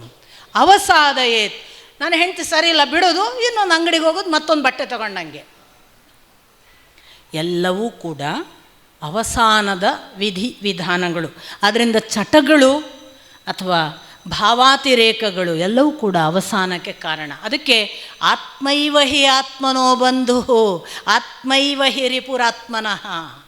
ನಮಗೆ ಇನ್ನೊಬ್ಬ ಹೊರಗೆ ಶತ್ರುವಿಲ್ಲ, ಇನ್ನೊಬ್ಬ ಬಂಧುವಿಲ್ಲ, ಇಬ್ಬರು ನಮ್ಮೊಳಗೆ ಇದ್ದಾರೆ. ಇದನ್ನು ಭಾಳ ಸ್ಪಷ್ಟವಾಗಿ ನೀವು ಎಲ್ಲಿಯೂ ಕೂಡ ಕೂತಲ್ಲೇ ಅನುಭವಿಸ್ಬೋದು. ನಾವು ಎಷ್ಟೋ ಸಾರಿ ನಮ್ಮ ದುಃಖಕ್ಕೆ ಅವನು ಕಾರಣ ಇವನು ಕಾರಣ ಅಂತ ನಾನು ಹೇಳ್ತಿದ್ದೆ ಒಂದು ಕಾಲಕ್ಕೆ. ನಂಗೆ ದುಃಖ ಬಂದಾಗ ಅದು ಅವರು ಹಾಗೆ ಮಾಡಿದರು ಆದ್ದರಿಂದ ದುಃಖ ಬಂತು, ನನಗೆ ತುಂಬ ಸಂತೋಷ ಆಯಿತು ಯಾಕಂದ್ರೆ ಅವರು ಬಂದರು ಆದ್ದರಿಂದ ಸಂತೋಷ ಆಯಿತು. ನನಗೆ ಒಂದು ಸತ್ಯ ಯಾವಾಗ ಗೊತ್ತಾಯಿತು ಅಂದರೆ, ನಾನೊಂದು 8-9 ತಿಂಗಳು ಯಾರನ್ನೂ ಭೇಟಿಯಾಗದೆ ನನ್ನ ಮನೆಯಲ್ಲೇ ಒಬ್ಬಳೇ ಇದ್ದೆ. ಯಾವ ಫೋನ್ ಇಲ್ಲ, ಯಾವ ಸಂಪರ್ಕಗಳಿಲ್ಲ, ನ್ಯೂಸ್ ಪೇಪರ್ ಅಂತೂ ಓದಲೇ ಇಲ್ಲ, ಜಗತ್ತಿನ ಸುದ್ದಿಗಳು ಗೊತ್ತಿಲ್ಲ, ಹೊರಗಿನ ಸಂಪರ್ಕಗಳಿಲ್ಲ. 8 ತಿಂಗಳಲ್ಲಿ ನಾನು ಎಷ್ಟೋ ಸಾರಿ ಆಳ್ತಿದ್ದೆ, ಎಷ್ಟೋ ಸಾರಿ ನಗ್ತಿದ್ದೆ. ಡಾಕ್ಟರ್ ಇದ್ದಾರೆ, ಮನುಷ್ಯನ ಮನಸ್ಸಿಗೆ ಕೆಲವು ಅಳಬೇಕು, ಅದೊಂದು ಚಟ, ಅದಕ್ಕೆ ಅತ್ತಾಗ ಸಮಾಧಾನ. ಕೆಲವು ಕಂಡಬಟ್ಟೆ ಅಷ್ಟೇನು ನಗುವ ವಿಷಯ ಇರೋದಿಲ್ಲ, ಕಂಡಬಟ್ಟೆ ಕೆಲವರು ನಗ್ತಾರೆ, ಅದು ಚಟ. ಖುಷಿ ಆಗುವ ಪರಾಕಾಷ್ಠೆಗೆ ಹೋಗೋದೊಂದು ಖುಷಿ ಇದ್ದು ಮನುಷ್ಯನ ಭಾವಾತಿರೇಕಗಳು. ನಂಗೆ ಆಗ ಗೊತ್ತಾಗ್ಲಿಕ್ಕೆ ಶುರುವಾಯಿತು, ಯಾರೂ ಇಲ್ಲದೆ ನನಗೆ ದುಃಖ ಬರುತ್ತೆ, ದುಃಖ ನನ್ನ ಒಳಗೇ ಇದೆ. ಯಾರೂ ಇಲ್ಲದೆ ನನಗೆ ಎಷ್ಟೋ ಸಾರಿ ನಾನು ಡ್ಯಾನ್ಸ್ ಮಾಡ್ತಿದ್ದೆ ನನ್ನಷ್ಟಕ್ಕೆ ಸಂತೋಷದಲ್ಲಿ. ಯಾರೂ ಇಲ್ಲದೆ ನನಗೆ ಸಂತೋಷ ಆಗುತ್ತೆ, ಸಂತೋಷ ನನ್ನ ಒಳಗೇ ಇದೆ. ಕೋಪ ಬರ್ತಿತ್ತು, ಯಾರು ಎದುರಿಗೆ ಬೇಕು ಅಂತಿಲ್ಲ, ನನ್ನ ಮೇಲೆ ಕೋಪ ಅಂತ ಗೊತ್ತಾಯಿತು. ಹಾಗಾಗಿ ಕಾಮಕ್ರೋಧ ಲೋಭ ಮೋಹ ಮದ ಮತ್ಸರಗಳು ನಮ್ಮೊಳಗೆ ಇರುವ 6 ಶತ್ರುಗಳಿದ್ದಾವಲ್ಲ, ಅದು ಶತ್ರುಗಳು ಯಾಕೆ ಹೇಳಿದ? ಆತ್ಮೈವ ಹಿ ರಿಪುಹು ಆತ್ಮನಃ. ಬೇರೆ ಶತ್ರುಗಳಿಲ್ಲ, ಒಳಗಿರುವ ಶತ್ರುಗಳೇ. ಬಂಧು ಯಾರು? ನೀವು ಕಾಮವನ್ನು, ಅದೊಂದು ದೈಹಿಕ ಸುಖ ಅಲ್ಲ, ಅದನ್ನು ಕೃಷ್ಣನ ಪ್ರೇಮಕ್ಕೆ ಕನ್ವರ್ಟ್ ಮಾಡಿ ಆತ್ಮೈವ ಹಿ ಬಂಧು. ಕ್ರೋಧವನ್ನು ಭಗವಂತನ ಕ್ರೋಧದ ಜೊತೆಗೆ ಅವನಿಗಾಗಿ ಸಿಟ್ಟು ಮಾಡಿ ಅದು ಆತ್ಮೈವ ಹಿ ಬಂಧು ಆಗತ್ತೆ. ಎಲ್ಲ ಲೋಭ ಆ ಭಗವಂತನ ಲೋಭಕ್ಕಾಗಿ ತಿರುಗಿಸಿ ಕನ್ವರ್ಟ್ ಮಾಡಿ ಅದು ಬಂಧು ಆಗತ್ತೆ. ಹೀಗೆ ನನಗೆ ಗೊತ್ತಾಯಿತು, ನಮ್ಮ ಒಳಗೆ ಇರುವ ಶತ್ರುಗಳು ನಮಗೆ ಬಂಧುಗಳು ಆಗಬಹುದು, ಶತ್ರುಗಳು ಆಗಬಹುದು, ನಾವು ಹೇಗೆ ಬಳಸ್ತೇವೆ ಅನ್ನೋದರಿಂದ. ಅದನ್ನು ಕೃಷ್ಣ ಹೇಳ್ತಾನೆ. ಆದ್ದರಿಂದ ಹೊರಗಿಲ್ಲ. ಗುರುಗಳು ಮಾಡಲ್ವ? ದೇವರಾಣೆಗೂ ಮಾಡಲ್ಲ. ನೀವು ನನ್ನ ಗುರುಗಳಿಗೆ ನಾನು ಅವಮಾನ ಮಾಡ್ತೀನಿ ಅಂತ ಭಾವಿಸಬೇಡಿ, ಯಾವ ಗುರುವೂ ಮಾಡುವುದಿಲ್ಲ. ಗುರುವು ಏನು ಮಾಡ್ತಾನೆ ಅಂದರೆ, ಅವನಿಗೆ ಗೊತ್ತಾಗತ್ತೆ ಇದರ ಒಳಗೊಂದು ಕೆಪ್ಯಾಸಿಟಿ ಇದೆ, ಅಷ್ಟರ ಮಟ್ಟಿಗೆ ಗುರು ನಮಗೆ ನಮ್ಮ ಕೆಪ್ಯಾಸಿಟಿಯನ್ನು ಗುರುತು ಮಾಡಿ ಕೊಡ್ತಾನೆ. ಏನು? ಅವನು ಕರ್ಕೊಂಡು ಈ ಒಂದು ಜೀವಕ್ಕೆ ಒಂದು ಸಾಧ್ಯತೆ ಇದೆ, ಇದನ್ನೊಂದು ಸರಿ ಸ್ಪಾರ್ಕ್ ಮಾಡಬೇಕು ಅಂತ ತೀರ್ಮಾನ ಮಾಡಿ ಕರ್ಕೋತಾನೆ, ಸ್ಪಾರ್ಕ್ ಮಾಡ್ತಾನೆ. ಆ ಸ್ಪಾರ್ಕ್ ಮಾಡುವಾಗ ಅವನು ಇಗ್ನೈಟ್ ಮಾಡೋದು ಮಾತ್ರ, ಒಂದು ಕಿಡಿ ಇಗ್ನೈಟ್ ಆಯಿತು, ಇನ್ನು ಗಾಡಿ ನಡೆಸುವುದು ನಮ್ಮ ಕೆಲಸ.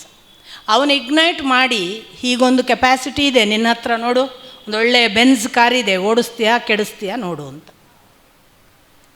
ಈ ಇಗ್ನೈಟ್ ಮಾಡುವವರೆಗಷ್ಟೇ ಅವನು ನೀನು ಎನಗೆ ನಿನ್ನನ್ನು ಅರಿಯಿಸಬೇಡ ಗುರುವೇ, ನೀನು ಎನಗೆ ನಿನ್ನನ್ನು ಅರಿಯಿಸಬೇಡ ಗುರುವೇ, ನೀನು ಎನಗೆ ನಿನ್ನನ್ನು ಅರಿಯಿಸಿದರೆ ನಾನು ನಿನ್ನನ್ನು ಅರಿಯಲಾರೆ, ನೀನು ಎನಗೆ ನಿನ್ನನ್ನು ಅರಿಯಿಸಿದರೆ ನಾನು ಎನ್ನನ್ನೂ ಅರಿಯಲಾರೆ.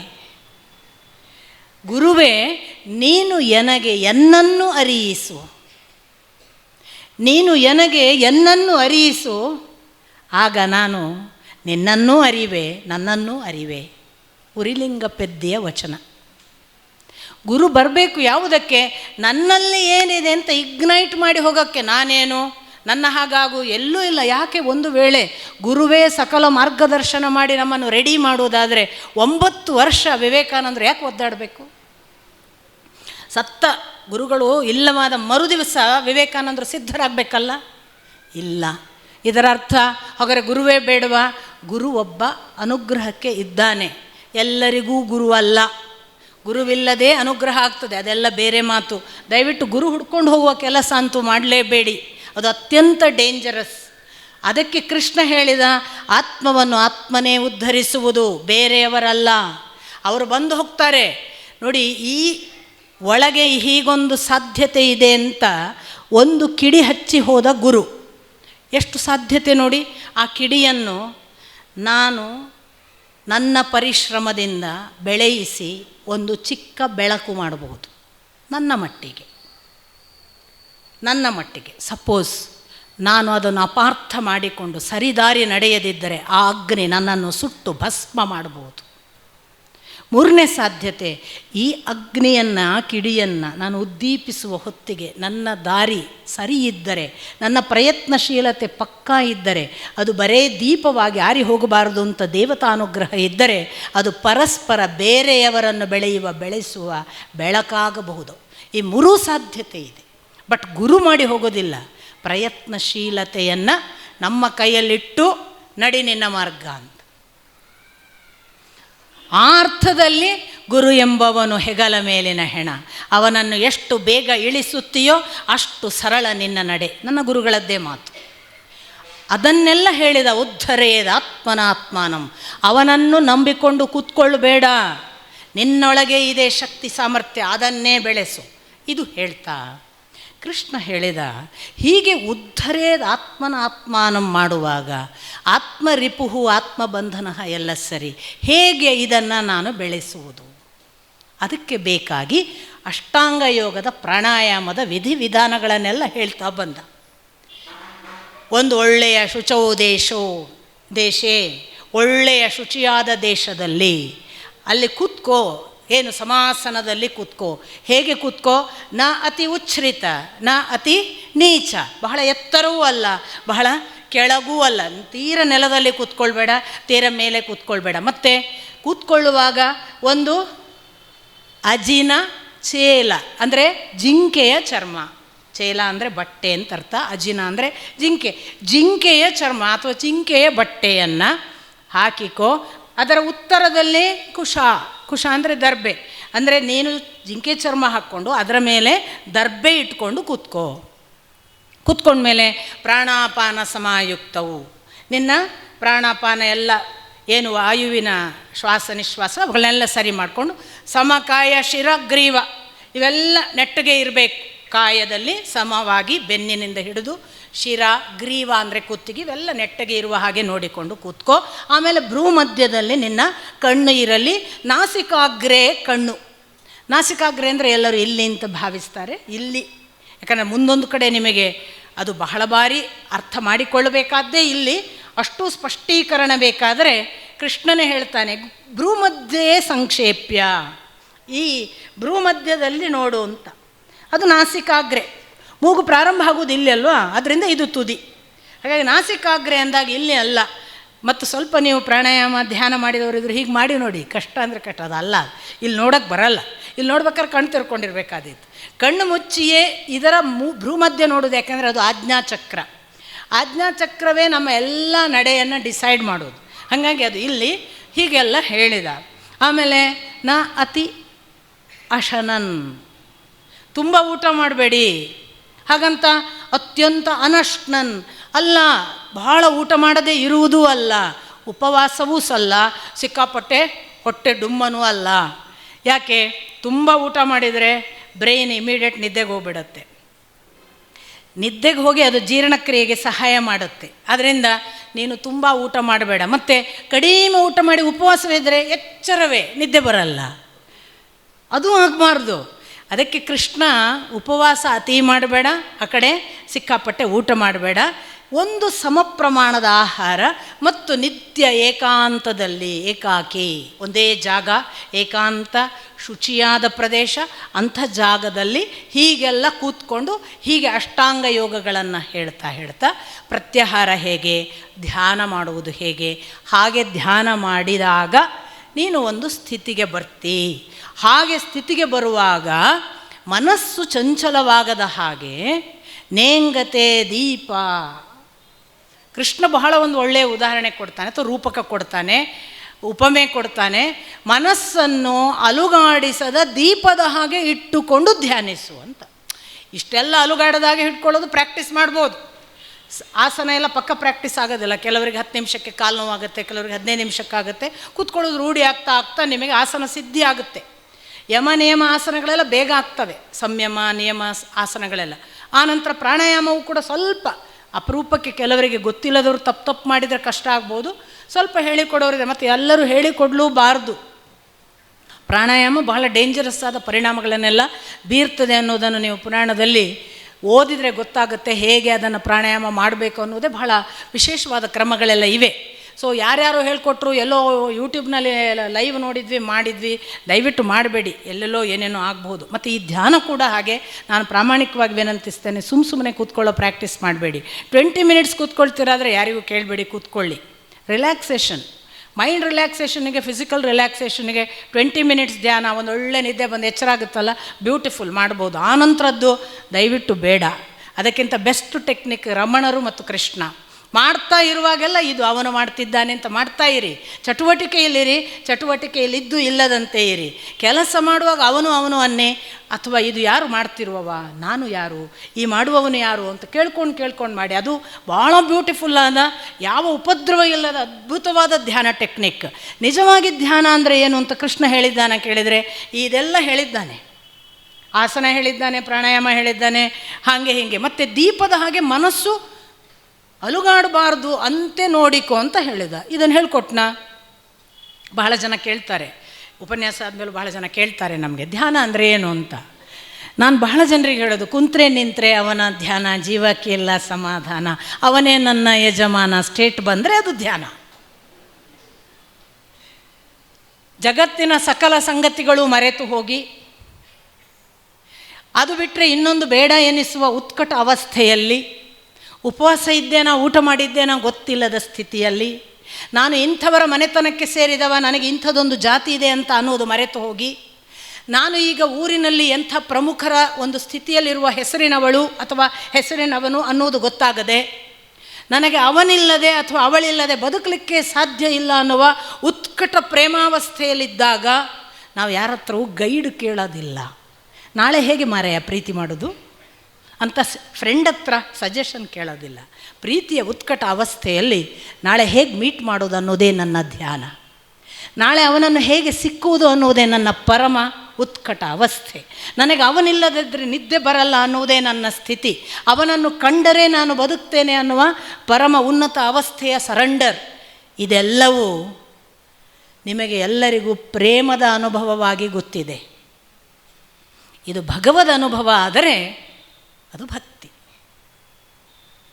ಇದು ಪುರುಷ ಅನುಭವವೋ ಸ್ತ್ರೀಯ ಅನುಭವವೋ ಲಿಂಗಾನುಭವವೋ ಆದರೆ ಅದು ಪ್ರೇಮ. ಆ ಪ್ರೇಮಕ್ಕೆ ನಿಮಗೆ ಗೊತ್ತು, ಈ ಪ್ರೀತಿಯ ಉತ್ಕಟ ಅವಸ್ಥೆ ಎಲ್ಲ ಮದುವೆ ಆಗೋವರೆಗೆ, ಮದುವೆ ಆದಮೇಲೆ ಅದು ಟುಸ್ಸಾಗ್ತದೆ. ಭಕ್ತಿ ಹಾಗಲ್ಲ. ಪರಮ ವಿರಹದಲ್ಲಿ ಆರಂಭವಾಗಿ ಅವನ ಪರಮ ಉನ್ನತ ಅವಸ್ಥೆಯ ಮಿಲನದಲ್ಲಿ ಜಗತ್ತೇ ಇಲ್ಲವಾಗುವ ಪರಮ ಸುಖದ ಸ್ಥಿತಿಯ ಶಾಂತಿಗೆ ಮತ್ತು ಅಚಿರೇಣಂ, ಅದು ಯಾವತ್ತೂ ಶಾಶ್ವತವಾದ, ಮತ್ತೆ ಬೇಕು ಅನ್ನಿಸೋದಿಲ್ಲ. ಕಾಮ ಪ್ರೇಮದ ಆಮಂತ್ರಣ, ಪ್ರೇಮ ಆತ್ಮದ ಆಮಂತ್ರಣ. ಅದು ಆತ್ಮದ ಆಮಂತ್ರಣ. ಆ ಹಂತಕ್ಕೆ ಹೋಗಿಬಿಟ್ರೆ ಅದು ಧ್ಯಾನ. ಆ ಧ್ಯಾನಕ್ಕೆ ನೀವು ಬಿದ್ದರೆ ನಿಮಗೆ ಪರೀಕ್ಷೆ ಪುಸ್ತಕ ಹೀಗೆ ಹಿಡ್ಕೊಂಡಿರ್ತೀರಿ. ಓದಿದ್ಯಾನಾ ಅಂತ ಅಪ್ಪ ಕೇಳುವಾಗಲೇ ಗೊತ್ತು ಅವರು ಏನೋ ನೋಡ್ತಿರೋದು ಬೇರೆ, ಲವ್ ಅಫೇರ್ನ ಕತೆ. ರಾತ್ರಿ ಊಟ ಮಾಡಿದ್ನ ಅಪ್ಪ ಬಂದ್ರ ಕಣ್ಮುಂದೆ ಯಾವುದು ಗೊತ್ತಿಲ್ಲ, ಆ ಸ್ಥಿತಿಗೆ ಬರುವುದುಂಟಲ್ಲ ಅದು ಧ್ಯಾನ. It has to happen. ಅದಕ್ಕೆ ಹೇಳೋದು ಧ್ಯಾನ cannot be taught, it has to happen ಅಂತ. ಇದನ್ನು ರಜನೀಶು ಜಿಡ್ಡು ಎಲ್ಲ ಪದೇ ಪದೇ ಹೇಳ್ತಾರೆ. It has to happen. Why it happens ಗೊತ್ತಿಲ್ಲ, because you do not know where you have to go. ಆದ್ದರಿಂದ where you have to go ಅನ್ನೋದು ಗೊತ್ತಿಲ್ಲದೆ ಇರೋದ್ರಿಂದ ಹೌ ಇಟ್ ಹ್ಯಾಪನ್ಸ್ ಅಂತ ಸಹ ಗೊತ್ತಿಲ್ಲ. When you do not know who he is, you cannot love him. It is always otherwise. He will come and knock at your door. ಇದು ರಜನೀಶ್ನದ್ದೇ ಮಾತು. He will come and knock at your door. Only thing is you have to be prepared. ಅಷ್ಟೇ. ನಮ್ಮಲ್ಲೊಂದು ಸಿದ್ಧತೆ ಆದಾಗ ಅವನೇ ಬಂದು ಬಾಗಿಲು ಬಡಿತಾನೆ. ಇದು ಧ್ಯಾನ. ಈ ಧ್ಯಾನಾವಸ್ಥೆಗೆ ಹೋದವನು ಮಾಡಬೇಕಾದದ್ದು ಬೇರೇನೂ ಇಲ್ಲಪ್ಪ, ಮನಸ್ಸು ತುಂಬ ಚಂಚಲ ಇರ್ತದೆ, ಅದನ್ನು ಸ್ಥಿರಗೊಳಿಸು ಅಂದ ಕೃಷ್ಣ. ಉಳಿದದೆಲ್ಲ ಆಗ್ತದೆ ಅಂದ. ಉಳಿದದ್ದು ಆಗಲಿಕ್ಕೆ ತುಂಬ ಸಮಯ ಬೇಕು. ಕೃಷ್ಣ ಹೇಳಿದಷ್ಟು ಸರಳ ಎಲ್ಲ ಇಲ್ಲ. ಒಂದು ಜಾಗ ನೋಡಿ ಕೂತ್ಕೊಂಡು ಸಮಕಾಯ ಶಿರಾಗ್ರೀವ ಮಾಡಿ ಉಸಿರನ್ನು ಪ್ರಾಣಾಯಾಮದಲ್ಲೆಲ್ಲ ಹಿಡಿತಕ್ಕೆ ತಂದು ನಾನೀಗ ಕಣ್ಮುಚ್ಚಿ ಕೂತಿದ್ದೇನೆ, ಅರ್ಧ ಗಂಟೆ ಆಯಿತು ನಂಗೆ ಆಗಿಬಿಡ್ತದೆ ಅಂತ ದಯವಿಟ್ಟು ಅಲ್ಲ. ವರ್ಷಾನುಗಟ್ಟಲೆ ಆಗ್ಬೋದು. ಬಟ್ ಹಾಗೊಂದು ಇದೆ, ಪ್ರೋಸೆಸ್ ಅಂತೂ ಇದೆ. ಅದನ್ನು ಹೇಳಿದ ಕೃಷ್ಣ. ಹೇಳಿದ ಕೂಡಲೇ ಇಷ್ಟು ಹೊತ್ತು ಕೇಳ್ತಿದ್ದ ನಮ್ಮ ಪುಟ್ಟ ಅರ್ಜುನ, ಅವನು ಇಷ್ಟರವರೆಗೆ ಕೇಳ್ತಾ ಇದ್ದವ ಹೇಳ್ತಾನೆ, ಅಲ್ಲ ಮನಸ್ಸನ್ನು ನೀನು ದೀಪದ ಹಾಗೆ ನಿಲ್ಲಿಸಬೇಕು ಅಂತೀ, ಅದು ಕಂಡಪಟ್ಟೆ ಓಡ್ತದೆ. ವಾಯೋರಿವ ದುಷ್ಕೃತಂ ಮನಃ ಚಂಚಲಂ ಕೃಷ್ಣ. ಮನಸ್ಸು ಅನ್ನೋದು ಒಂದು ಕಡೆ ನಿಲ್ಲುವುದಿಲ್ಲಪ್ಪ. ನೀನು ದೀಪ ನೋಡಿ, ಅವನು ಎಷ್ಟು ಅಪೋಸಿಟ್ ಹೇಳ್ತಾನೆ ನೋಡಿ. ಕೃಷ್ಣ ದೀಪದ ಹಾಗೆ ಇರಬೇಕು ಅಂತಾನೆ. ಅಲುಗಾಡದ ನೇಂಗತೆ ದೀಪಂ, ಒಂದು ಚೂರು ಅಲುಗಾಡದ ದೀಪದ ಹಾಗೆ ಇರಬೇಕು. ಅಂದರೆ ಎಲ್ಲಿಯೂ ಗಾಳಿಯ ಸ್ಪರ್ಶವಾಗದ ದೀಪ ಎಲ್ಲಿಯಾದರೂ ಸಿಕ್ಕರೆ ದೊಡ್ಡದು. ಹಾಗೆ ನಿತ್ಯ ದೀಪ ನೋಡಲಿಕ್ಕೆ ಸಣ್ಣಗೆ ಅಲುಗುವ ದೀಪವೇ ನಮಗೆ ಸಿಕ್ಕೋದು. ಕೃಷ್ಣ ಹೇಳ್ತಾನೆ ಸ್ಥಿರವಾದ ದೀಪದ ಹಾಗೆ. ದೀಪ ಸ್ಥಿರವಾಗಿ ನಿಲ್ಲುವುದೇ ಅಪರೂಪ. ಇನ್ನು ಮನಸ್ಸು, ಕೃಷ್ಣನಿಗೆ ತದ್ವಿರುದ್ಧವಾದ ಪ್ರಶ್ನೆ ಕೇಳ್ತಾನೆ ಅರ್ಜುನ. ಅಲ್ಲಪ್ಪ ನೀನು ದೀಪ ನಿತ್ತ ಹಾಗೆ ಮನಸ್ಸನ್ನು ನಿಲ್ಲಿಸ್ಬೇಕಂತಿ, ಇದು ನೋಡಿದರೆ ಇದು ವಾಯೋರಿವ ದುಷ್ಕೃತಂ ಗಾಳಿಯ ಹಾಗೆ ಓಡುತ್ತೆ, ಇದನ್ನು ಹೆಂಗಪ್ಪ ಹಿಡಿದು ನಿಲ್ಲಿಸೋದು? ಕೃಷ್ಣನ ಪ್ರಶ್ನೆಗೆ ಬಹಳ ಅಂದರೆ ನನಗೆ ಯಾಕೆ ಭಾರಿ ಕೃಷ್ಣಾರ್ಜುನರ ಸಂವಾದ ಎಷ್ಟು ಪ್ರೀತಿಯದ್ದು ಅಂತ ಅನಿಸೋದು ಅಂದರೆ, ನಮ್ಮ ಗುರುಗಳಾದರೆ ಪ್ರಯತ್ನನೇ ಪಡೋಕ್ಕಾಗೋದಿಲ್ಲ, ದೊಡ್ಡದಾಗಿ ಹೇಳಿಬಿಟ್ಟಿಯಪ್ಪ ವಾಯೋರಿವ ದುಷ್ಕೃತಂ. ಎಷ್ಟು ಮಾಡಿದ್ದಿ, ಯಾವತ್ತಾರು ಕೂತಿದ್ಯಾ ಅಲ್ವಾ? ನಮ್ಮ ಗುರುಗಳು ನಾವೆಲ್ಲ ಕೇಳುವ ಸ್ಟೈಲ್. ಅಸಂಶಯಂ ಮಹಾಬಾಹು. ಕೃಷ್ಣ ಕೂಡಲೇ ಹೇಳ್ತಾನೆ, ನೀನು ಹೇಳುವುದು ಸುಳ್ಳಲ್ಲಪ್ಪ, ಅಸಂಶಯಂ ಮಹಾಬಾಹು. ನೋಡಿ ಅಲ್ಲಿ ಮಹಾಬಾಹು, ಇಂದ್ರಿಯ ನಿಗ್ರಹ ತುಂಬ ಕಷ್ಟ, ಸಂಶಯವೇ ಇಲ್ಲ ಅರ್ಜುನ. ನೀನು ಮಹಾಬಾಹು, ಆದರೆ ನೀನು ಹೇಳೋದು ಕರೆಕ್ಟ್. ಇಷ್ಟೆಲ್ಲ ಮಹಾಬಾಹುತ್ವ ಇದ್ದರೂ, ಯೋಧನಾಗಿದ್ದರೂ ಅದು ಸಾಧ್ಯ ಇಲ್ಲಪ್ಪ. ಅಸಂಶಯಂ, ನೀನು ಹೇಳುವುದು ಸಂಶಯವೇ ಇಲ್ಲ, ಖಂಡಿತ ಕಷ್ಟ. ಕೃಷ್ಣನೇ ಒಪ್ತಾನೆ. ಆದರೆ ಒಂದು ಪ್ರಶ್ನೆಗೆ ಉತ್ತರ ಕೊಡುವಾಗ ಅರ್ಧ ಉತ್ತರ ಕೊಡೋದಿಲ್ಲ ಕೃಷ್ಣ. ಕಷ್ಟಪ್ಪ ಅಂತ ಹೇಳಿಬಿಟ್ರೆ ನಾವು ನೀವು ಉತ್ತರ ಹೇಳಬೇಕು. ಕಷ್ಟ ಪರಿಹಾರ ಹೇಗಪ್ಪ? ಅಭ್ಯಾಸೇನತು ಕೌಂತೆಯ ವೈರಾಗ್ಯೇಣತು ಗೃಹ್ಯತೆ. ಎರಡು ಕಾರಣದಿಂದ ಸಾಧ್ಯಪ್ಪ. ಒಂದು, ಸತತ ಅಭ್ಯಾಸ ಮಾಡೋದರಿಂದ ಅದು ನಿನ್ನ ಕೈವಶ ಆಗ್ತದೆ. ಹೌದು, ಗಾಳಿಯ ಹಾಗೆ ಮನಸ್ಸು ಓಡಾಡ್ತದೆ, ಇಲ್ಲ ಅಂತಲ್ಲ. ಆದರೆ ಅಭ್ಯಾಸ ಮಾಡು, ಮನಸ್ಸಿಗೆ ಅಭ್ಯಾಸ. ಆ ಅಭ್ಯಾಸವನ್ನು ಮಾಡ್ತಾ ಮಾಡ್ತಾ ಏಕಕಾಲದಲ್ಲಿ ಅಭ್ಯಾಸ ಮಾತ್ರ ಮಾಡಿದರೆ ಆಗೋದಿಲ್ಲ. ವೈರಾಗ್ಯ, ಅವೆರಡನ್ನು ಬೆಸೆದಾಗ, ನನಗೆ ಆ ಮಾತು ಓದಿದಾಗ ನೆನಪಾಗ್ತಿತ್ತು. ತುಂಬ ಅಭ್ಯಾಸ ಮಾಡ್ತಾರೆ, ರಿಯಾಜ್. ಆ ರಿಯಾಜ್ ರಾಗದ ಜೊತೆಗೆ, ಆದ್ದರಿಂದ ಅವರೆಲ್ಲ ಸಂಗೀತಗಾರರಾಗ್ತಾರೆ. ರಿಯಾಜ್ ವೈರಾಗ್ಯದ ಜೊತೆಗಾದರೆ ಭಕ್ತರಾಗ್ತೇವೆ. ಕನಕದಾಸರು ಅಭ್ಯಾಸವನ್ನು ವಿರಾಗದ ಜೊತೆಗೆ ಮಾಡಿದರು. ಕೃಷ್ಣ ಬಾಗಿಲು ತೆರೆದ ಅವರು ಹಾಡುವಾಗ. ಒಬ್ಬ ಒಳ್ಳೆಯ ಸಂಗೀತಗಾರ ರಾಗದ ಜೊತೆಗೆ ಅದನ್ನು ಅಭ್ಯಾಸ ಮಾಡಿದ. ಒಳ್ಳೆಯ ಸಂಗೀತಗಾರ, ಚೆನ್ನಾಗಿ ಹಾಡಿದ್ದಾನೆ, ಅದೇ ಬಾಗಿಲನ್ನು ತೆರೆದು ಹಾಡೆ. ಕನಕದಾಸರಿಗೆ ಕೃಷ್ಣ ಒಲಿದ, ಸಂಗೀತಗಾರನಿಗೆ ಶಭಾಷ್ ಅನ್ನುವ ಚಪ್ಪಾಳೆ ಸಿಕ್ಕಿತು. ವ್ಯತ್ಯಾಸ. ಅಭ್ಯಾಸ ಮಾತ್ರ ಹೇಳಲಿಲ್ಲ ಕೃಷ್ಣ, ವೈರಾಗ್ಯದಿಂದ ಅಭ್ಯಾಸ ಮಾಡು. ಯಾವುದೆಲ್ಲ ನಿನ್ನನ್ನು ಇದು ಗಾಳಿಯ ಹಾಗೆ ಅಲುಗಾಡಿಸ್ತದೆ ಈ ಮನಸ್ಸು, ಅದರಿಂದೆಲ್ಲ ವೈರಾಗ್ಯವನ್ನು ತಳಿ. ವೈರಾಗ್ಯ ಅಂದರೆ ವಿಗತ ರಾಗ, ಅದರ ಜೊತೆಗಿರುವ ಅಟ್ಯಾಚ್ಮೆಂಟನ್ನು ಕಳಚಿಕೊಳ್ಳುವುದು ಅಷ್ಟೇ. ಅದನ್ನು ಬಿಡಬೇಕು ಅಂತಿಲ್ಲ, ಅದು ಇರಲಿ. ಹೆಂಡತಿ ಬಹಳ ಸೆಳೀತಾಳೆ, ಅವಳು ಇರಲಿ, ಅವಳು ಇದರ ಭಾಗವಾಗುವುದು ಬೇಡ. ಗಂಡ ಬಹಳ ತೊಂದರೆ ಕೊಡ್ತಾನೆ, ಇರಲಿ, ಅವನು ಇದರ ಭಾಗವಾಗುವುದು ಬೇಡ. ವಿರಾಗ ಅಂದರೆ just getting out of it ಅಷ್ಟೇ, ಡಿಟ್ಯಾಚ್ ಆಗೋದು. ಅದನ್ನು ಹೊರಗೆ ಓಡಿಸಿ ಹೋಗೋದು. ನಾವು ಹೋಗಿ ಎಲ್ಲೋ ಕಾಡಿಗೆ ಹೋಗೋದು ಅಂತಲೇ ತಿಳಿಬೇಕಾಗಿಲ್ಲ. ತಪ್ಪು ಭಾವಗಳೆಲ್ಲ ಇವೆ. ಆ ಥರ ಎಲ್ಲಿದ್ದೇವೋ ಅಲ್ಲಿ ಸಾಧ್ಯ, ಎಲ್ಲಿದ್ದೇವೋ ಅಲ್ಲಿ ನಡೆಸ್ಬೋದು. ಆದ್ದರಿಂದ ವಿರಾಗ ಬಲವಾಗಿ ಇದ್ದರೆ ಅಭ್ಯಾಸ ಹೆಲ್ಪ್ ಮಾಡುತ್ತೆ. ಸೊ ಅಭ್ಯಾಸ ವೈರಾಗ್ಯದ ಜೊತೆಗೆ ಸೇರಿದರೆ ಇದು ಆಗುತ್ತಪ್ಪ ಅಂದ ಕೃಷ್ಣ. ಮುಂದೆ ನಾನು ನೀವುಗಳೆಲ್ಲ ಕೇಳುವ ಪ್ರಶ್ನೆಯನ್ನು ಬಹಳ ಪ್ರಾಂಜಲವಾಗಿ ಅರ್ಜುನ ಕೇಳ್ತಾನೆ. ಅಲ್ಲ, ತುಂಬ ತುಂಬ ತುಂಬ ನಾವು ಕೂಡ ಕೆಲವೊಮ್ಮೆ ಪ್ರಯತ್ನ ಪಡ್ತೇವೆ, ಆಮೇಲೆ ಯೋಗದಲ್ಲಿ ಆಸಕ್ತಿಯೂ ಇಟ್ಟುಕೊಂಡು ಮನಸ್ಸನ್ನೂ ತೊಡಗಿಸಿದ್ದೇವೆ. ಆದರೆ ಅದು ಯಾವುದೋ ಪ್ರಯತ್ನ ಸಾಲದೆ ಯೋಗ ಸಂಸಿದ್ಧಿ ನ ಲಭ್ಯಂ, ಆಗುವುದಿಲ್ಲ ನಮಗೆ. ಅಂಥವರು ಕಾಮ್ ಗತಿಂ ಕೃಷ್ಣ. ಎಷ್ಟೋ ಜನ ಕೇಳ್ತಾರೆ, ನಾನು ಕಳೆದ 2 ವರ್ಷದಿಂದ ಧ್ಯಾನ ಮಾಡ್ತೇನೆ, ನನಗೇನು ಆಗಲೇ ಇಲ್ಲ, ಇದು ಹೀಗೆ ಆದರೆ ನಂದು ಮುಕ್ತಾಯವಾ, ನನಗೆ ಇನ್ನು ಬೆಳವಣಿಗೆ ಇಲ್ವಾ? ಪ್ರಶ್ನೆಗಳು ಈ ಥರ ಕೇಳುವವರು ಇದ್ದಾರೆ. ಇನ್ನು ಕೆಲವರು, ನನಗೊಂದು ಒಂದು ದಿವಸ ದೇವರ ದರ್ಶನ ಆಯಿತು, ಆಮೇಲೆ ಆಗಲೇ ಇಲ್ಲ, ಅದು ಯಾಕೆ, ನನ್ನದೇನಾದ್ರು ತಪ್ಪಾಗಿದ, ನಾನು ನಿಜವಾಗಿ ದಾರಿ ನಡೆದದ್ದು ಸರಿಯಲ್ವಾ? ಈ ಪ್ರಶ್ನೆ ಕೇಳ್ತಾರೆ. ಕೃಷ್ಣ ಎದುರಿಗೆ ದೇವರಾಗಿ ನಿಂತಿದ್ದಾನೆ. ಅರ್ಜುನ ಇದೇ ಪ್ರಶ್ನೆ ಕೇಳ್ತಾನೆ. ಹೌದಪ್ಪ, ಯಾಕೋ ಏನೋ ಎಲ್ಲ ರೀತಿಯಿಂದ ಪಾರ್ಟಿಸಿಪೇಷನ್ ಇದೆ, ನನಗೂ ಕೂಡ ಏನೋ ಮಾಡಬೇಕು ಅಂತ ಅನ್ನಿಸುವ ಭಾವದಿಂದ ಮಾಡಿದ್ದೇನೆ, ಆದರೆ ಅದು ಯಾಕೋ ಅಯತಿ, ಮೇ ಬಿ ನನ್ನ ಪ್ರಯತ್ನ ಸಾಲಿಲ್ವೋ ಏನೋ, ಹಾಗಾಗಿ ನನಗೇನಾಗಿದೆ, ಯೋಗ ಸಂಸಿದ್ಧಿ ಆಗಿಲ್ಲ ಅಂತ ಇಟ್ಕೋ, ನಿಜವಾಗಿ ಮುಟ್ಟಬೇಕಾದದ್ದನ್ನು ಮುಟ್ಟಲಿಲ್ಲ. ಕಾಮ್ಗತಿಂ ಕೃಷ್ಣ ಗಚ್ಚತಿ. ಹಾಗೆ ಅರ್ಧ ಆದವರು ಎಲ್ಲಿ ಹೋಗ್ತಾರೆ ಕೃಷ್ಣ?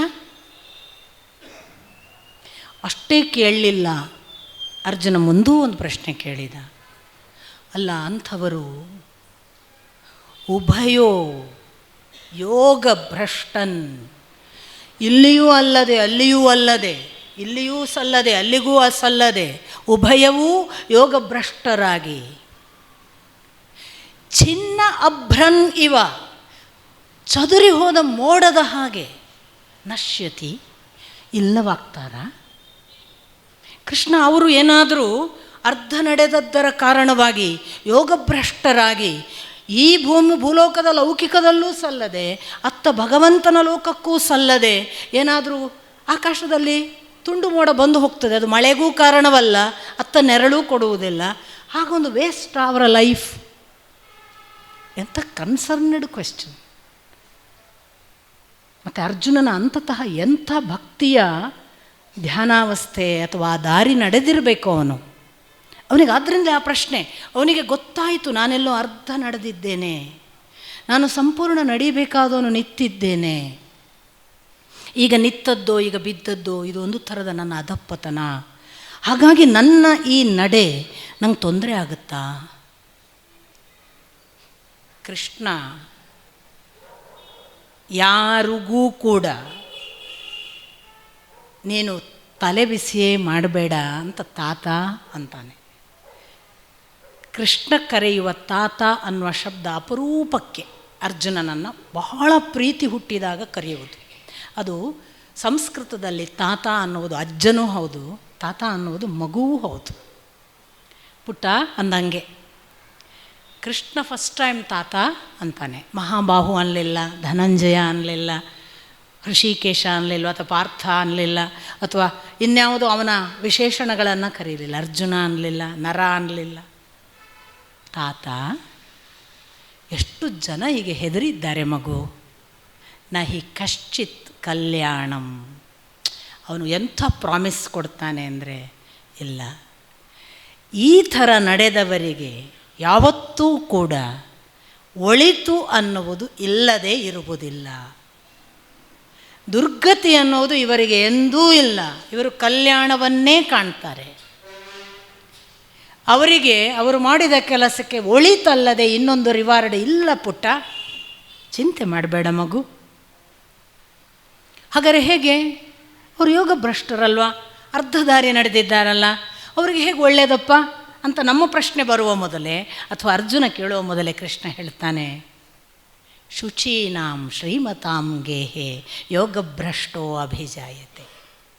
ಅವರು ನಿಧಾನಕ್ಕೆ ಅವರ ಒಂದಿಷ್ಟು ಕಾಲದ ಯಾವುದೋ ಲೋಕಕ್ಕೆ ಹೋಗಿ ಅಲ್ಲೊಂದಿಷ್ಟು ಕಾಲ ಕಳೆದು, ಇದೆಲ್ಲ ನೆನಪಿಟ್ಕೊಳ್ಬೇಕು, ನಮ್ಮ ಅವಸ್ಥೆಗೆ ಅನುಗುಣವಾಗಿ ನಮಗೆ ಬ್ರಹ್ಮಲೋಕ, ಚಂದ್ರಲೋಕ, ಹೀಗೆಲ್ಲ ಲೋಕಗಳಿವೆ. ನಾವು ಎಷ್ಟು ನಡೆದಿದ್ದೇವೋ ಅಷ್ಟಕ್ಕನುಗುಣವಾಗಿ ಬ್ರಹ್ಮಲೋಕದಲ್ಲಿ ಒಂದಿಷ್ಟು 1000 ವರ್ಷ, ಅದಾದ ಮೇಲೆ ಒಂದಿಷ್ಟು 1000 ಚಂದ್ರಲೋಕ, ಹೀಗೆಲ್ಲ ಇದೆ. ನಮ್ಮ ನಡತೆಗೆ ಅನುಗುಣವಾಗಿ ಆಯಾ ಲೋಕ ಉಂಟಾ? ಯಾರು ಹೋಗಿದ್ದವರು ಇದ್ದಾರಾ, ನೋಡಿ ಬಂದಿದ್ದಾರಾ? ನನಗೆ ಗೊತ್ತಿಲ್ಲ. ಕೃಷ್ಣ ಹೇಳ್ತಾನೆ ಅಂದರೆ ಇದೆ. ಕೃಷ್ಣ ಹೇಳ್ತಾನೆ ಈ ಮಾತನ್ನು. ಮುಂದೆ ಬರುತ್ತೆ, ಉತ್ತರಾಯಣ ಕಾಲದಲ್ಲಿ ಹೇಗೆ, ದಕ್ಷಿಣಾಯನ ಕಾಲದಲ್ಲಿ ಹೇಗೆ, ಯಾವ ಸಂದರ್ಭದಲ್ಲಿ ಹೇಗೆ ಹೋದರೆ ಎಲ್ಲಿ ಮುಟ್ತೀರಿ, ಎಲ್ಲಿ ಮುಟ್ಟಿದ ನಂತರ ಯಾವಾಗ ವಾಪಸ್ ಬರ್ತೀರಿ, ಎಲ್ಲ ಕೃಷ್ಣ ಹೇಳ್ತಾನೆ. ನನಗೆ ಗೊತ್ತಿಲ್ಲ. ನಾನು ಹೋಗಿ ಬಂದರೆ ನಿಮ್ಮ ಹತ್ರ ಹೇಗಿರೋದು? ನನಗೆ ಹೋಗ್ಲಿಕ್ಕೆ ಇಷ್ಟ ಸಹ ಇಲ್ಲ. ನನಗೆ ಇದೇ ನನ್ನ ಎಲ್ಲ ಲೋಕವು ಅಂತ ನನಗೆ ಗೊತ್ತಿದೆ. ನನಗೆ ಮತ್ತೆ ಹೋಗಲಿಕ್ಕೆ ಲೋಕ ಇಲ್ಲ ಅಂತಲೂ ನನಗೆ ಗೊತ್ತಿದೆ. ಆದ್ದರಿಂದ ನಾನು ಹೋಗುವುದೂ ಇಲ್ಲ, ನಾನು ಇಲ್ಲೇ ಇರುವವಳು. ಆದ್ದರಿಂದ ಕೃಷ್ಣ ಅಥೆಂಟಿಕ್ ಅನ್ನೋದನ್ನು ಒಪ್ಪಿಕೊಳ್ಳುವ ಶ್ರದ್ಧೆ ಇದ್ದರೆ ಭಕ್ತಿ. ಕೃಷ್ಣನೇ ಸರಿ ಇಲ್ಲ, ಅವನಿಗೆ ಅಂತ ಗೊತ್ತುಂಟು ಅಂತ ಇದ್ದರೆ ಅದು ನನ್ನದಲ್ಲ, ಒತ್ತಾಯ ಇಲ್ಲ. ನಿಮ್ಮ ಅಪೇಕ್ಷೆಗೆ ಬೇಕಾದ ಹಾಗೆ ತಗೊಳ್ಬಹುದು, ಬಿಡಬಹುದು. ಕೃಷ್ಣ ಹೇಳಿದ್ದಾನೆ. ಅವನು ಹೇಳ್ತಾನೆ, ಹೀಗೊಂದಿಷ್ಟು ಕಾಲ ಅಲ್ಲಿ ಯೋಗಭ್ರಷ್ಟ ಅವಸ್ಥೆಯವರು ಒಂದಿಷ್ಟು 1000 ವರ್ಷ ಅಲ್ಲಿ ಇದ್ದು ಮತ್ತೆ ಹುಟ್ಟುತ್ತಾರೆ. ಹುಟ್ಟುವಾಗ ಹೇಗೆ ಹುಟ್ಟುತ್ತಾರೆ? ಅವರು ಶುಚೀನಾಂ, ಪರಿಶುದ್ಧರ ಮನೆಯಲ್ಲಿ, ಶ್ರೀಮತಾಂ, ತುಂಬ ಶ್ರೀಮಂತರ ಮನೆಯಲ್ಲಿ. ಶ್ರೀಮಂತ ಅನ್ನೋದಕ್ಕೆ ಕೇವಲ ಹಣದ ಶ್ರೀಮಂತಿಕೆ ಅಂತ ಭಾವಿಸುವುದು ಬೇಡ. ಬೌದ್ಧಿಕ ಶ್ರೀಮಂತಿಕೆ ಅಥವಾ ಬಹಳ ಬಹಳ ಮನಸ್ಸಿನ ಶ್ರೀಮಂತಿಕೆ, ಎಷ್ಟೋ ಹೃದಯ ಶ್ರೀಮಂತಿಕೆ, ಅನೇಕ ಶ್ರೀಮಂತಿಕೆಗಳಿವೆ. ಅಂತಹ ಶ್ರೀಮಂತರ ಮನೆಯಲ್ಲಿ, ಗೇಹೆ ಮನೆಯಲ್ಲಿ ಯೋಗಭ್ರಷ್ಟೋ ಅಭಿಜಾಯತೆ. ಒಬ್ಬ ಯೋಗದಲ್ಲಿ ಅರ್ಧ ಮಾರ್ಗ ನಡೆದು ಭ್ರಷ್ಟನಾದವನು, ಬಿದ್ದವನು ಹುಟ್ಟುತ್ತಾನೆ. ಕೃಷ್ಣನ ಪ್ರಾಮಿಸ್. ನಮೇ ಭಕ್ತ ಪ್ರಣಶ್ಯತಿ ಅಂತ ಮುಂದೆ ಮಾತು ಇದೆ. ನನ್ನ ಭಕ್ತ ಎಂದೂ ನಾಶವಾಗುವುದಿಲ್ಲ ಅಂತ. ಭಕ್ತಿ ಮಾಡದೇ ಇದ್ದರೆ ನಿಮ್ಮ ಪ್ರಾರಬ್ಧ. ನನ್ನನ್ನೊಮ್ಮೆ ಭಕ್ತಿ ಮಾಡಿ ನೋಡಿ, ನೀವು ಬೀಳದೇ ಇರುವ ಹಾಗೆ, ನೀವೆಂದೂ ನಾಶವಾಗದ ಹಾಗೆ, ನೀವು ಉದ್ಧಾರವೇ ಆಗುವ ಹಾಗೆ ನಾನು ನೋಡಿಕೊಳ್ತೇನೆ. ಯೋಗಕ್ಷೇಮಂ, ಅಲ್ಲಿಯವರೆಗೆ ವಹಾಮ್ಯಹಂ.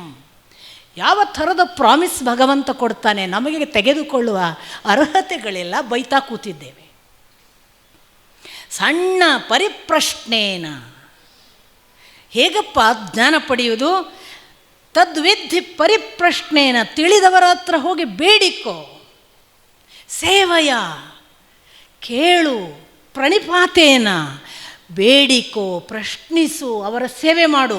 ತಿಳಿದವರನ್ನು ಪ್ರಶ್ನಿಸು ಅಂತಲೂ ಇದೆ, ಬೇಡಿಕೋ ಅಂತ ಇದೆ. ಪ್ರಣಿಪಾತೇನ, ಅವರ ಕಾಲಿಗೆ ಬಿದ್ದು ಬೇಡಿಕೋ. ಮತ್ತು ಸೇವಯ, ಸೇವಿಸು. ಇಷ್ಟು ಮಾಡಿದರೆ ಸಾಕು, ನಿನ್ನ ದಾರಿಯನ್ನು ಮುಟ್ಟುತ್ತಿ. ಎಲ್ಲ ಕಾನ್ಫಿಡೆನ್ಸ್ಗಳನ್ನು ತಗೊಳ್ಳೋದಿಲ್ಲ ನಾವು. ಯಾಕೆ? ಶ್ರದ್ಧೆ ಇಲ್ಲ. ಶ್ರದ್ಧೆ ಇಲ್ಲದ್ರಿಂದ ಭಕ್ತಿ ಇಲ್ಲ. ಶ್ರದ್ಧೆಯಿಂದ ಅವನು ಹೀಗೆ ಮಾಡ್ತೇನೆ ಹೇಳಿದ್ದಾನೆ, ಅವನ ಮಾತು ಸುಳ್ಳಾಗುವುದು ಹೇಗೆ ಅಂತ ಹೊರಟರೆ, ಅವನು ಅಷ್ಟು ಪ್ರಾಮಿಸಿಂಗ್ ಮತ್ತು ಅಷ್ಟು ನಮ್ಮನ್ನು ನಡೆಸಬಲ್ಲ ಅನೇಕ ಉದಾಹರಣೆಗಳನ್ನು ನಾವು ಪುರಾಣದ ಇತಿಹಾಸದಲ್ಲಿ ನೋಡ್ತೇವೆ. ಅದನ್ನೇ ಹೇಳ್ತಾನೆ, ದೊಡ್ಡವರ ಮನೆಯಲ್ಲಿ ಹುಟ್ಟಿ ಒಂದು ದೃಷ್ಟಿಯಿಂದ ಶ್ರೀಮಂತರು ಅಂತಲೂ ತಗೊಂಡ್ರು ತಪ್ಪು ಅರ್ಥವೇನೂ ಅಲ್ಲ. ನೀವು ಆರ್ಥಿಕವಾಗಿ ಯಾಕಂದರೆ ಅರ್ಥಾರ್ಥಿ, ನನಗೆ ಯಾರು ಇಷ್ಟ ಅಂದಾಗ ಸುಕೃತೋ ಜನಾಹ, ಅದರಲ್ಲಿ ಅರ್ಥಾರ್ಥಿ ಕೂಡ, ಶ್ರೀಮಂತಿಕೆಯನ್ನು ಬೇಡುವವನೂ ಕೂಡ. ಅವನನ್ನು ಲಿಸ್ಟಲ್ಲಿ ಹಾಕಿದ್ದಾನೆ. ಆದ್ದರಿಂದ ಶ್ರೀಮಂತ ಅಂತ ತಗೊಂಡ್ರೆ ಏನೂ ತಪ್ಪಿಲ್ಲ. ಆದರೆ ತುಂಬ ದುಡ್ಡಿರುವ ಶ್ರೀಮಂತ ನೆನಪಿಟ್ಟುಕೊಳ್ಬೇಕು, ನಾನು ಯಾವುದೋ ಅರ್ಧ ಕೆಲಸ ಮಾಡಿ ಬಂದಿದ್ದೇನೆ, ನನ್ನ ಪೂರ್ಣ ಕೆಲಸ ಮಾಡಲಿಕ್ಕೆ ನನಗೆ ಆಗ ಸಾಧ್ಯವಾಗದೇ ಇರುವುದರಿಂದ ಈಗ ನನ್ನನ್ನು ಅತ್ಯಂತ ಸೌಕರ್ಯದ ಮನೆಯಲ್ಲಿ ಭಗವಂತ ಇಟ್ಟಿದ್ದಾನೆ. ಈ ಸೌಕರ್ಯಗಳನ್ನು ಯಾಕೆ ಕೊಟ್ಟಿದ್ದಾನೆ ಅಂದರೆ, ಮೈ ಮರೆತು ಈ ದುಡ್ಡಿನಲ್ಲಿ ಮುಳುಗಿ ಸುಖ ಸಾಮ್ರಾಜ್ಯದಲ್ಲಿ ದಿನ ಕಳೆಯಬೇಡ. ಇದರ ಆಚೆಗೆ ಅನೇಕರಿಗೆ ಪಾಪ ಊಟಕ್ಕಾಗಿ ಹೋರಾಡಬೇಕು, ದಿನ ಇಡೀ ಪುರ್ಸೊತ್ತಿಲ್ಲ. ನಿನಗೆ ಪೂರ್ತಿ ವ್ಯವಸ್ಥೆ ಮಾಡಿ ಕೊಟ್ಟಿದ್ದಾನೆ, ಶ್ರೀಮಂತ ಮನೆಯಲ್ಲಿ ಹುಟ್ಟಿಸಿ. ಯಾಕೆ ಕೊಟ್ಟಿದ್ದಾನೆ? ಅವನಿಗೆ ಆ ಸಮಯವನ್ನು ಬಳಸು. ದುಡಿಮೆಗೆ ಹಣ ಇದೆ, ಶ್ರೀಮಂತಿಗೆ ಬೇಕಾದದ್ದು ಇದೆ.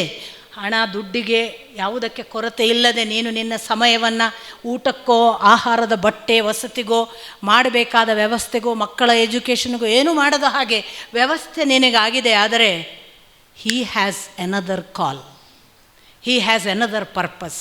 ಅದನ್ನು ನೆನಪಿಟ್ಟುಕೊಂಡು ಆ ಶ್ರೀಮಂತಿಕೆಯನ್ನು ವಿಗತನಾಗು, ವಿರಾಗನಾಗು. ಇದು ಸೂಚನೆ ಇದೆ. ಅದರಿಂದ ಎರಡು ಅರ್ಥದಲ್ಲೂ ಪರಿಶುದ್ಧ ಹೃದಯ ಶ್ರೀಮಂತ ಅಥವಾ ಅರ್ಥ ಶ್ರೀಮಂತಿಕೆಯ ಮನೆಯಲ್ಲಿ ಹುಟ್ಟಿಸುತ್ತೇನೆ ಒಂದು ಭಾಗ. ಇನ್ನೊಂದು ಹೇಳ್ತಾನೆ, ಅಥವಾ ಯೋಗಿನಾಮೇವ ಕುಲೇ ಭವತಿ ಧೀಮತಾಂ ಏತದ್ಧಿ ದುರ್ಲಭತರಂ ಯದೀದೃಶಂ ಜನ್ಮ. ಮುಂದಿನ ವಾಕ್ಯ, ಒಂದು ಸಾಧ್ಯತೆ, ನಾನು ಅತ್ಯಂತ ಪರಿಶುದ್ಧರ ಮತ್ತು ಶ್ರೀಮಂತರ ಮನೆಯಲ್ಲಿ ಹುಟ್ಟಿಸ್ತೇನೆ ಯೋಗಭ್ರಷ್ಟರನ್ನು, ನನ್ನ ಕಡೆಗೆ ಬರುವ ದಾರಿಯನ್ನು ಅರ್ಧ ನಡೆದವರನ್ನು ನಾನು ಹೀಗೆ ಹುಟ್ಟಿಸ್ತೇನೆ. ಒಂದು. ಎರಡನೇ ಸಾಧ್ಯತೆ ಯಾವುದು ಅಂದರೆ, ಎರಡನೆಯ ಸಾಧ್ಯತೆ ಬಹಳ ಅಪರೂಪದ ಇನ್ನೊಂದು ಜನ್ಮ ಇದೆ ಅಂತಾನೆ ಕೃಷ್ಣ. ಬಹಳ ಅಪರೂಪ ಹಾಗೆ ಹುಟ್ಟುವುದೇನು? ಯೋಗಿನಾಮೇವ ಕುಲೇ ಭವತಿ ಧೀಮತಾಂ, ಅತ್ಯಂತ ಧೀಮಂತ ಜ್ಞಾನಿಗಳ ಯೋಗಿಗಳ ಮನೆಯಲ್ಲಿಯೇ ಹುಟ್ಟಿಸುತ್ತೇನೆ. ಅದು ಮಾತ್ರ ಅತ್ಯಂತ ಅಪರೂಪ, ಎಲ್ಲರಿಗೂ ಅಲ್ಲ.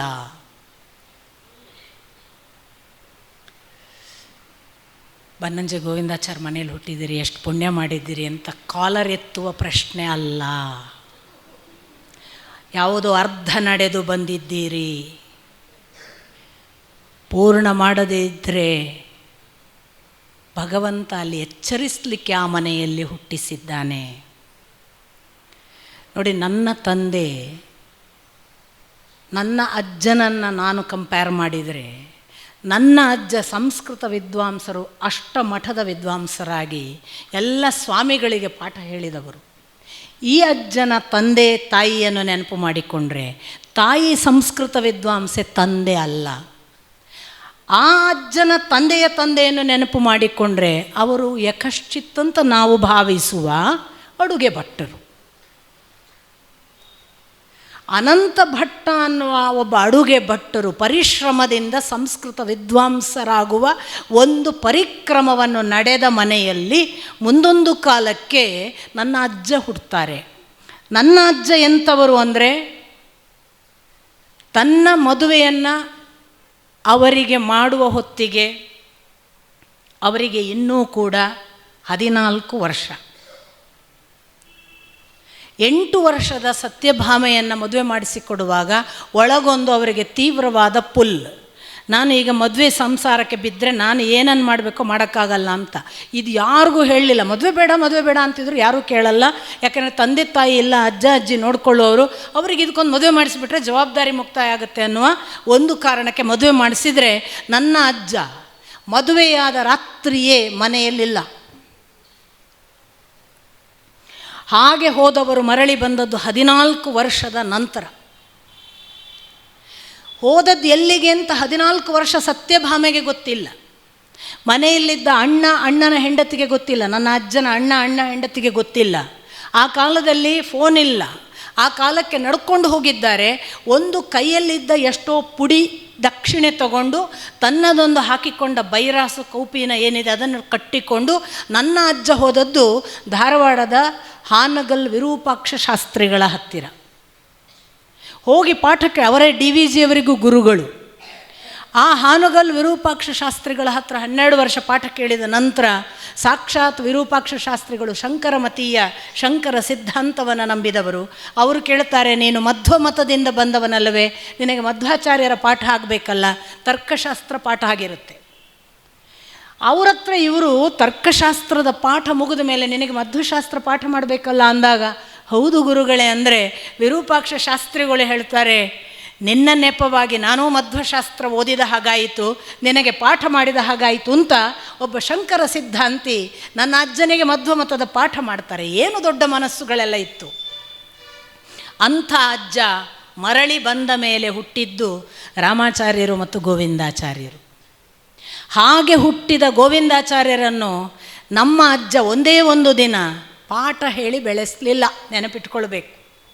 ಎಲ್ಲೂ ಯಾವುದೇ ಪಾಠ ನನ್ನ ಅಪ್ಪ ನನಗೆ ಮಾಡಲಿಲ್ಲ ಅಂತ ಅಪ್ಪ ಬರ್ಕೋತಾರೆ. ನಮ್ಮ ಅಪ್ಪ, ನನ್ನ ಅಪ್ಪ ನನ್ನನ್ನು ಪಾಠ ಮಾಡಲಿಲ್ಲ, ನಿನಗೆ ಬೇಕಿದ್ರೆ ಇಂಗ್ಲೀಷ್ ಕಲಿ, ನಿನಗೆ ಯಾವುದು ಇಷ್ಟವೋ ಆ ಪಾಠ ಕಲ್ಕೋ, ನನ್ನ ಅನುಸರಿಸಿ ನನ್ನ ದಾರಿಯೇ ನಡೀಬೇಕು ಅಂತ ನಾನು ನಿನಗೆ ಒತ್ತಾಯ ಮಾಡಲ್ಲ, ಹೀಗೆಲ್ಲ ಹೇಳುವಾಗ ನನ್ನ ಅಪ್ಪ 8 ವರ್ಷದಿಂದ ಪೇಜಾವರ ಶ್ರೀಗಳ ಹಾಗಾಗಬೇಕು. ಆಗ ಪೇಜಾವರ ಶ್ರೀಗಳು ಉಡುಪಿಯಲ್ಲಿ ವಿದ್ಯಾಮಾನ್ಯ ತೀರ್ಥರ ಪಾಠ ತೆಗೆದುಕೊಂಡು ಬಹಳ ಪ್ರಚಲಿತವಾಗಿ ಸುಂದರ ನಿರರ್ಗಳ ಉಪನ್ಯಾಸಗಳನ್ನು ತತ್ವಶಾಸ್ತ್ರದ ಬಗ್ಗೆ ಮಾಡ್ತಿದ್ರಂತೆ ಆ ಕಾಲಕ್ಕೇನೆ. ಆಗ ನನ್ನ ಅಪ್ಪನಿಗೆ, ಇದೇ 3 ವರ್ಷ ದೊಡ್ಡವರು ನನ್ನ ಅಪ್ಪನಿಗಿಂತ ಪೇಜಾವರ ಶ್ರೀಗಳು ವಿಶ್ವೇಶ ತೀರ್ಥರು, ಇವರ ಹಾಗೆ ಆಗಬೇಕು ಅನ್ನುವ ಏಕ ಹಸಿವಿನಿಂದ ಅವರ ಗುರುಗಳು ಯಾರು? ವಿದ್ಯಾಮಾನ್ಯ ತೀರ್ಥರು. ಹಾಗೆ ವಿದ್ಯಾಮಾನ್ಯರ ಬಳಿ ನನ್ನ ತಂದೆ ಪಾಠ ಕೇಳಿದರು. ಪಾಠ ಕೇಳಿದ್ರ ಅಂತ ಕೇಳಿದರೆ ನೀವು ಆ ಭಾಗ ಮತ್ತೆ ಓದಿಕೊಳ್ಳಿ. ವಿದ್ಯಾಮಾನ್ಯರ ಪುಸ್ತಕ ತೆಗೆದು ಪಾಠ ಮಾಡ ಅನ್ನೋದು ನಮ್ಮ ಅಪ್ಪ ಪಾಠ ಮಾಡೋದು. ಹೀಗೆ ವಿದ್ಯಾಮಾನ್ಯರ ಕೈಯಲ್ಲೇ ಬೆಳೆದೆ ನನಗೆ ಒಂದೇ ಒಂದು ದಿವಸ ನನ್ನ ಅಪ್ಪ ಪಾಠ ಮಾಡಲಿಲ್ಲ ಅಂತ ನಮ್ಮಪ್ಪ ಹೇಳ್ತಾರೆ. ನನ್ನ ಅಪ್ಪ ನನ್ನನ್ನು ತಗೊಂಡು ಹೋಗಿ ಸತ್ಯಕಾಮರ ಕೈಯಲ್ಲಿ ಇಟ್ಟರು. ಒಂದೇ ಒಂದು ದಿವಸ ನನಗೆ ರಾಮಾಯಣ ಕೇಳಿದರೆ ಹೇಳ್ಕೊಡ್ಲಿಲ್ಲ, ಭಗವದ್ಗೀತೆ ಕೇಳಿದರೆ ಹೇಳ್ಕೊಡ್ಲಿಲ್ಲ, ಪಾಠ ಮಾಡಿ ಅಂದರೆ ಇಲ್ಲ ಅಂತ ಏನೇನೋ ನೆಪ ಮಾಡಿದರು. ನಾನು ಉಪನ್ಯಾಸಕ್ಕೆ ಹೋಗ್ತಾಯಿದ್ರೆ ನಿನಗೇನು ಕೆಲಸ ಅಂತ ನನ್ನನ್ನು ಬರಬೇಡ ಅನ್ನೋದನ್ನು ಇಂಡೈರೆಕ್ಟ್ಲಿ ಹೇಳಿ ಒಂದು ದಿವಸ ಹೊಡೆದ ಹಾಗೆ ನಾನು ಇನ್ಯಾವತ್ತೂ ಅವರು ಉಪನ್ಯಾಸಕ್ಕೆ ಹೋಗಬಾರ್ದು ಅಂತ ನಿರ್ಣಯ ಮಾಡುವ ಹಾಗೆ ನಾನು ಅವರಿಂದ ಹೊರಗೆ ಬಂದೆ. ಯೋಗಿನಾಮೇವ ಕುಲೇ ಭವತಿ ಧೀಮತಾಂ. ಎಷ್ಟು ಪರೀಕ್ಷೆ! ಹಾಗಾದರೆ ಯಾಕೆ ಈಗ ಇತ್ತೀಚೆಗೆ ನಾನು ನಿಮ್ಮ ಮುಂದೆ ಪ್ರಾಂಜಲವಾಗಿ ನಿಮಗೆಲ್ಲ ಗೊತ್ತಿರುವ ವಿಷಯ, ನಾನು 20ನೇ ಅಂದರೆ 2020ಯವರೆಗೆ ನಾನು ರಾಮಾಯಣ ಪುಸ್ತಕ ಓದಿದವಳಲ್ಲ, ಮಹಾಭಾರತದ ಪುಸ್ತಕದ ಪುಟ ತೆಗೆದವಳಲ್ಲ, ಭಗವದ್ಗೀತೆಯನ್ನು ಅಧ್ಯಯನ ಮಾಡಿದವಳಲ್ಲ, ನನಗೆ ಉಪನಿಷತ್ತು ಗೊತ್ತಿರಲಿಲ್ಲ, ಸ್ವಲ್ಪ ನನ್ನ ಗುರುಗಳು ಅಲ್ಲಲ್ಲಿ ಪಾಠ ಮಾಡಿದ್ದು ಬಿಟ್ಟರೆ. ಆಮೇಲೆ ನಾನು ಯಾವತ್ತೂ ಕೂಡ ಪುರಾಣಗಳನ್ನು ಓದಿದವಳಲ್ಲ, ನನಗೆ ಅದರ ಸ್ಪರ್ಶ ಗಂಧ ಇಲ್ಲ. ಸಂಸ್ಕೃತ ನನಗೆ ಈಗಲೂ ಗೊತ್ತಿಲ್ಲ. ಆದರೆ ನನ್ನ ಇತ್ತೀಚಿನ ಓದಿನಲ್ಲಿ ನನಗೇನು ಗೊತ್ತಾಯಿತು ಅಂದರೆ, ವೇದವ್ಯಾಸರು ಶುಕಮುನಿಯನ್ನು ಸಾಕ್ಷಾತ್ ಮಗ, ವೇದವ್ಯಾಸರ ಸಾಕ್ಷಾತ್ ಮಗ. ವೇದವ್ಯಾಸರು ಎಂಥವರು? ಬ್ರಹ್ಮಸೂತ್ರವನ್ನು ಬರೆದವರು, ವೇದಗಳನ್ನು ವಿಭಾಗ ಮಾಡಿದವರು, ಮಹಾಭಾರತ ರಚನೆ ಮಾಡಿದವರು, ಭಗವದ್ಗೀತೆಯನ್ನು ಬರೆದವರು ಅಥವಾ ಹೇಳಿದವರು ಅಂದ್ಕೊಳ್ಳಿ, 18 ಪುರಾಣಗಳನ್ನು ರಚಿಸಿದವರು. ಜಗತ್ತಿನಲ್ಲಿ ಇವತ್ತು ಋಷಿ ಅಂದರೆ ಪರಮ ಋಷಿಭ್ಯೋ ನಮಃ ಅಂದರೆ ವೇದವ್ಯಾಸ. ಅಂತಹ ವೇದವ್ಯಾಸರು ನನಗೆ ಇತ್ತೀಚೆಗೆ ಓದುವಾಗ ಗೊತ್ತಾದದ್ದು, ದಾನ ಧರ್ಮ ಮೋಕ್ಷ ಧರ್ಮ ಪರ್ವಗಳನ್ನು ಓದುವಾಗ ಶುಕಮುನಿಯನ್ನು ಜನಮೇಜಯನ ಹತ್ರ ಪಾಠಕ್ಕೆ ಕಳಿಸ್ತಾರೆ. ತಾನು ಪಾಠ ಮಾಡುವುದಿಲ್ಲ. ಜನಮೇಜಯ ಯಾರು? ಅವನು ಶಾಸ್ತ್ರವಿದ್ಯೆಗಳನ್ನು ಬಲ್ಲವರಿಂದ ಕಲಿತು ಗುರುಗಳಿಂದ ಮಹಾ ಅಂತರ್ಗತವ ಮಾಡಿಕೊಂಡು ತಾನು ಜ್ಞಾನಿಯ ಉನ್ನತ ಅವಸ್ಥೆಗೆ ಹೋದವನು ಅಲ್ಲ ಅಂತಲ್ಲ. ಆದರೆ ಏಕಕಾಲದಲ್ಲಿ ಒಬ್ಬ ರಾಜನಾಗಿದ್ದುಕೊಂಡು ಭೂಮಿ ಇಡೀ ಈಗ ರಾಜ್ಯ ಸುಟ್ಟು ಹೋಗ್ತದೆ ಅಂದರೆ ಬೆಂಕಿ ಬಿದ್ದದ್ದನ್ನು ಕಣ್ಣಾರೆ ಕಂಡು ನಕ್ಕವ, ಅಷ್ಟು ಜ್ಞಾನಸ್ಥಿತಿ. ಈ ಜನಮೇಜಯ ರಾಜನಾಗಿದ್ದಾಗ ಶುಕಮುನಿಗಳನ್ನು ಕಳಿಸ್ತಾರೆ ವೇದವ್ಯಾಸರು. ವೇದವ್ಯಾಸರು ಯಾಕೆ ಪಾಠ ಮಾಡಲಿಲ್ಲ? ಯಾಕೆ ಪಾಠ ಮಾಡಲಿಲ್ಲ ಅನ್ನೋದಕ್ಕೆ ಮುಂದೆ ಉತ್ತರ ಗೊತ್ತಾಯಿತು. ಅವರೇ ಮುಂದೊಂದು ಕಡೆ ಹೇಳ್ತಾರೆ, ಪಂಡಿತನ ಮನೆಯಲ್ಲಿ ಪಂಡಿತನ ಮಗ ಹುಟ್ಟಿದರೆ ಅದು ಊರವರಿಗೆ ತುಂಬ ಲಘುವಾದ ವಿಷಯವಾಗ್ತದೆ. ಪಂಡಿತನ ಮಗ ಪಂಡಿತ ಆಗದೆ ಇನ್ನೇನಯ್ಯ ಅಂತ ಸರಳ ಮಾಡ್ತಾರೆ. ಆದ್ದರಿಂದ ಪಂಡಿತನೊಬ್ಬ ಪಂಡಿತನ ಮಗನಿಗೆ ಅಥವಾ ಒಬ್ಬ ವೇದಾಂತಿಯ ಮಗನಿಗೆ ಪಾಠ ಮಾಡಬಾರದು. ಧರ್ಮಶಾಸ್ತ್ರ ವೇದವ್ಯಾಸರು ಹೇಳೋದು. ಅವನನ್ನು ಬೇರೆ ಕಡೆ ಇಟ್ಟು ಬೆಳೆಸಬೇಕು, ಆ ಬೆಳವಣಿಗೆಯನ್ನು ದೂರ ನಿಂತು ನೋಡಬೇಕು. ನನ್ನ ಅಪ್ಪ ಎಷ್ಟು ದೊಡ್ಡವರು ಅಂತ. ನನ್ನ ಅಪ್ಪನಿಗೆ ಧರ್ಮಶಾಸ್ತ್ರ ಗೊತ್ತಿತ್ತಲ್ಲ. ನನ್ನ ಅಪ್ಪನಿಗೆ ಈ ಮಗು ನನ್ನ ಹತ್ರ ಇದ್ದರೆ ಲೋಕರೂಢಿಯಿಂದ ದೊಡ್ಡದಾಗುವುದಿಲ್ಲ, ಇದಕ್ಕೆ ದೊಡ್ಡದಾಗುವ, ಅವ್ರಿಗೆ ಗೊತ್ತು, ನನಗೆ ಗೊತ್ತಿಲ್ಲ, ಇದಕ್ಕೊಂದು ದೊಡ್ಡದಾಗುವ ಅರ್ಹತೆಗಳಿವೆ. ಯಾಕಂದ್ರೆ ಅವರು ಹಾಗೆಲ್ಲ ಬರೆದಿದ್ದಾರೆ ಒಂದು ಪುಸ್ತಕದ ಮುನ್ನುಡಿಯಲ್ಲಿ. ನನಗೆ ನನ್ನ ಮಗಳು ಎಲ್ಲರಂತೆ ಆಗುವುದಿಲ್ಲ ಎಂದು ಗೊತ್ತಿತ್ತು. ನಾನು ಚಿಕ್ಕವಳಿರುವಾಗಲೇ ಅದನ್ನು ಗಮನಿಸಿದ್ದೆ.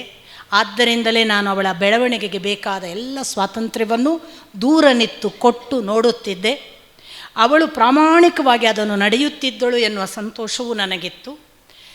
ಮುಂದೆ ನನಗೆ ಗೊತ್ತಿತ್ತು ಅವಳಿಗೆ ನಾನು ಗುರು ಆಗಬಾರದು, ಆಗಲಾರೆ ಎಂದು. ಅದಕ್ಕಾಗಿ ನಾನು ಅವಳನ್ನು ಸತ್ಯಕಾಮರ ಕೈಯಲ್ಲಿಟ್ಟೆ. ಇದು ಬರ್ಕೊಂಡಿದ್ದಾರೆ ನನ್ನಪ್ಪ, ಮುನ್ನುಡಿಯಲ್ಲಿ ಇದೆ ಒಂದು ಪುಸ್ತಕಕ್ಕೆ. ಯೋಗಿನಾಮೇವ ಕುಲೇ ಭವತಿ ಧೀಮತಾಂ.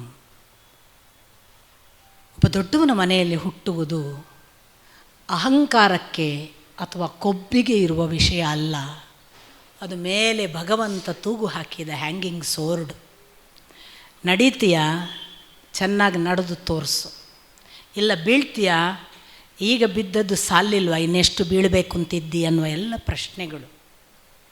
ನಾವು ಭರದ್ವಾಜ ಮುನಿಯ ವಂಶದವರು, ನಾವು ವಿಶ್ವಾಮಿತ್ರ ಗೋತ್ರದವರು, ನಾವು ಕಶ್ಯಪ ಗೋತ್ರದವರು ಅಂತೆಲ್ಲ ಹೇಳ್ತೇವಲ್ಲ. ಒಂದು ಸಾರಿ ಭರದ್ವಾಜ ಮುನಿ ಗೋತ್ರದವರು ಅಂತ ಹೇಳಿಕೊಳ್ಳುವವರು ಭರದ್ವಾಜರು ಹೇಗಿದ್ದರು ಅಂತ ಅಧ್ಯಯನ ಮಾಡಬೇಕು. ವಿಶ್ವಾಮಿತ್ರ ಗೋತ್ರ ಅಂತ ಹೇಳುವವರೆಲ್ಲ ವಿಶ್ವಾಮಿತ್ರರು ಹೇಗಿದ್ದರು ಅಂತ ಅಧ್ಯಯನ ಮಾಡಬೇಕು, ಹಾಗೆ ನಡಿಬೇಕು. ಎಲ್ಲರೂ ಹೇಳಬಾರದು, ಹೇಳುವ ಅರ್ಹತೆಗಳಿಲ್ಲ. ಹಾಗಾಗಿ ಸಪೋಸ್ ಬನ್ನಂಜೆ ಗೋವಿಂದಾಚಾರ್ಯರ ಅಥವಾ ನನ್ನಜ್ಜ ಪಡುಮುನ್ನೂರು ನಾರಾಯಣಾಚಾರ್ಯರ ದಾರಿಯನ್ನು ನಾನು ನಡೆಯದೇ ಇದ್ದರೆ ನಾನು ಹೇಳಬಾರದು, ನಾನು ಅವರ ಮಗಳು ಅನ್ನಬಾರದು. ಅದನ್ನು ಕೃಷ್ಣ ಆದೇಶಿಸ್ತಿದ್ದಾನೆ. ಯಾಕೆ ಈ ಜನ್ಮ ಬಹಳ ಅಪರೂಪ, ಯಾಕೆ ತುತ್ತ ತುದಿಗೆ ಹೋಗಿ ಬಿದ್ದವರಿರಬೇಕು ನೀವು, ಆಗ ಜ್ಞಾನಿಯ ಮನೆಯಲ್ಲೇ ಹುಟ್ಟಿಸ್ತೇನೆ ಅಂತ. ತುಂಬ ನಡೆದ್ರಿ, ಇನ್ನೇನು ಮುಟ್ಟುವ ಹೊತ್ತಿನಲ್ಲಿ ಏನೋ ತೊಂದರೆಯಾಗಿ ಬಿದ್ದಿದ್ದೀರಿ. ಆಗ ನೋಡಿ, ನಮ್ಮ ಅಣ್ಣ ಕೂಡ, ನಾನು ನಿಮಗೆಲ್ಲ ಈ ಉದಾಹರಣೆಗಳನ್ನು ಕೊಡೋದು ನಮ್ಮ ಮನೆಯ ಕುಟುಂಬದ ಹೆಗ್ಗಳಿಕೆಗಲ್ಲ. ನಾನು ಯಾಕೆ ಕೊಡ್ತೇನೆ ಗೊತ್ತಾ? ನಮ್ಮ ಮನೆಗಳಲ್ಲೆಲ್ಲ ಇದು ಸಾಧ್ಯ. ಒಂಚೂರು ಪುನರವಲೋಕನ ಮಾಡಿ. ನಿಮ್ಮ ಮನೆಗಳಲ್ಲೂ ಕೂಡ ಇಂಥದ್ದೊಂದು ಕಥೆ ಇದೆ. ನಾವು ಅಜ್ಜನನ್ನು ನೆನಪೇ ಮಾಡಲ್ಲ. ನಮ್ಮ ಅಜ್ಜ ಏನಾಗಿದ್ದರು ಅಂತ ಒಂಚೂರು ಕೆದಕಿ ನೋಡಿ. ನಮ್ಮ ಅಜ್ಜ, ನಮ್ಮ ಮುತ್ತಜ್ಜ ಅವರು ಏನೋ ಆಗಿದ್ದರೆ ಅದರ ಯಾವುದನ್ನು ನಾವು ಉಳಿಸ್ಕೊಂಬಂದಿದ್ದೇವೆ, ದಯವಿಟ್ಟು ನೋಡಿ ಅಂತ. ನೋಡುವುದಕ್ಕೆ ಇದೊಂದು ಕಾರಣವಾಗಲಿ ಅಂತ ಹೇಳೋದು. ನಮ್ಮನೆ ದೊಡ್ಡದು, ನಮ್ಮ ಅಜ್ಜ ದೊಡ್ಡದು, ನಮ್ಮ ಅಪ್ಪದು, ಅದಲ್ಲ ನನ್ನ ಮಾತಿನ ಉದ್ದೇಶ. ದಯವಿಟ್ಟು ಹಾಗೆ ಭಾವಿಸಲೂಬಾರ್ದು. ಯಾಕೆಂದರೆ ನನಗೆ ಆ ಉದ್ದೇಶಗಳೇ ಇಲ್ಲ. ಖಂಡಿತ ನಾವು ಇನ್ಯಾವುದೋ ಕಾರಣಕ್ಕೆ ಬಂದಿದ್ದೇವೆ. ನಾವು ಬೆಳೆಯುವುದಕ್ಕೆ ಸಾಧ್ಯತೆ ಇದೆ. ನಮ್ಮ ಎಲ್ಲರ ಮನೆಗಳಲ್ಲೂ ಇಂಥದ್ದೊಂದು ಮಹಾ ಸಾಹಸಿಕತೆ ಇದೆ. ನಮ್ಮ ಅಜ್ಜ ಅಜ್ಜಿ ಮಾಡಿ ಹೋಗಿದ್ದಾರೆ. ನಮಗೆ ದೊಡ್ಡ ವಿಷಯವೇ ಆಗಿಲ್ಲ. ಅದು ಇದೇ ಬೇಕಾಗಿಲ್ಲ. ಈಗ ಸಾಲು ಮರದ ತಿಮ್ಮಕ್ಕ ದೊಡ್ಡ ಒಂದು ಇತಿಹಾಸ ಅಲ್ವಾ? ಅವಳ ಮಕ್ಕಳು ನೆನಪು ಮಾಡ್ಕೊಳ್ಬೇಕು ನಾವೇನು ಮಾಡಿದ್ದೇವೆ ಅಂತ.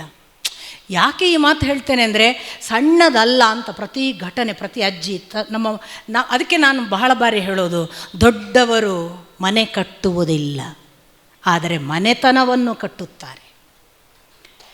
ಚಿಕ್ಕವರು ಮನೆ ಕಟ್ಟುತ್ತಾರೆ, ಮನೆತನವನ್ನು ಹಾಳು ಮಾಡುತ್ತಾರೆ. ನಾವು ಈಗಿನ ಯುವಕರೆಲ್ಲ ದೊಡ್ಡ ದೊಡ್ಡ ಮನೆ ಕಟ್ತೇವೆ. ಆ ಮನೆ ನೋಡಿ ಅಲ್ಲಿ ಎದ್ದು ಕಾಣ್ತಲ್ಲ, ಅದು ನಂದು. ಮನೆತನ ಚರಂಡಿಗೆ ಬಿದ್ದಿದೆ. ನನ್ನ ಅಜ್ಜನ ಮನೆ ನೋಡಿ ಬಂದೆ ನಾನು, ಅಲ್ಲಿ ಏನೂ ಇಲ್ಲ. ಆದರೆ ಅಲ್ಲಿ ಕಲಿತ ವಿದ್ಯಾರ್ಥಿಗಳ ಪಟ್ಟಿ ನೋಡಿದರೆ ಆ ಬಡ ಮನೆಯಲ್ಲಿ ನನ್ನ ಅಜ್ಜ ಎಷ್ಟು ಮಂದಿಗೆ ಪಾಠ ಹೇಳಿದ್ದಾರೆ. ಇವತ್ತಿಗೂ ಆ ಮನೆ ಹಾಗೇ ಉಂಟು. ಏನನ್ನು ಹೇಳ್ತಿದೆ? ಯೋಗಿನಾಮೇವ ಕುಲೇ ಭವತಿ ಧೀಮತಾಂ. ದೊಡ್ಡ ದೊಡ್ಡ ಜ್ಞಾನಿಗಳ ಮನೆಯಲ್ಲಿ ಹುಟ್ಟುವುದು ಅಂದರೆ ನಮ್ಮ ಅಜ್ಜನಿಂದ ಹಿಡಿದು ಅವರು ಕೂಡ ಯಾವುದೋ ಪುಣ್ಯದಿಂದ ಅಲ್ವಾ, ಯಾವುದೋ ಯೋಗಭ್ರಷ್ಟರಾದದ್ದರಿಂದ. ನನ್ನ ಅಣ್ಣ ತೀರಿಕೊಂಡನಲ್ಲ, ಅವನದು ಬಹಳ ಕತೆ ಹೇಳೋದಿಲ್ಲ ನಾನು. ಕುಡಿಯುತ್ತಿದ್ದ ಸಿಕ್ಕಾಪಟ್ಟೆ, ಗಾಂಜಾನೋ ಇನ್ಯಾವುದೋ, ಬಾಯಲ್ಲಿ ಯಾವತ್ತೂ ಜರ್ದ ಅವನದ್ದು. ಆದರೆ ಅವನ ನಡೆನುಡಿ ಎಲ್ಲ ಅಧ್ಯಾತ್ಮ. ಮಾತೆತ್ತಿದ್ರೆ ವೇದಾಂತ, ದುಃಖ, ದೇವರ ವಿಷಯ, ಅಳು, ತನ್ನ ಪಾಡಿಗೆ ಏನು ಅಂದರೆ ಪ್ರತಿ ಒಂದು ನಿಮಿಷ. ನಾನು ನನ್ನ SLC ನೋಡಿದ್ದೇನೆ. ಅವ ರಾಮಕೃಷ್ಣ ಪರಮಹಂಸರನ್ನು, ವಿವೇಕಾನಂದರನ್ನು, ರಜನೀಶ್ನನ್ನು, ಜಿಡ್ಡುವನ್ನು ಇದೇ ಓದ್ತಿದ್ದ ಅವನು. ವೇದಾಂತದ ಪುಸ್ತಕಗಳೇ ಅವನ ಮಂಚದ ಮೇಲೆ. ಆದರೆ ಅವನು ವಾದಿರಾಜರ ವೃಂದಾವನದ ಹತ್ರ ಹೇಳಿದ ನನ್ನ ಹತ್ರ ಒಂದು ದಿನ, ವೀಣಾ ನಿನಗೆ ಗೊತ್ತಿರಲಿ, ಇದು ವಾದಿರಾಜರ ವೃಂದಾವನದಲ್ಲಿ ಸುತ್ತು ಬರುವಾಗ ಪ್ರದಕ್ಷಿಣೆ ಮುಗಿದು ನಮಸ್ಕಾರ ಮಾಡಿದಾಗ ಯಾಕೆ ಹೇಳಬೇಕಿತ್ತು ಅಂತ ಈಗ ಅವನು ನಮಸ್ಕಾರ ಮಾಡಿ ಹೇಳೋದು, ವೀಣಾ ನಿಂಗೊಂದು ವಿಷಯ ಗೊತ್ತಿರಲಿ, ಅವನಿಗೆ ನನ್ನ ಅಪ್ಪ ಅಂದರೆ ಮುಗೀತು, ಅಲ್ಟಿಮೇಟ್ ಅವನಿಗೆ. ಅಂದರೆ ಅವನಿಗೆ ಅಪ್ಪ ಅಂದರೆ ಗುರು, ಅಪ್ಪ ಅಲ್ಲ ಅವನು ಹಾಗೆ ಹೇಳ್ತಿದ್ದ. ನನ್ನ ಅಪ್ಪ ನನಗೆ ಈ ಬಾವಿಯ ದಂಡೆಯಿಂದ ಹಾರು ಅಂದರೆ ನಾನು ಹಾರ್ತೇನೆ, ಯಾಕೆ ಅಂತ ಕೇಳಿದ್ರೆ ನನಗೆ ಅವರು ಪರಮಗುರು ಅಂತಿದ್ದ ಅವನು ನನ್ನ ಹತ್ರ ಹೇಳೋದು, ವಾದಿರಾಜರ ಆ ಸಮಾಧಿಯ ಮುಂದೆ ನಮಸ್ಕಾರ ಮಾಡಿ ಹೇಳೋದು ಅವನು ಬೃಂದಾವನದ ಮುಂದೆ, ವೀಣಾ ನಿಂಗೊಂದು ಮಾತು ನೆನಪಿರಲಿ, ನಾನು ಬಹುತೇಕ ಅಪ್ಪ ಸಾಯುವ ಮೊದಲು ಸಾಯ್ತೇನೆ, ಒಂದು ವೇಳೆ ಸಾಯದೇ ಇದ್ದರೆ ಅಪ್ಪ ಸತ್ತ ಮರುಕ್ಷಣ ಸಾಯ್ತೇನೆ, ನಿಂಗೆ ಗೊತ್ತಿರಲಿ ಆಯಿತಾ ಅಂತ. ಹಾಗೇ ಹೋದ ಅವನು ಹೋದ 12 ದಿನಕ್ಕೆ ನಮ್ಮ ಅಪ್ಪ ಹೋದದ್ದು. ಅವನಿಗೆ ಆಗಿನ್ನೂ 52 ವರ್ಷ. ಏನೋ ಒಂದು ನಡೀತದೆ ನೋಡಿ. ನಾನು ಇದೆಲ್ಲ ಯಾಕೆ ಹೇಳ್ತೇನೆ ಅಂದರೆ ಯೋಗಿನಾಮೇವ ಕುಲೇ ಭವತಿ ಧೀಮತಾಂ. ಆದ್ದರಿಂದ ಈ ಆತ್ಮ ಸಂಯಮ ಯೋಗ ಅದು ನನ್ನ ನಿಮ್ಮಗಳಿಗೆಲ್ಲ ಸಾಧ್ಯ ಆಗಬಹುದಾದ, ನಾವು ನೀವು ಯಾವುದೋ ಪುಣ್ಯ ಮಾಡಿ ಯಾವುದೋ ಒಳ್ಳೆಯ ಮನೆಯಲ್ಲಿ ಹುಟ್ಟಿದ್ದರ ಫಲವಾಗಿ ನಮಗೆಲ್ಲರಿಗೂ ಉದ್ಧರೇದಾತ್ಮನಾತ್ಮಾನಂ ಅನ್ನುವ ಸ್ಥಿತಿಯನ್ನು ಉಂಟು ಮಾಡಬಲ್ಲ ಮಹಾ ಅನುಗ್ರಹ. ಪ್ರತಿ ಮನೆಯೂ ಭಗವಂತನ ಅನುಗ್ರಹ. ಇದೇ ಮನೆಯಲ್ಲಿ ಹುಟ್ಟಬೇಕಿತ್ತು, ನಮಗೆ ಯಾಕೋ ಈ ಮನೆ ಅನ್ನಬೇಡಿ, ಪ್ರತಿ ಮನೆಯಲ್ಲಿ ಒಂದು ಒಳಿತಿಗೆ ಕಾರಣವಿದೆ. ಅಂಥದನ್ನು ಕೃಷ್ಣ ಹೇಳಿದ್ದಾನೆ. ಅದಕ್ಕೆ ನಮಿಸಿ ನನ್ನ ಮಾತುಗಳನ್ನು ಮುಗಿಸ್ತೀನಿ. ನಮಸ್ಕಾರ.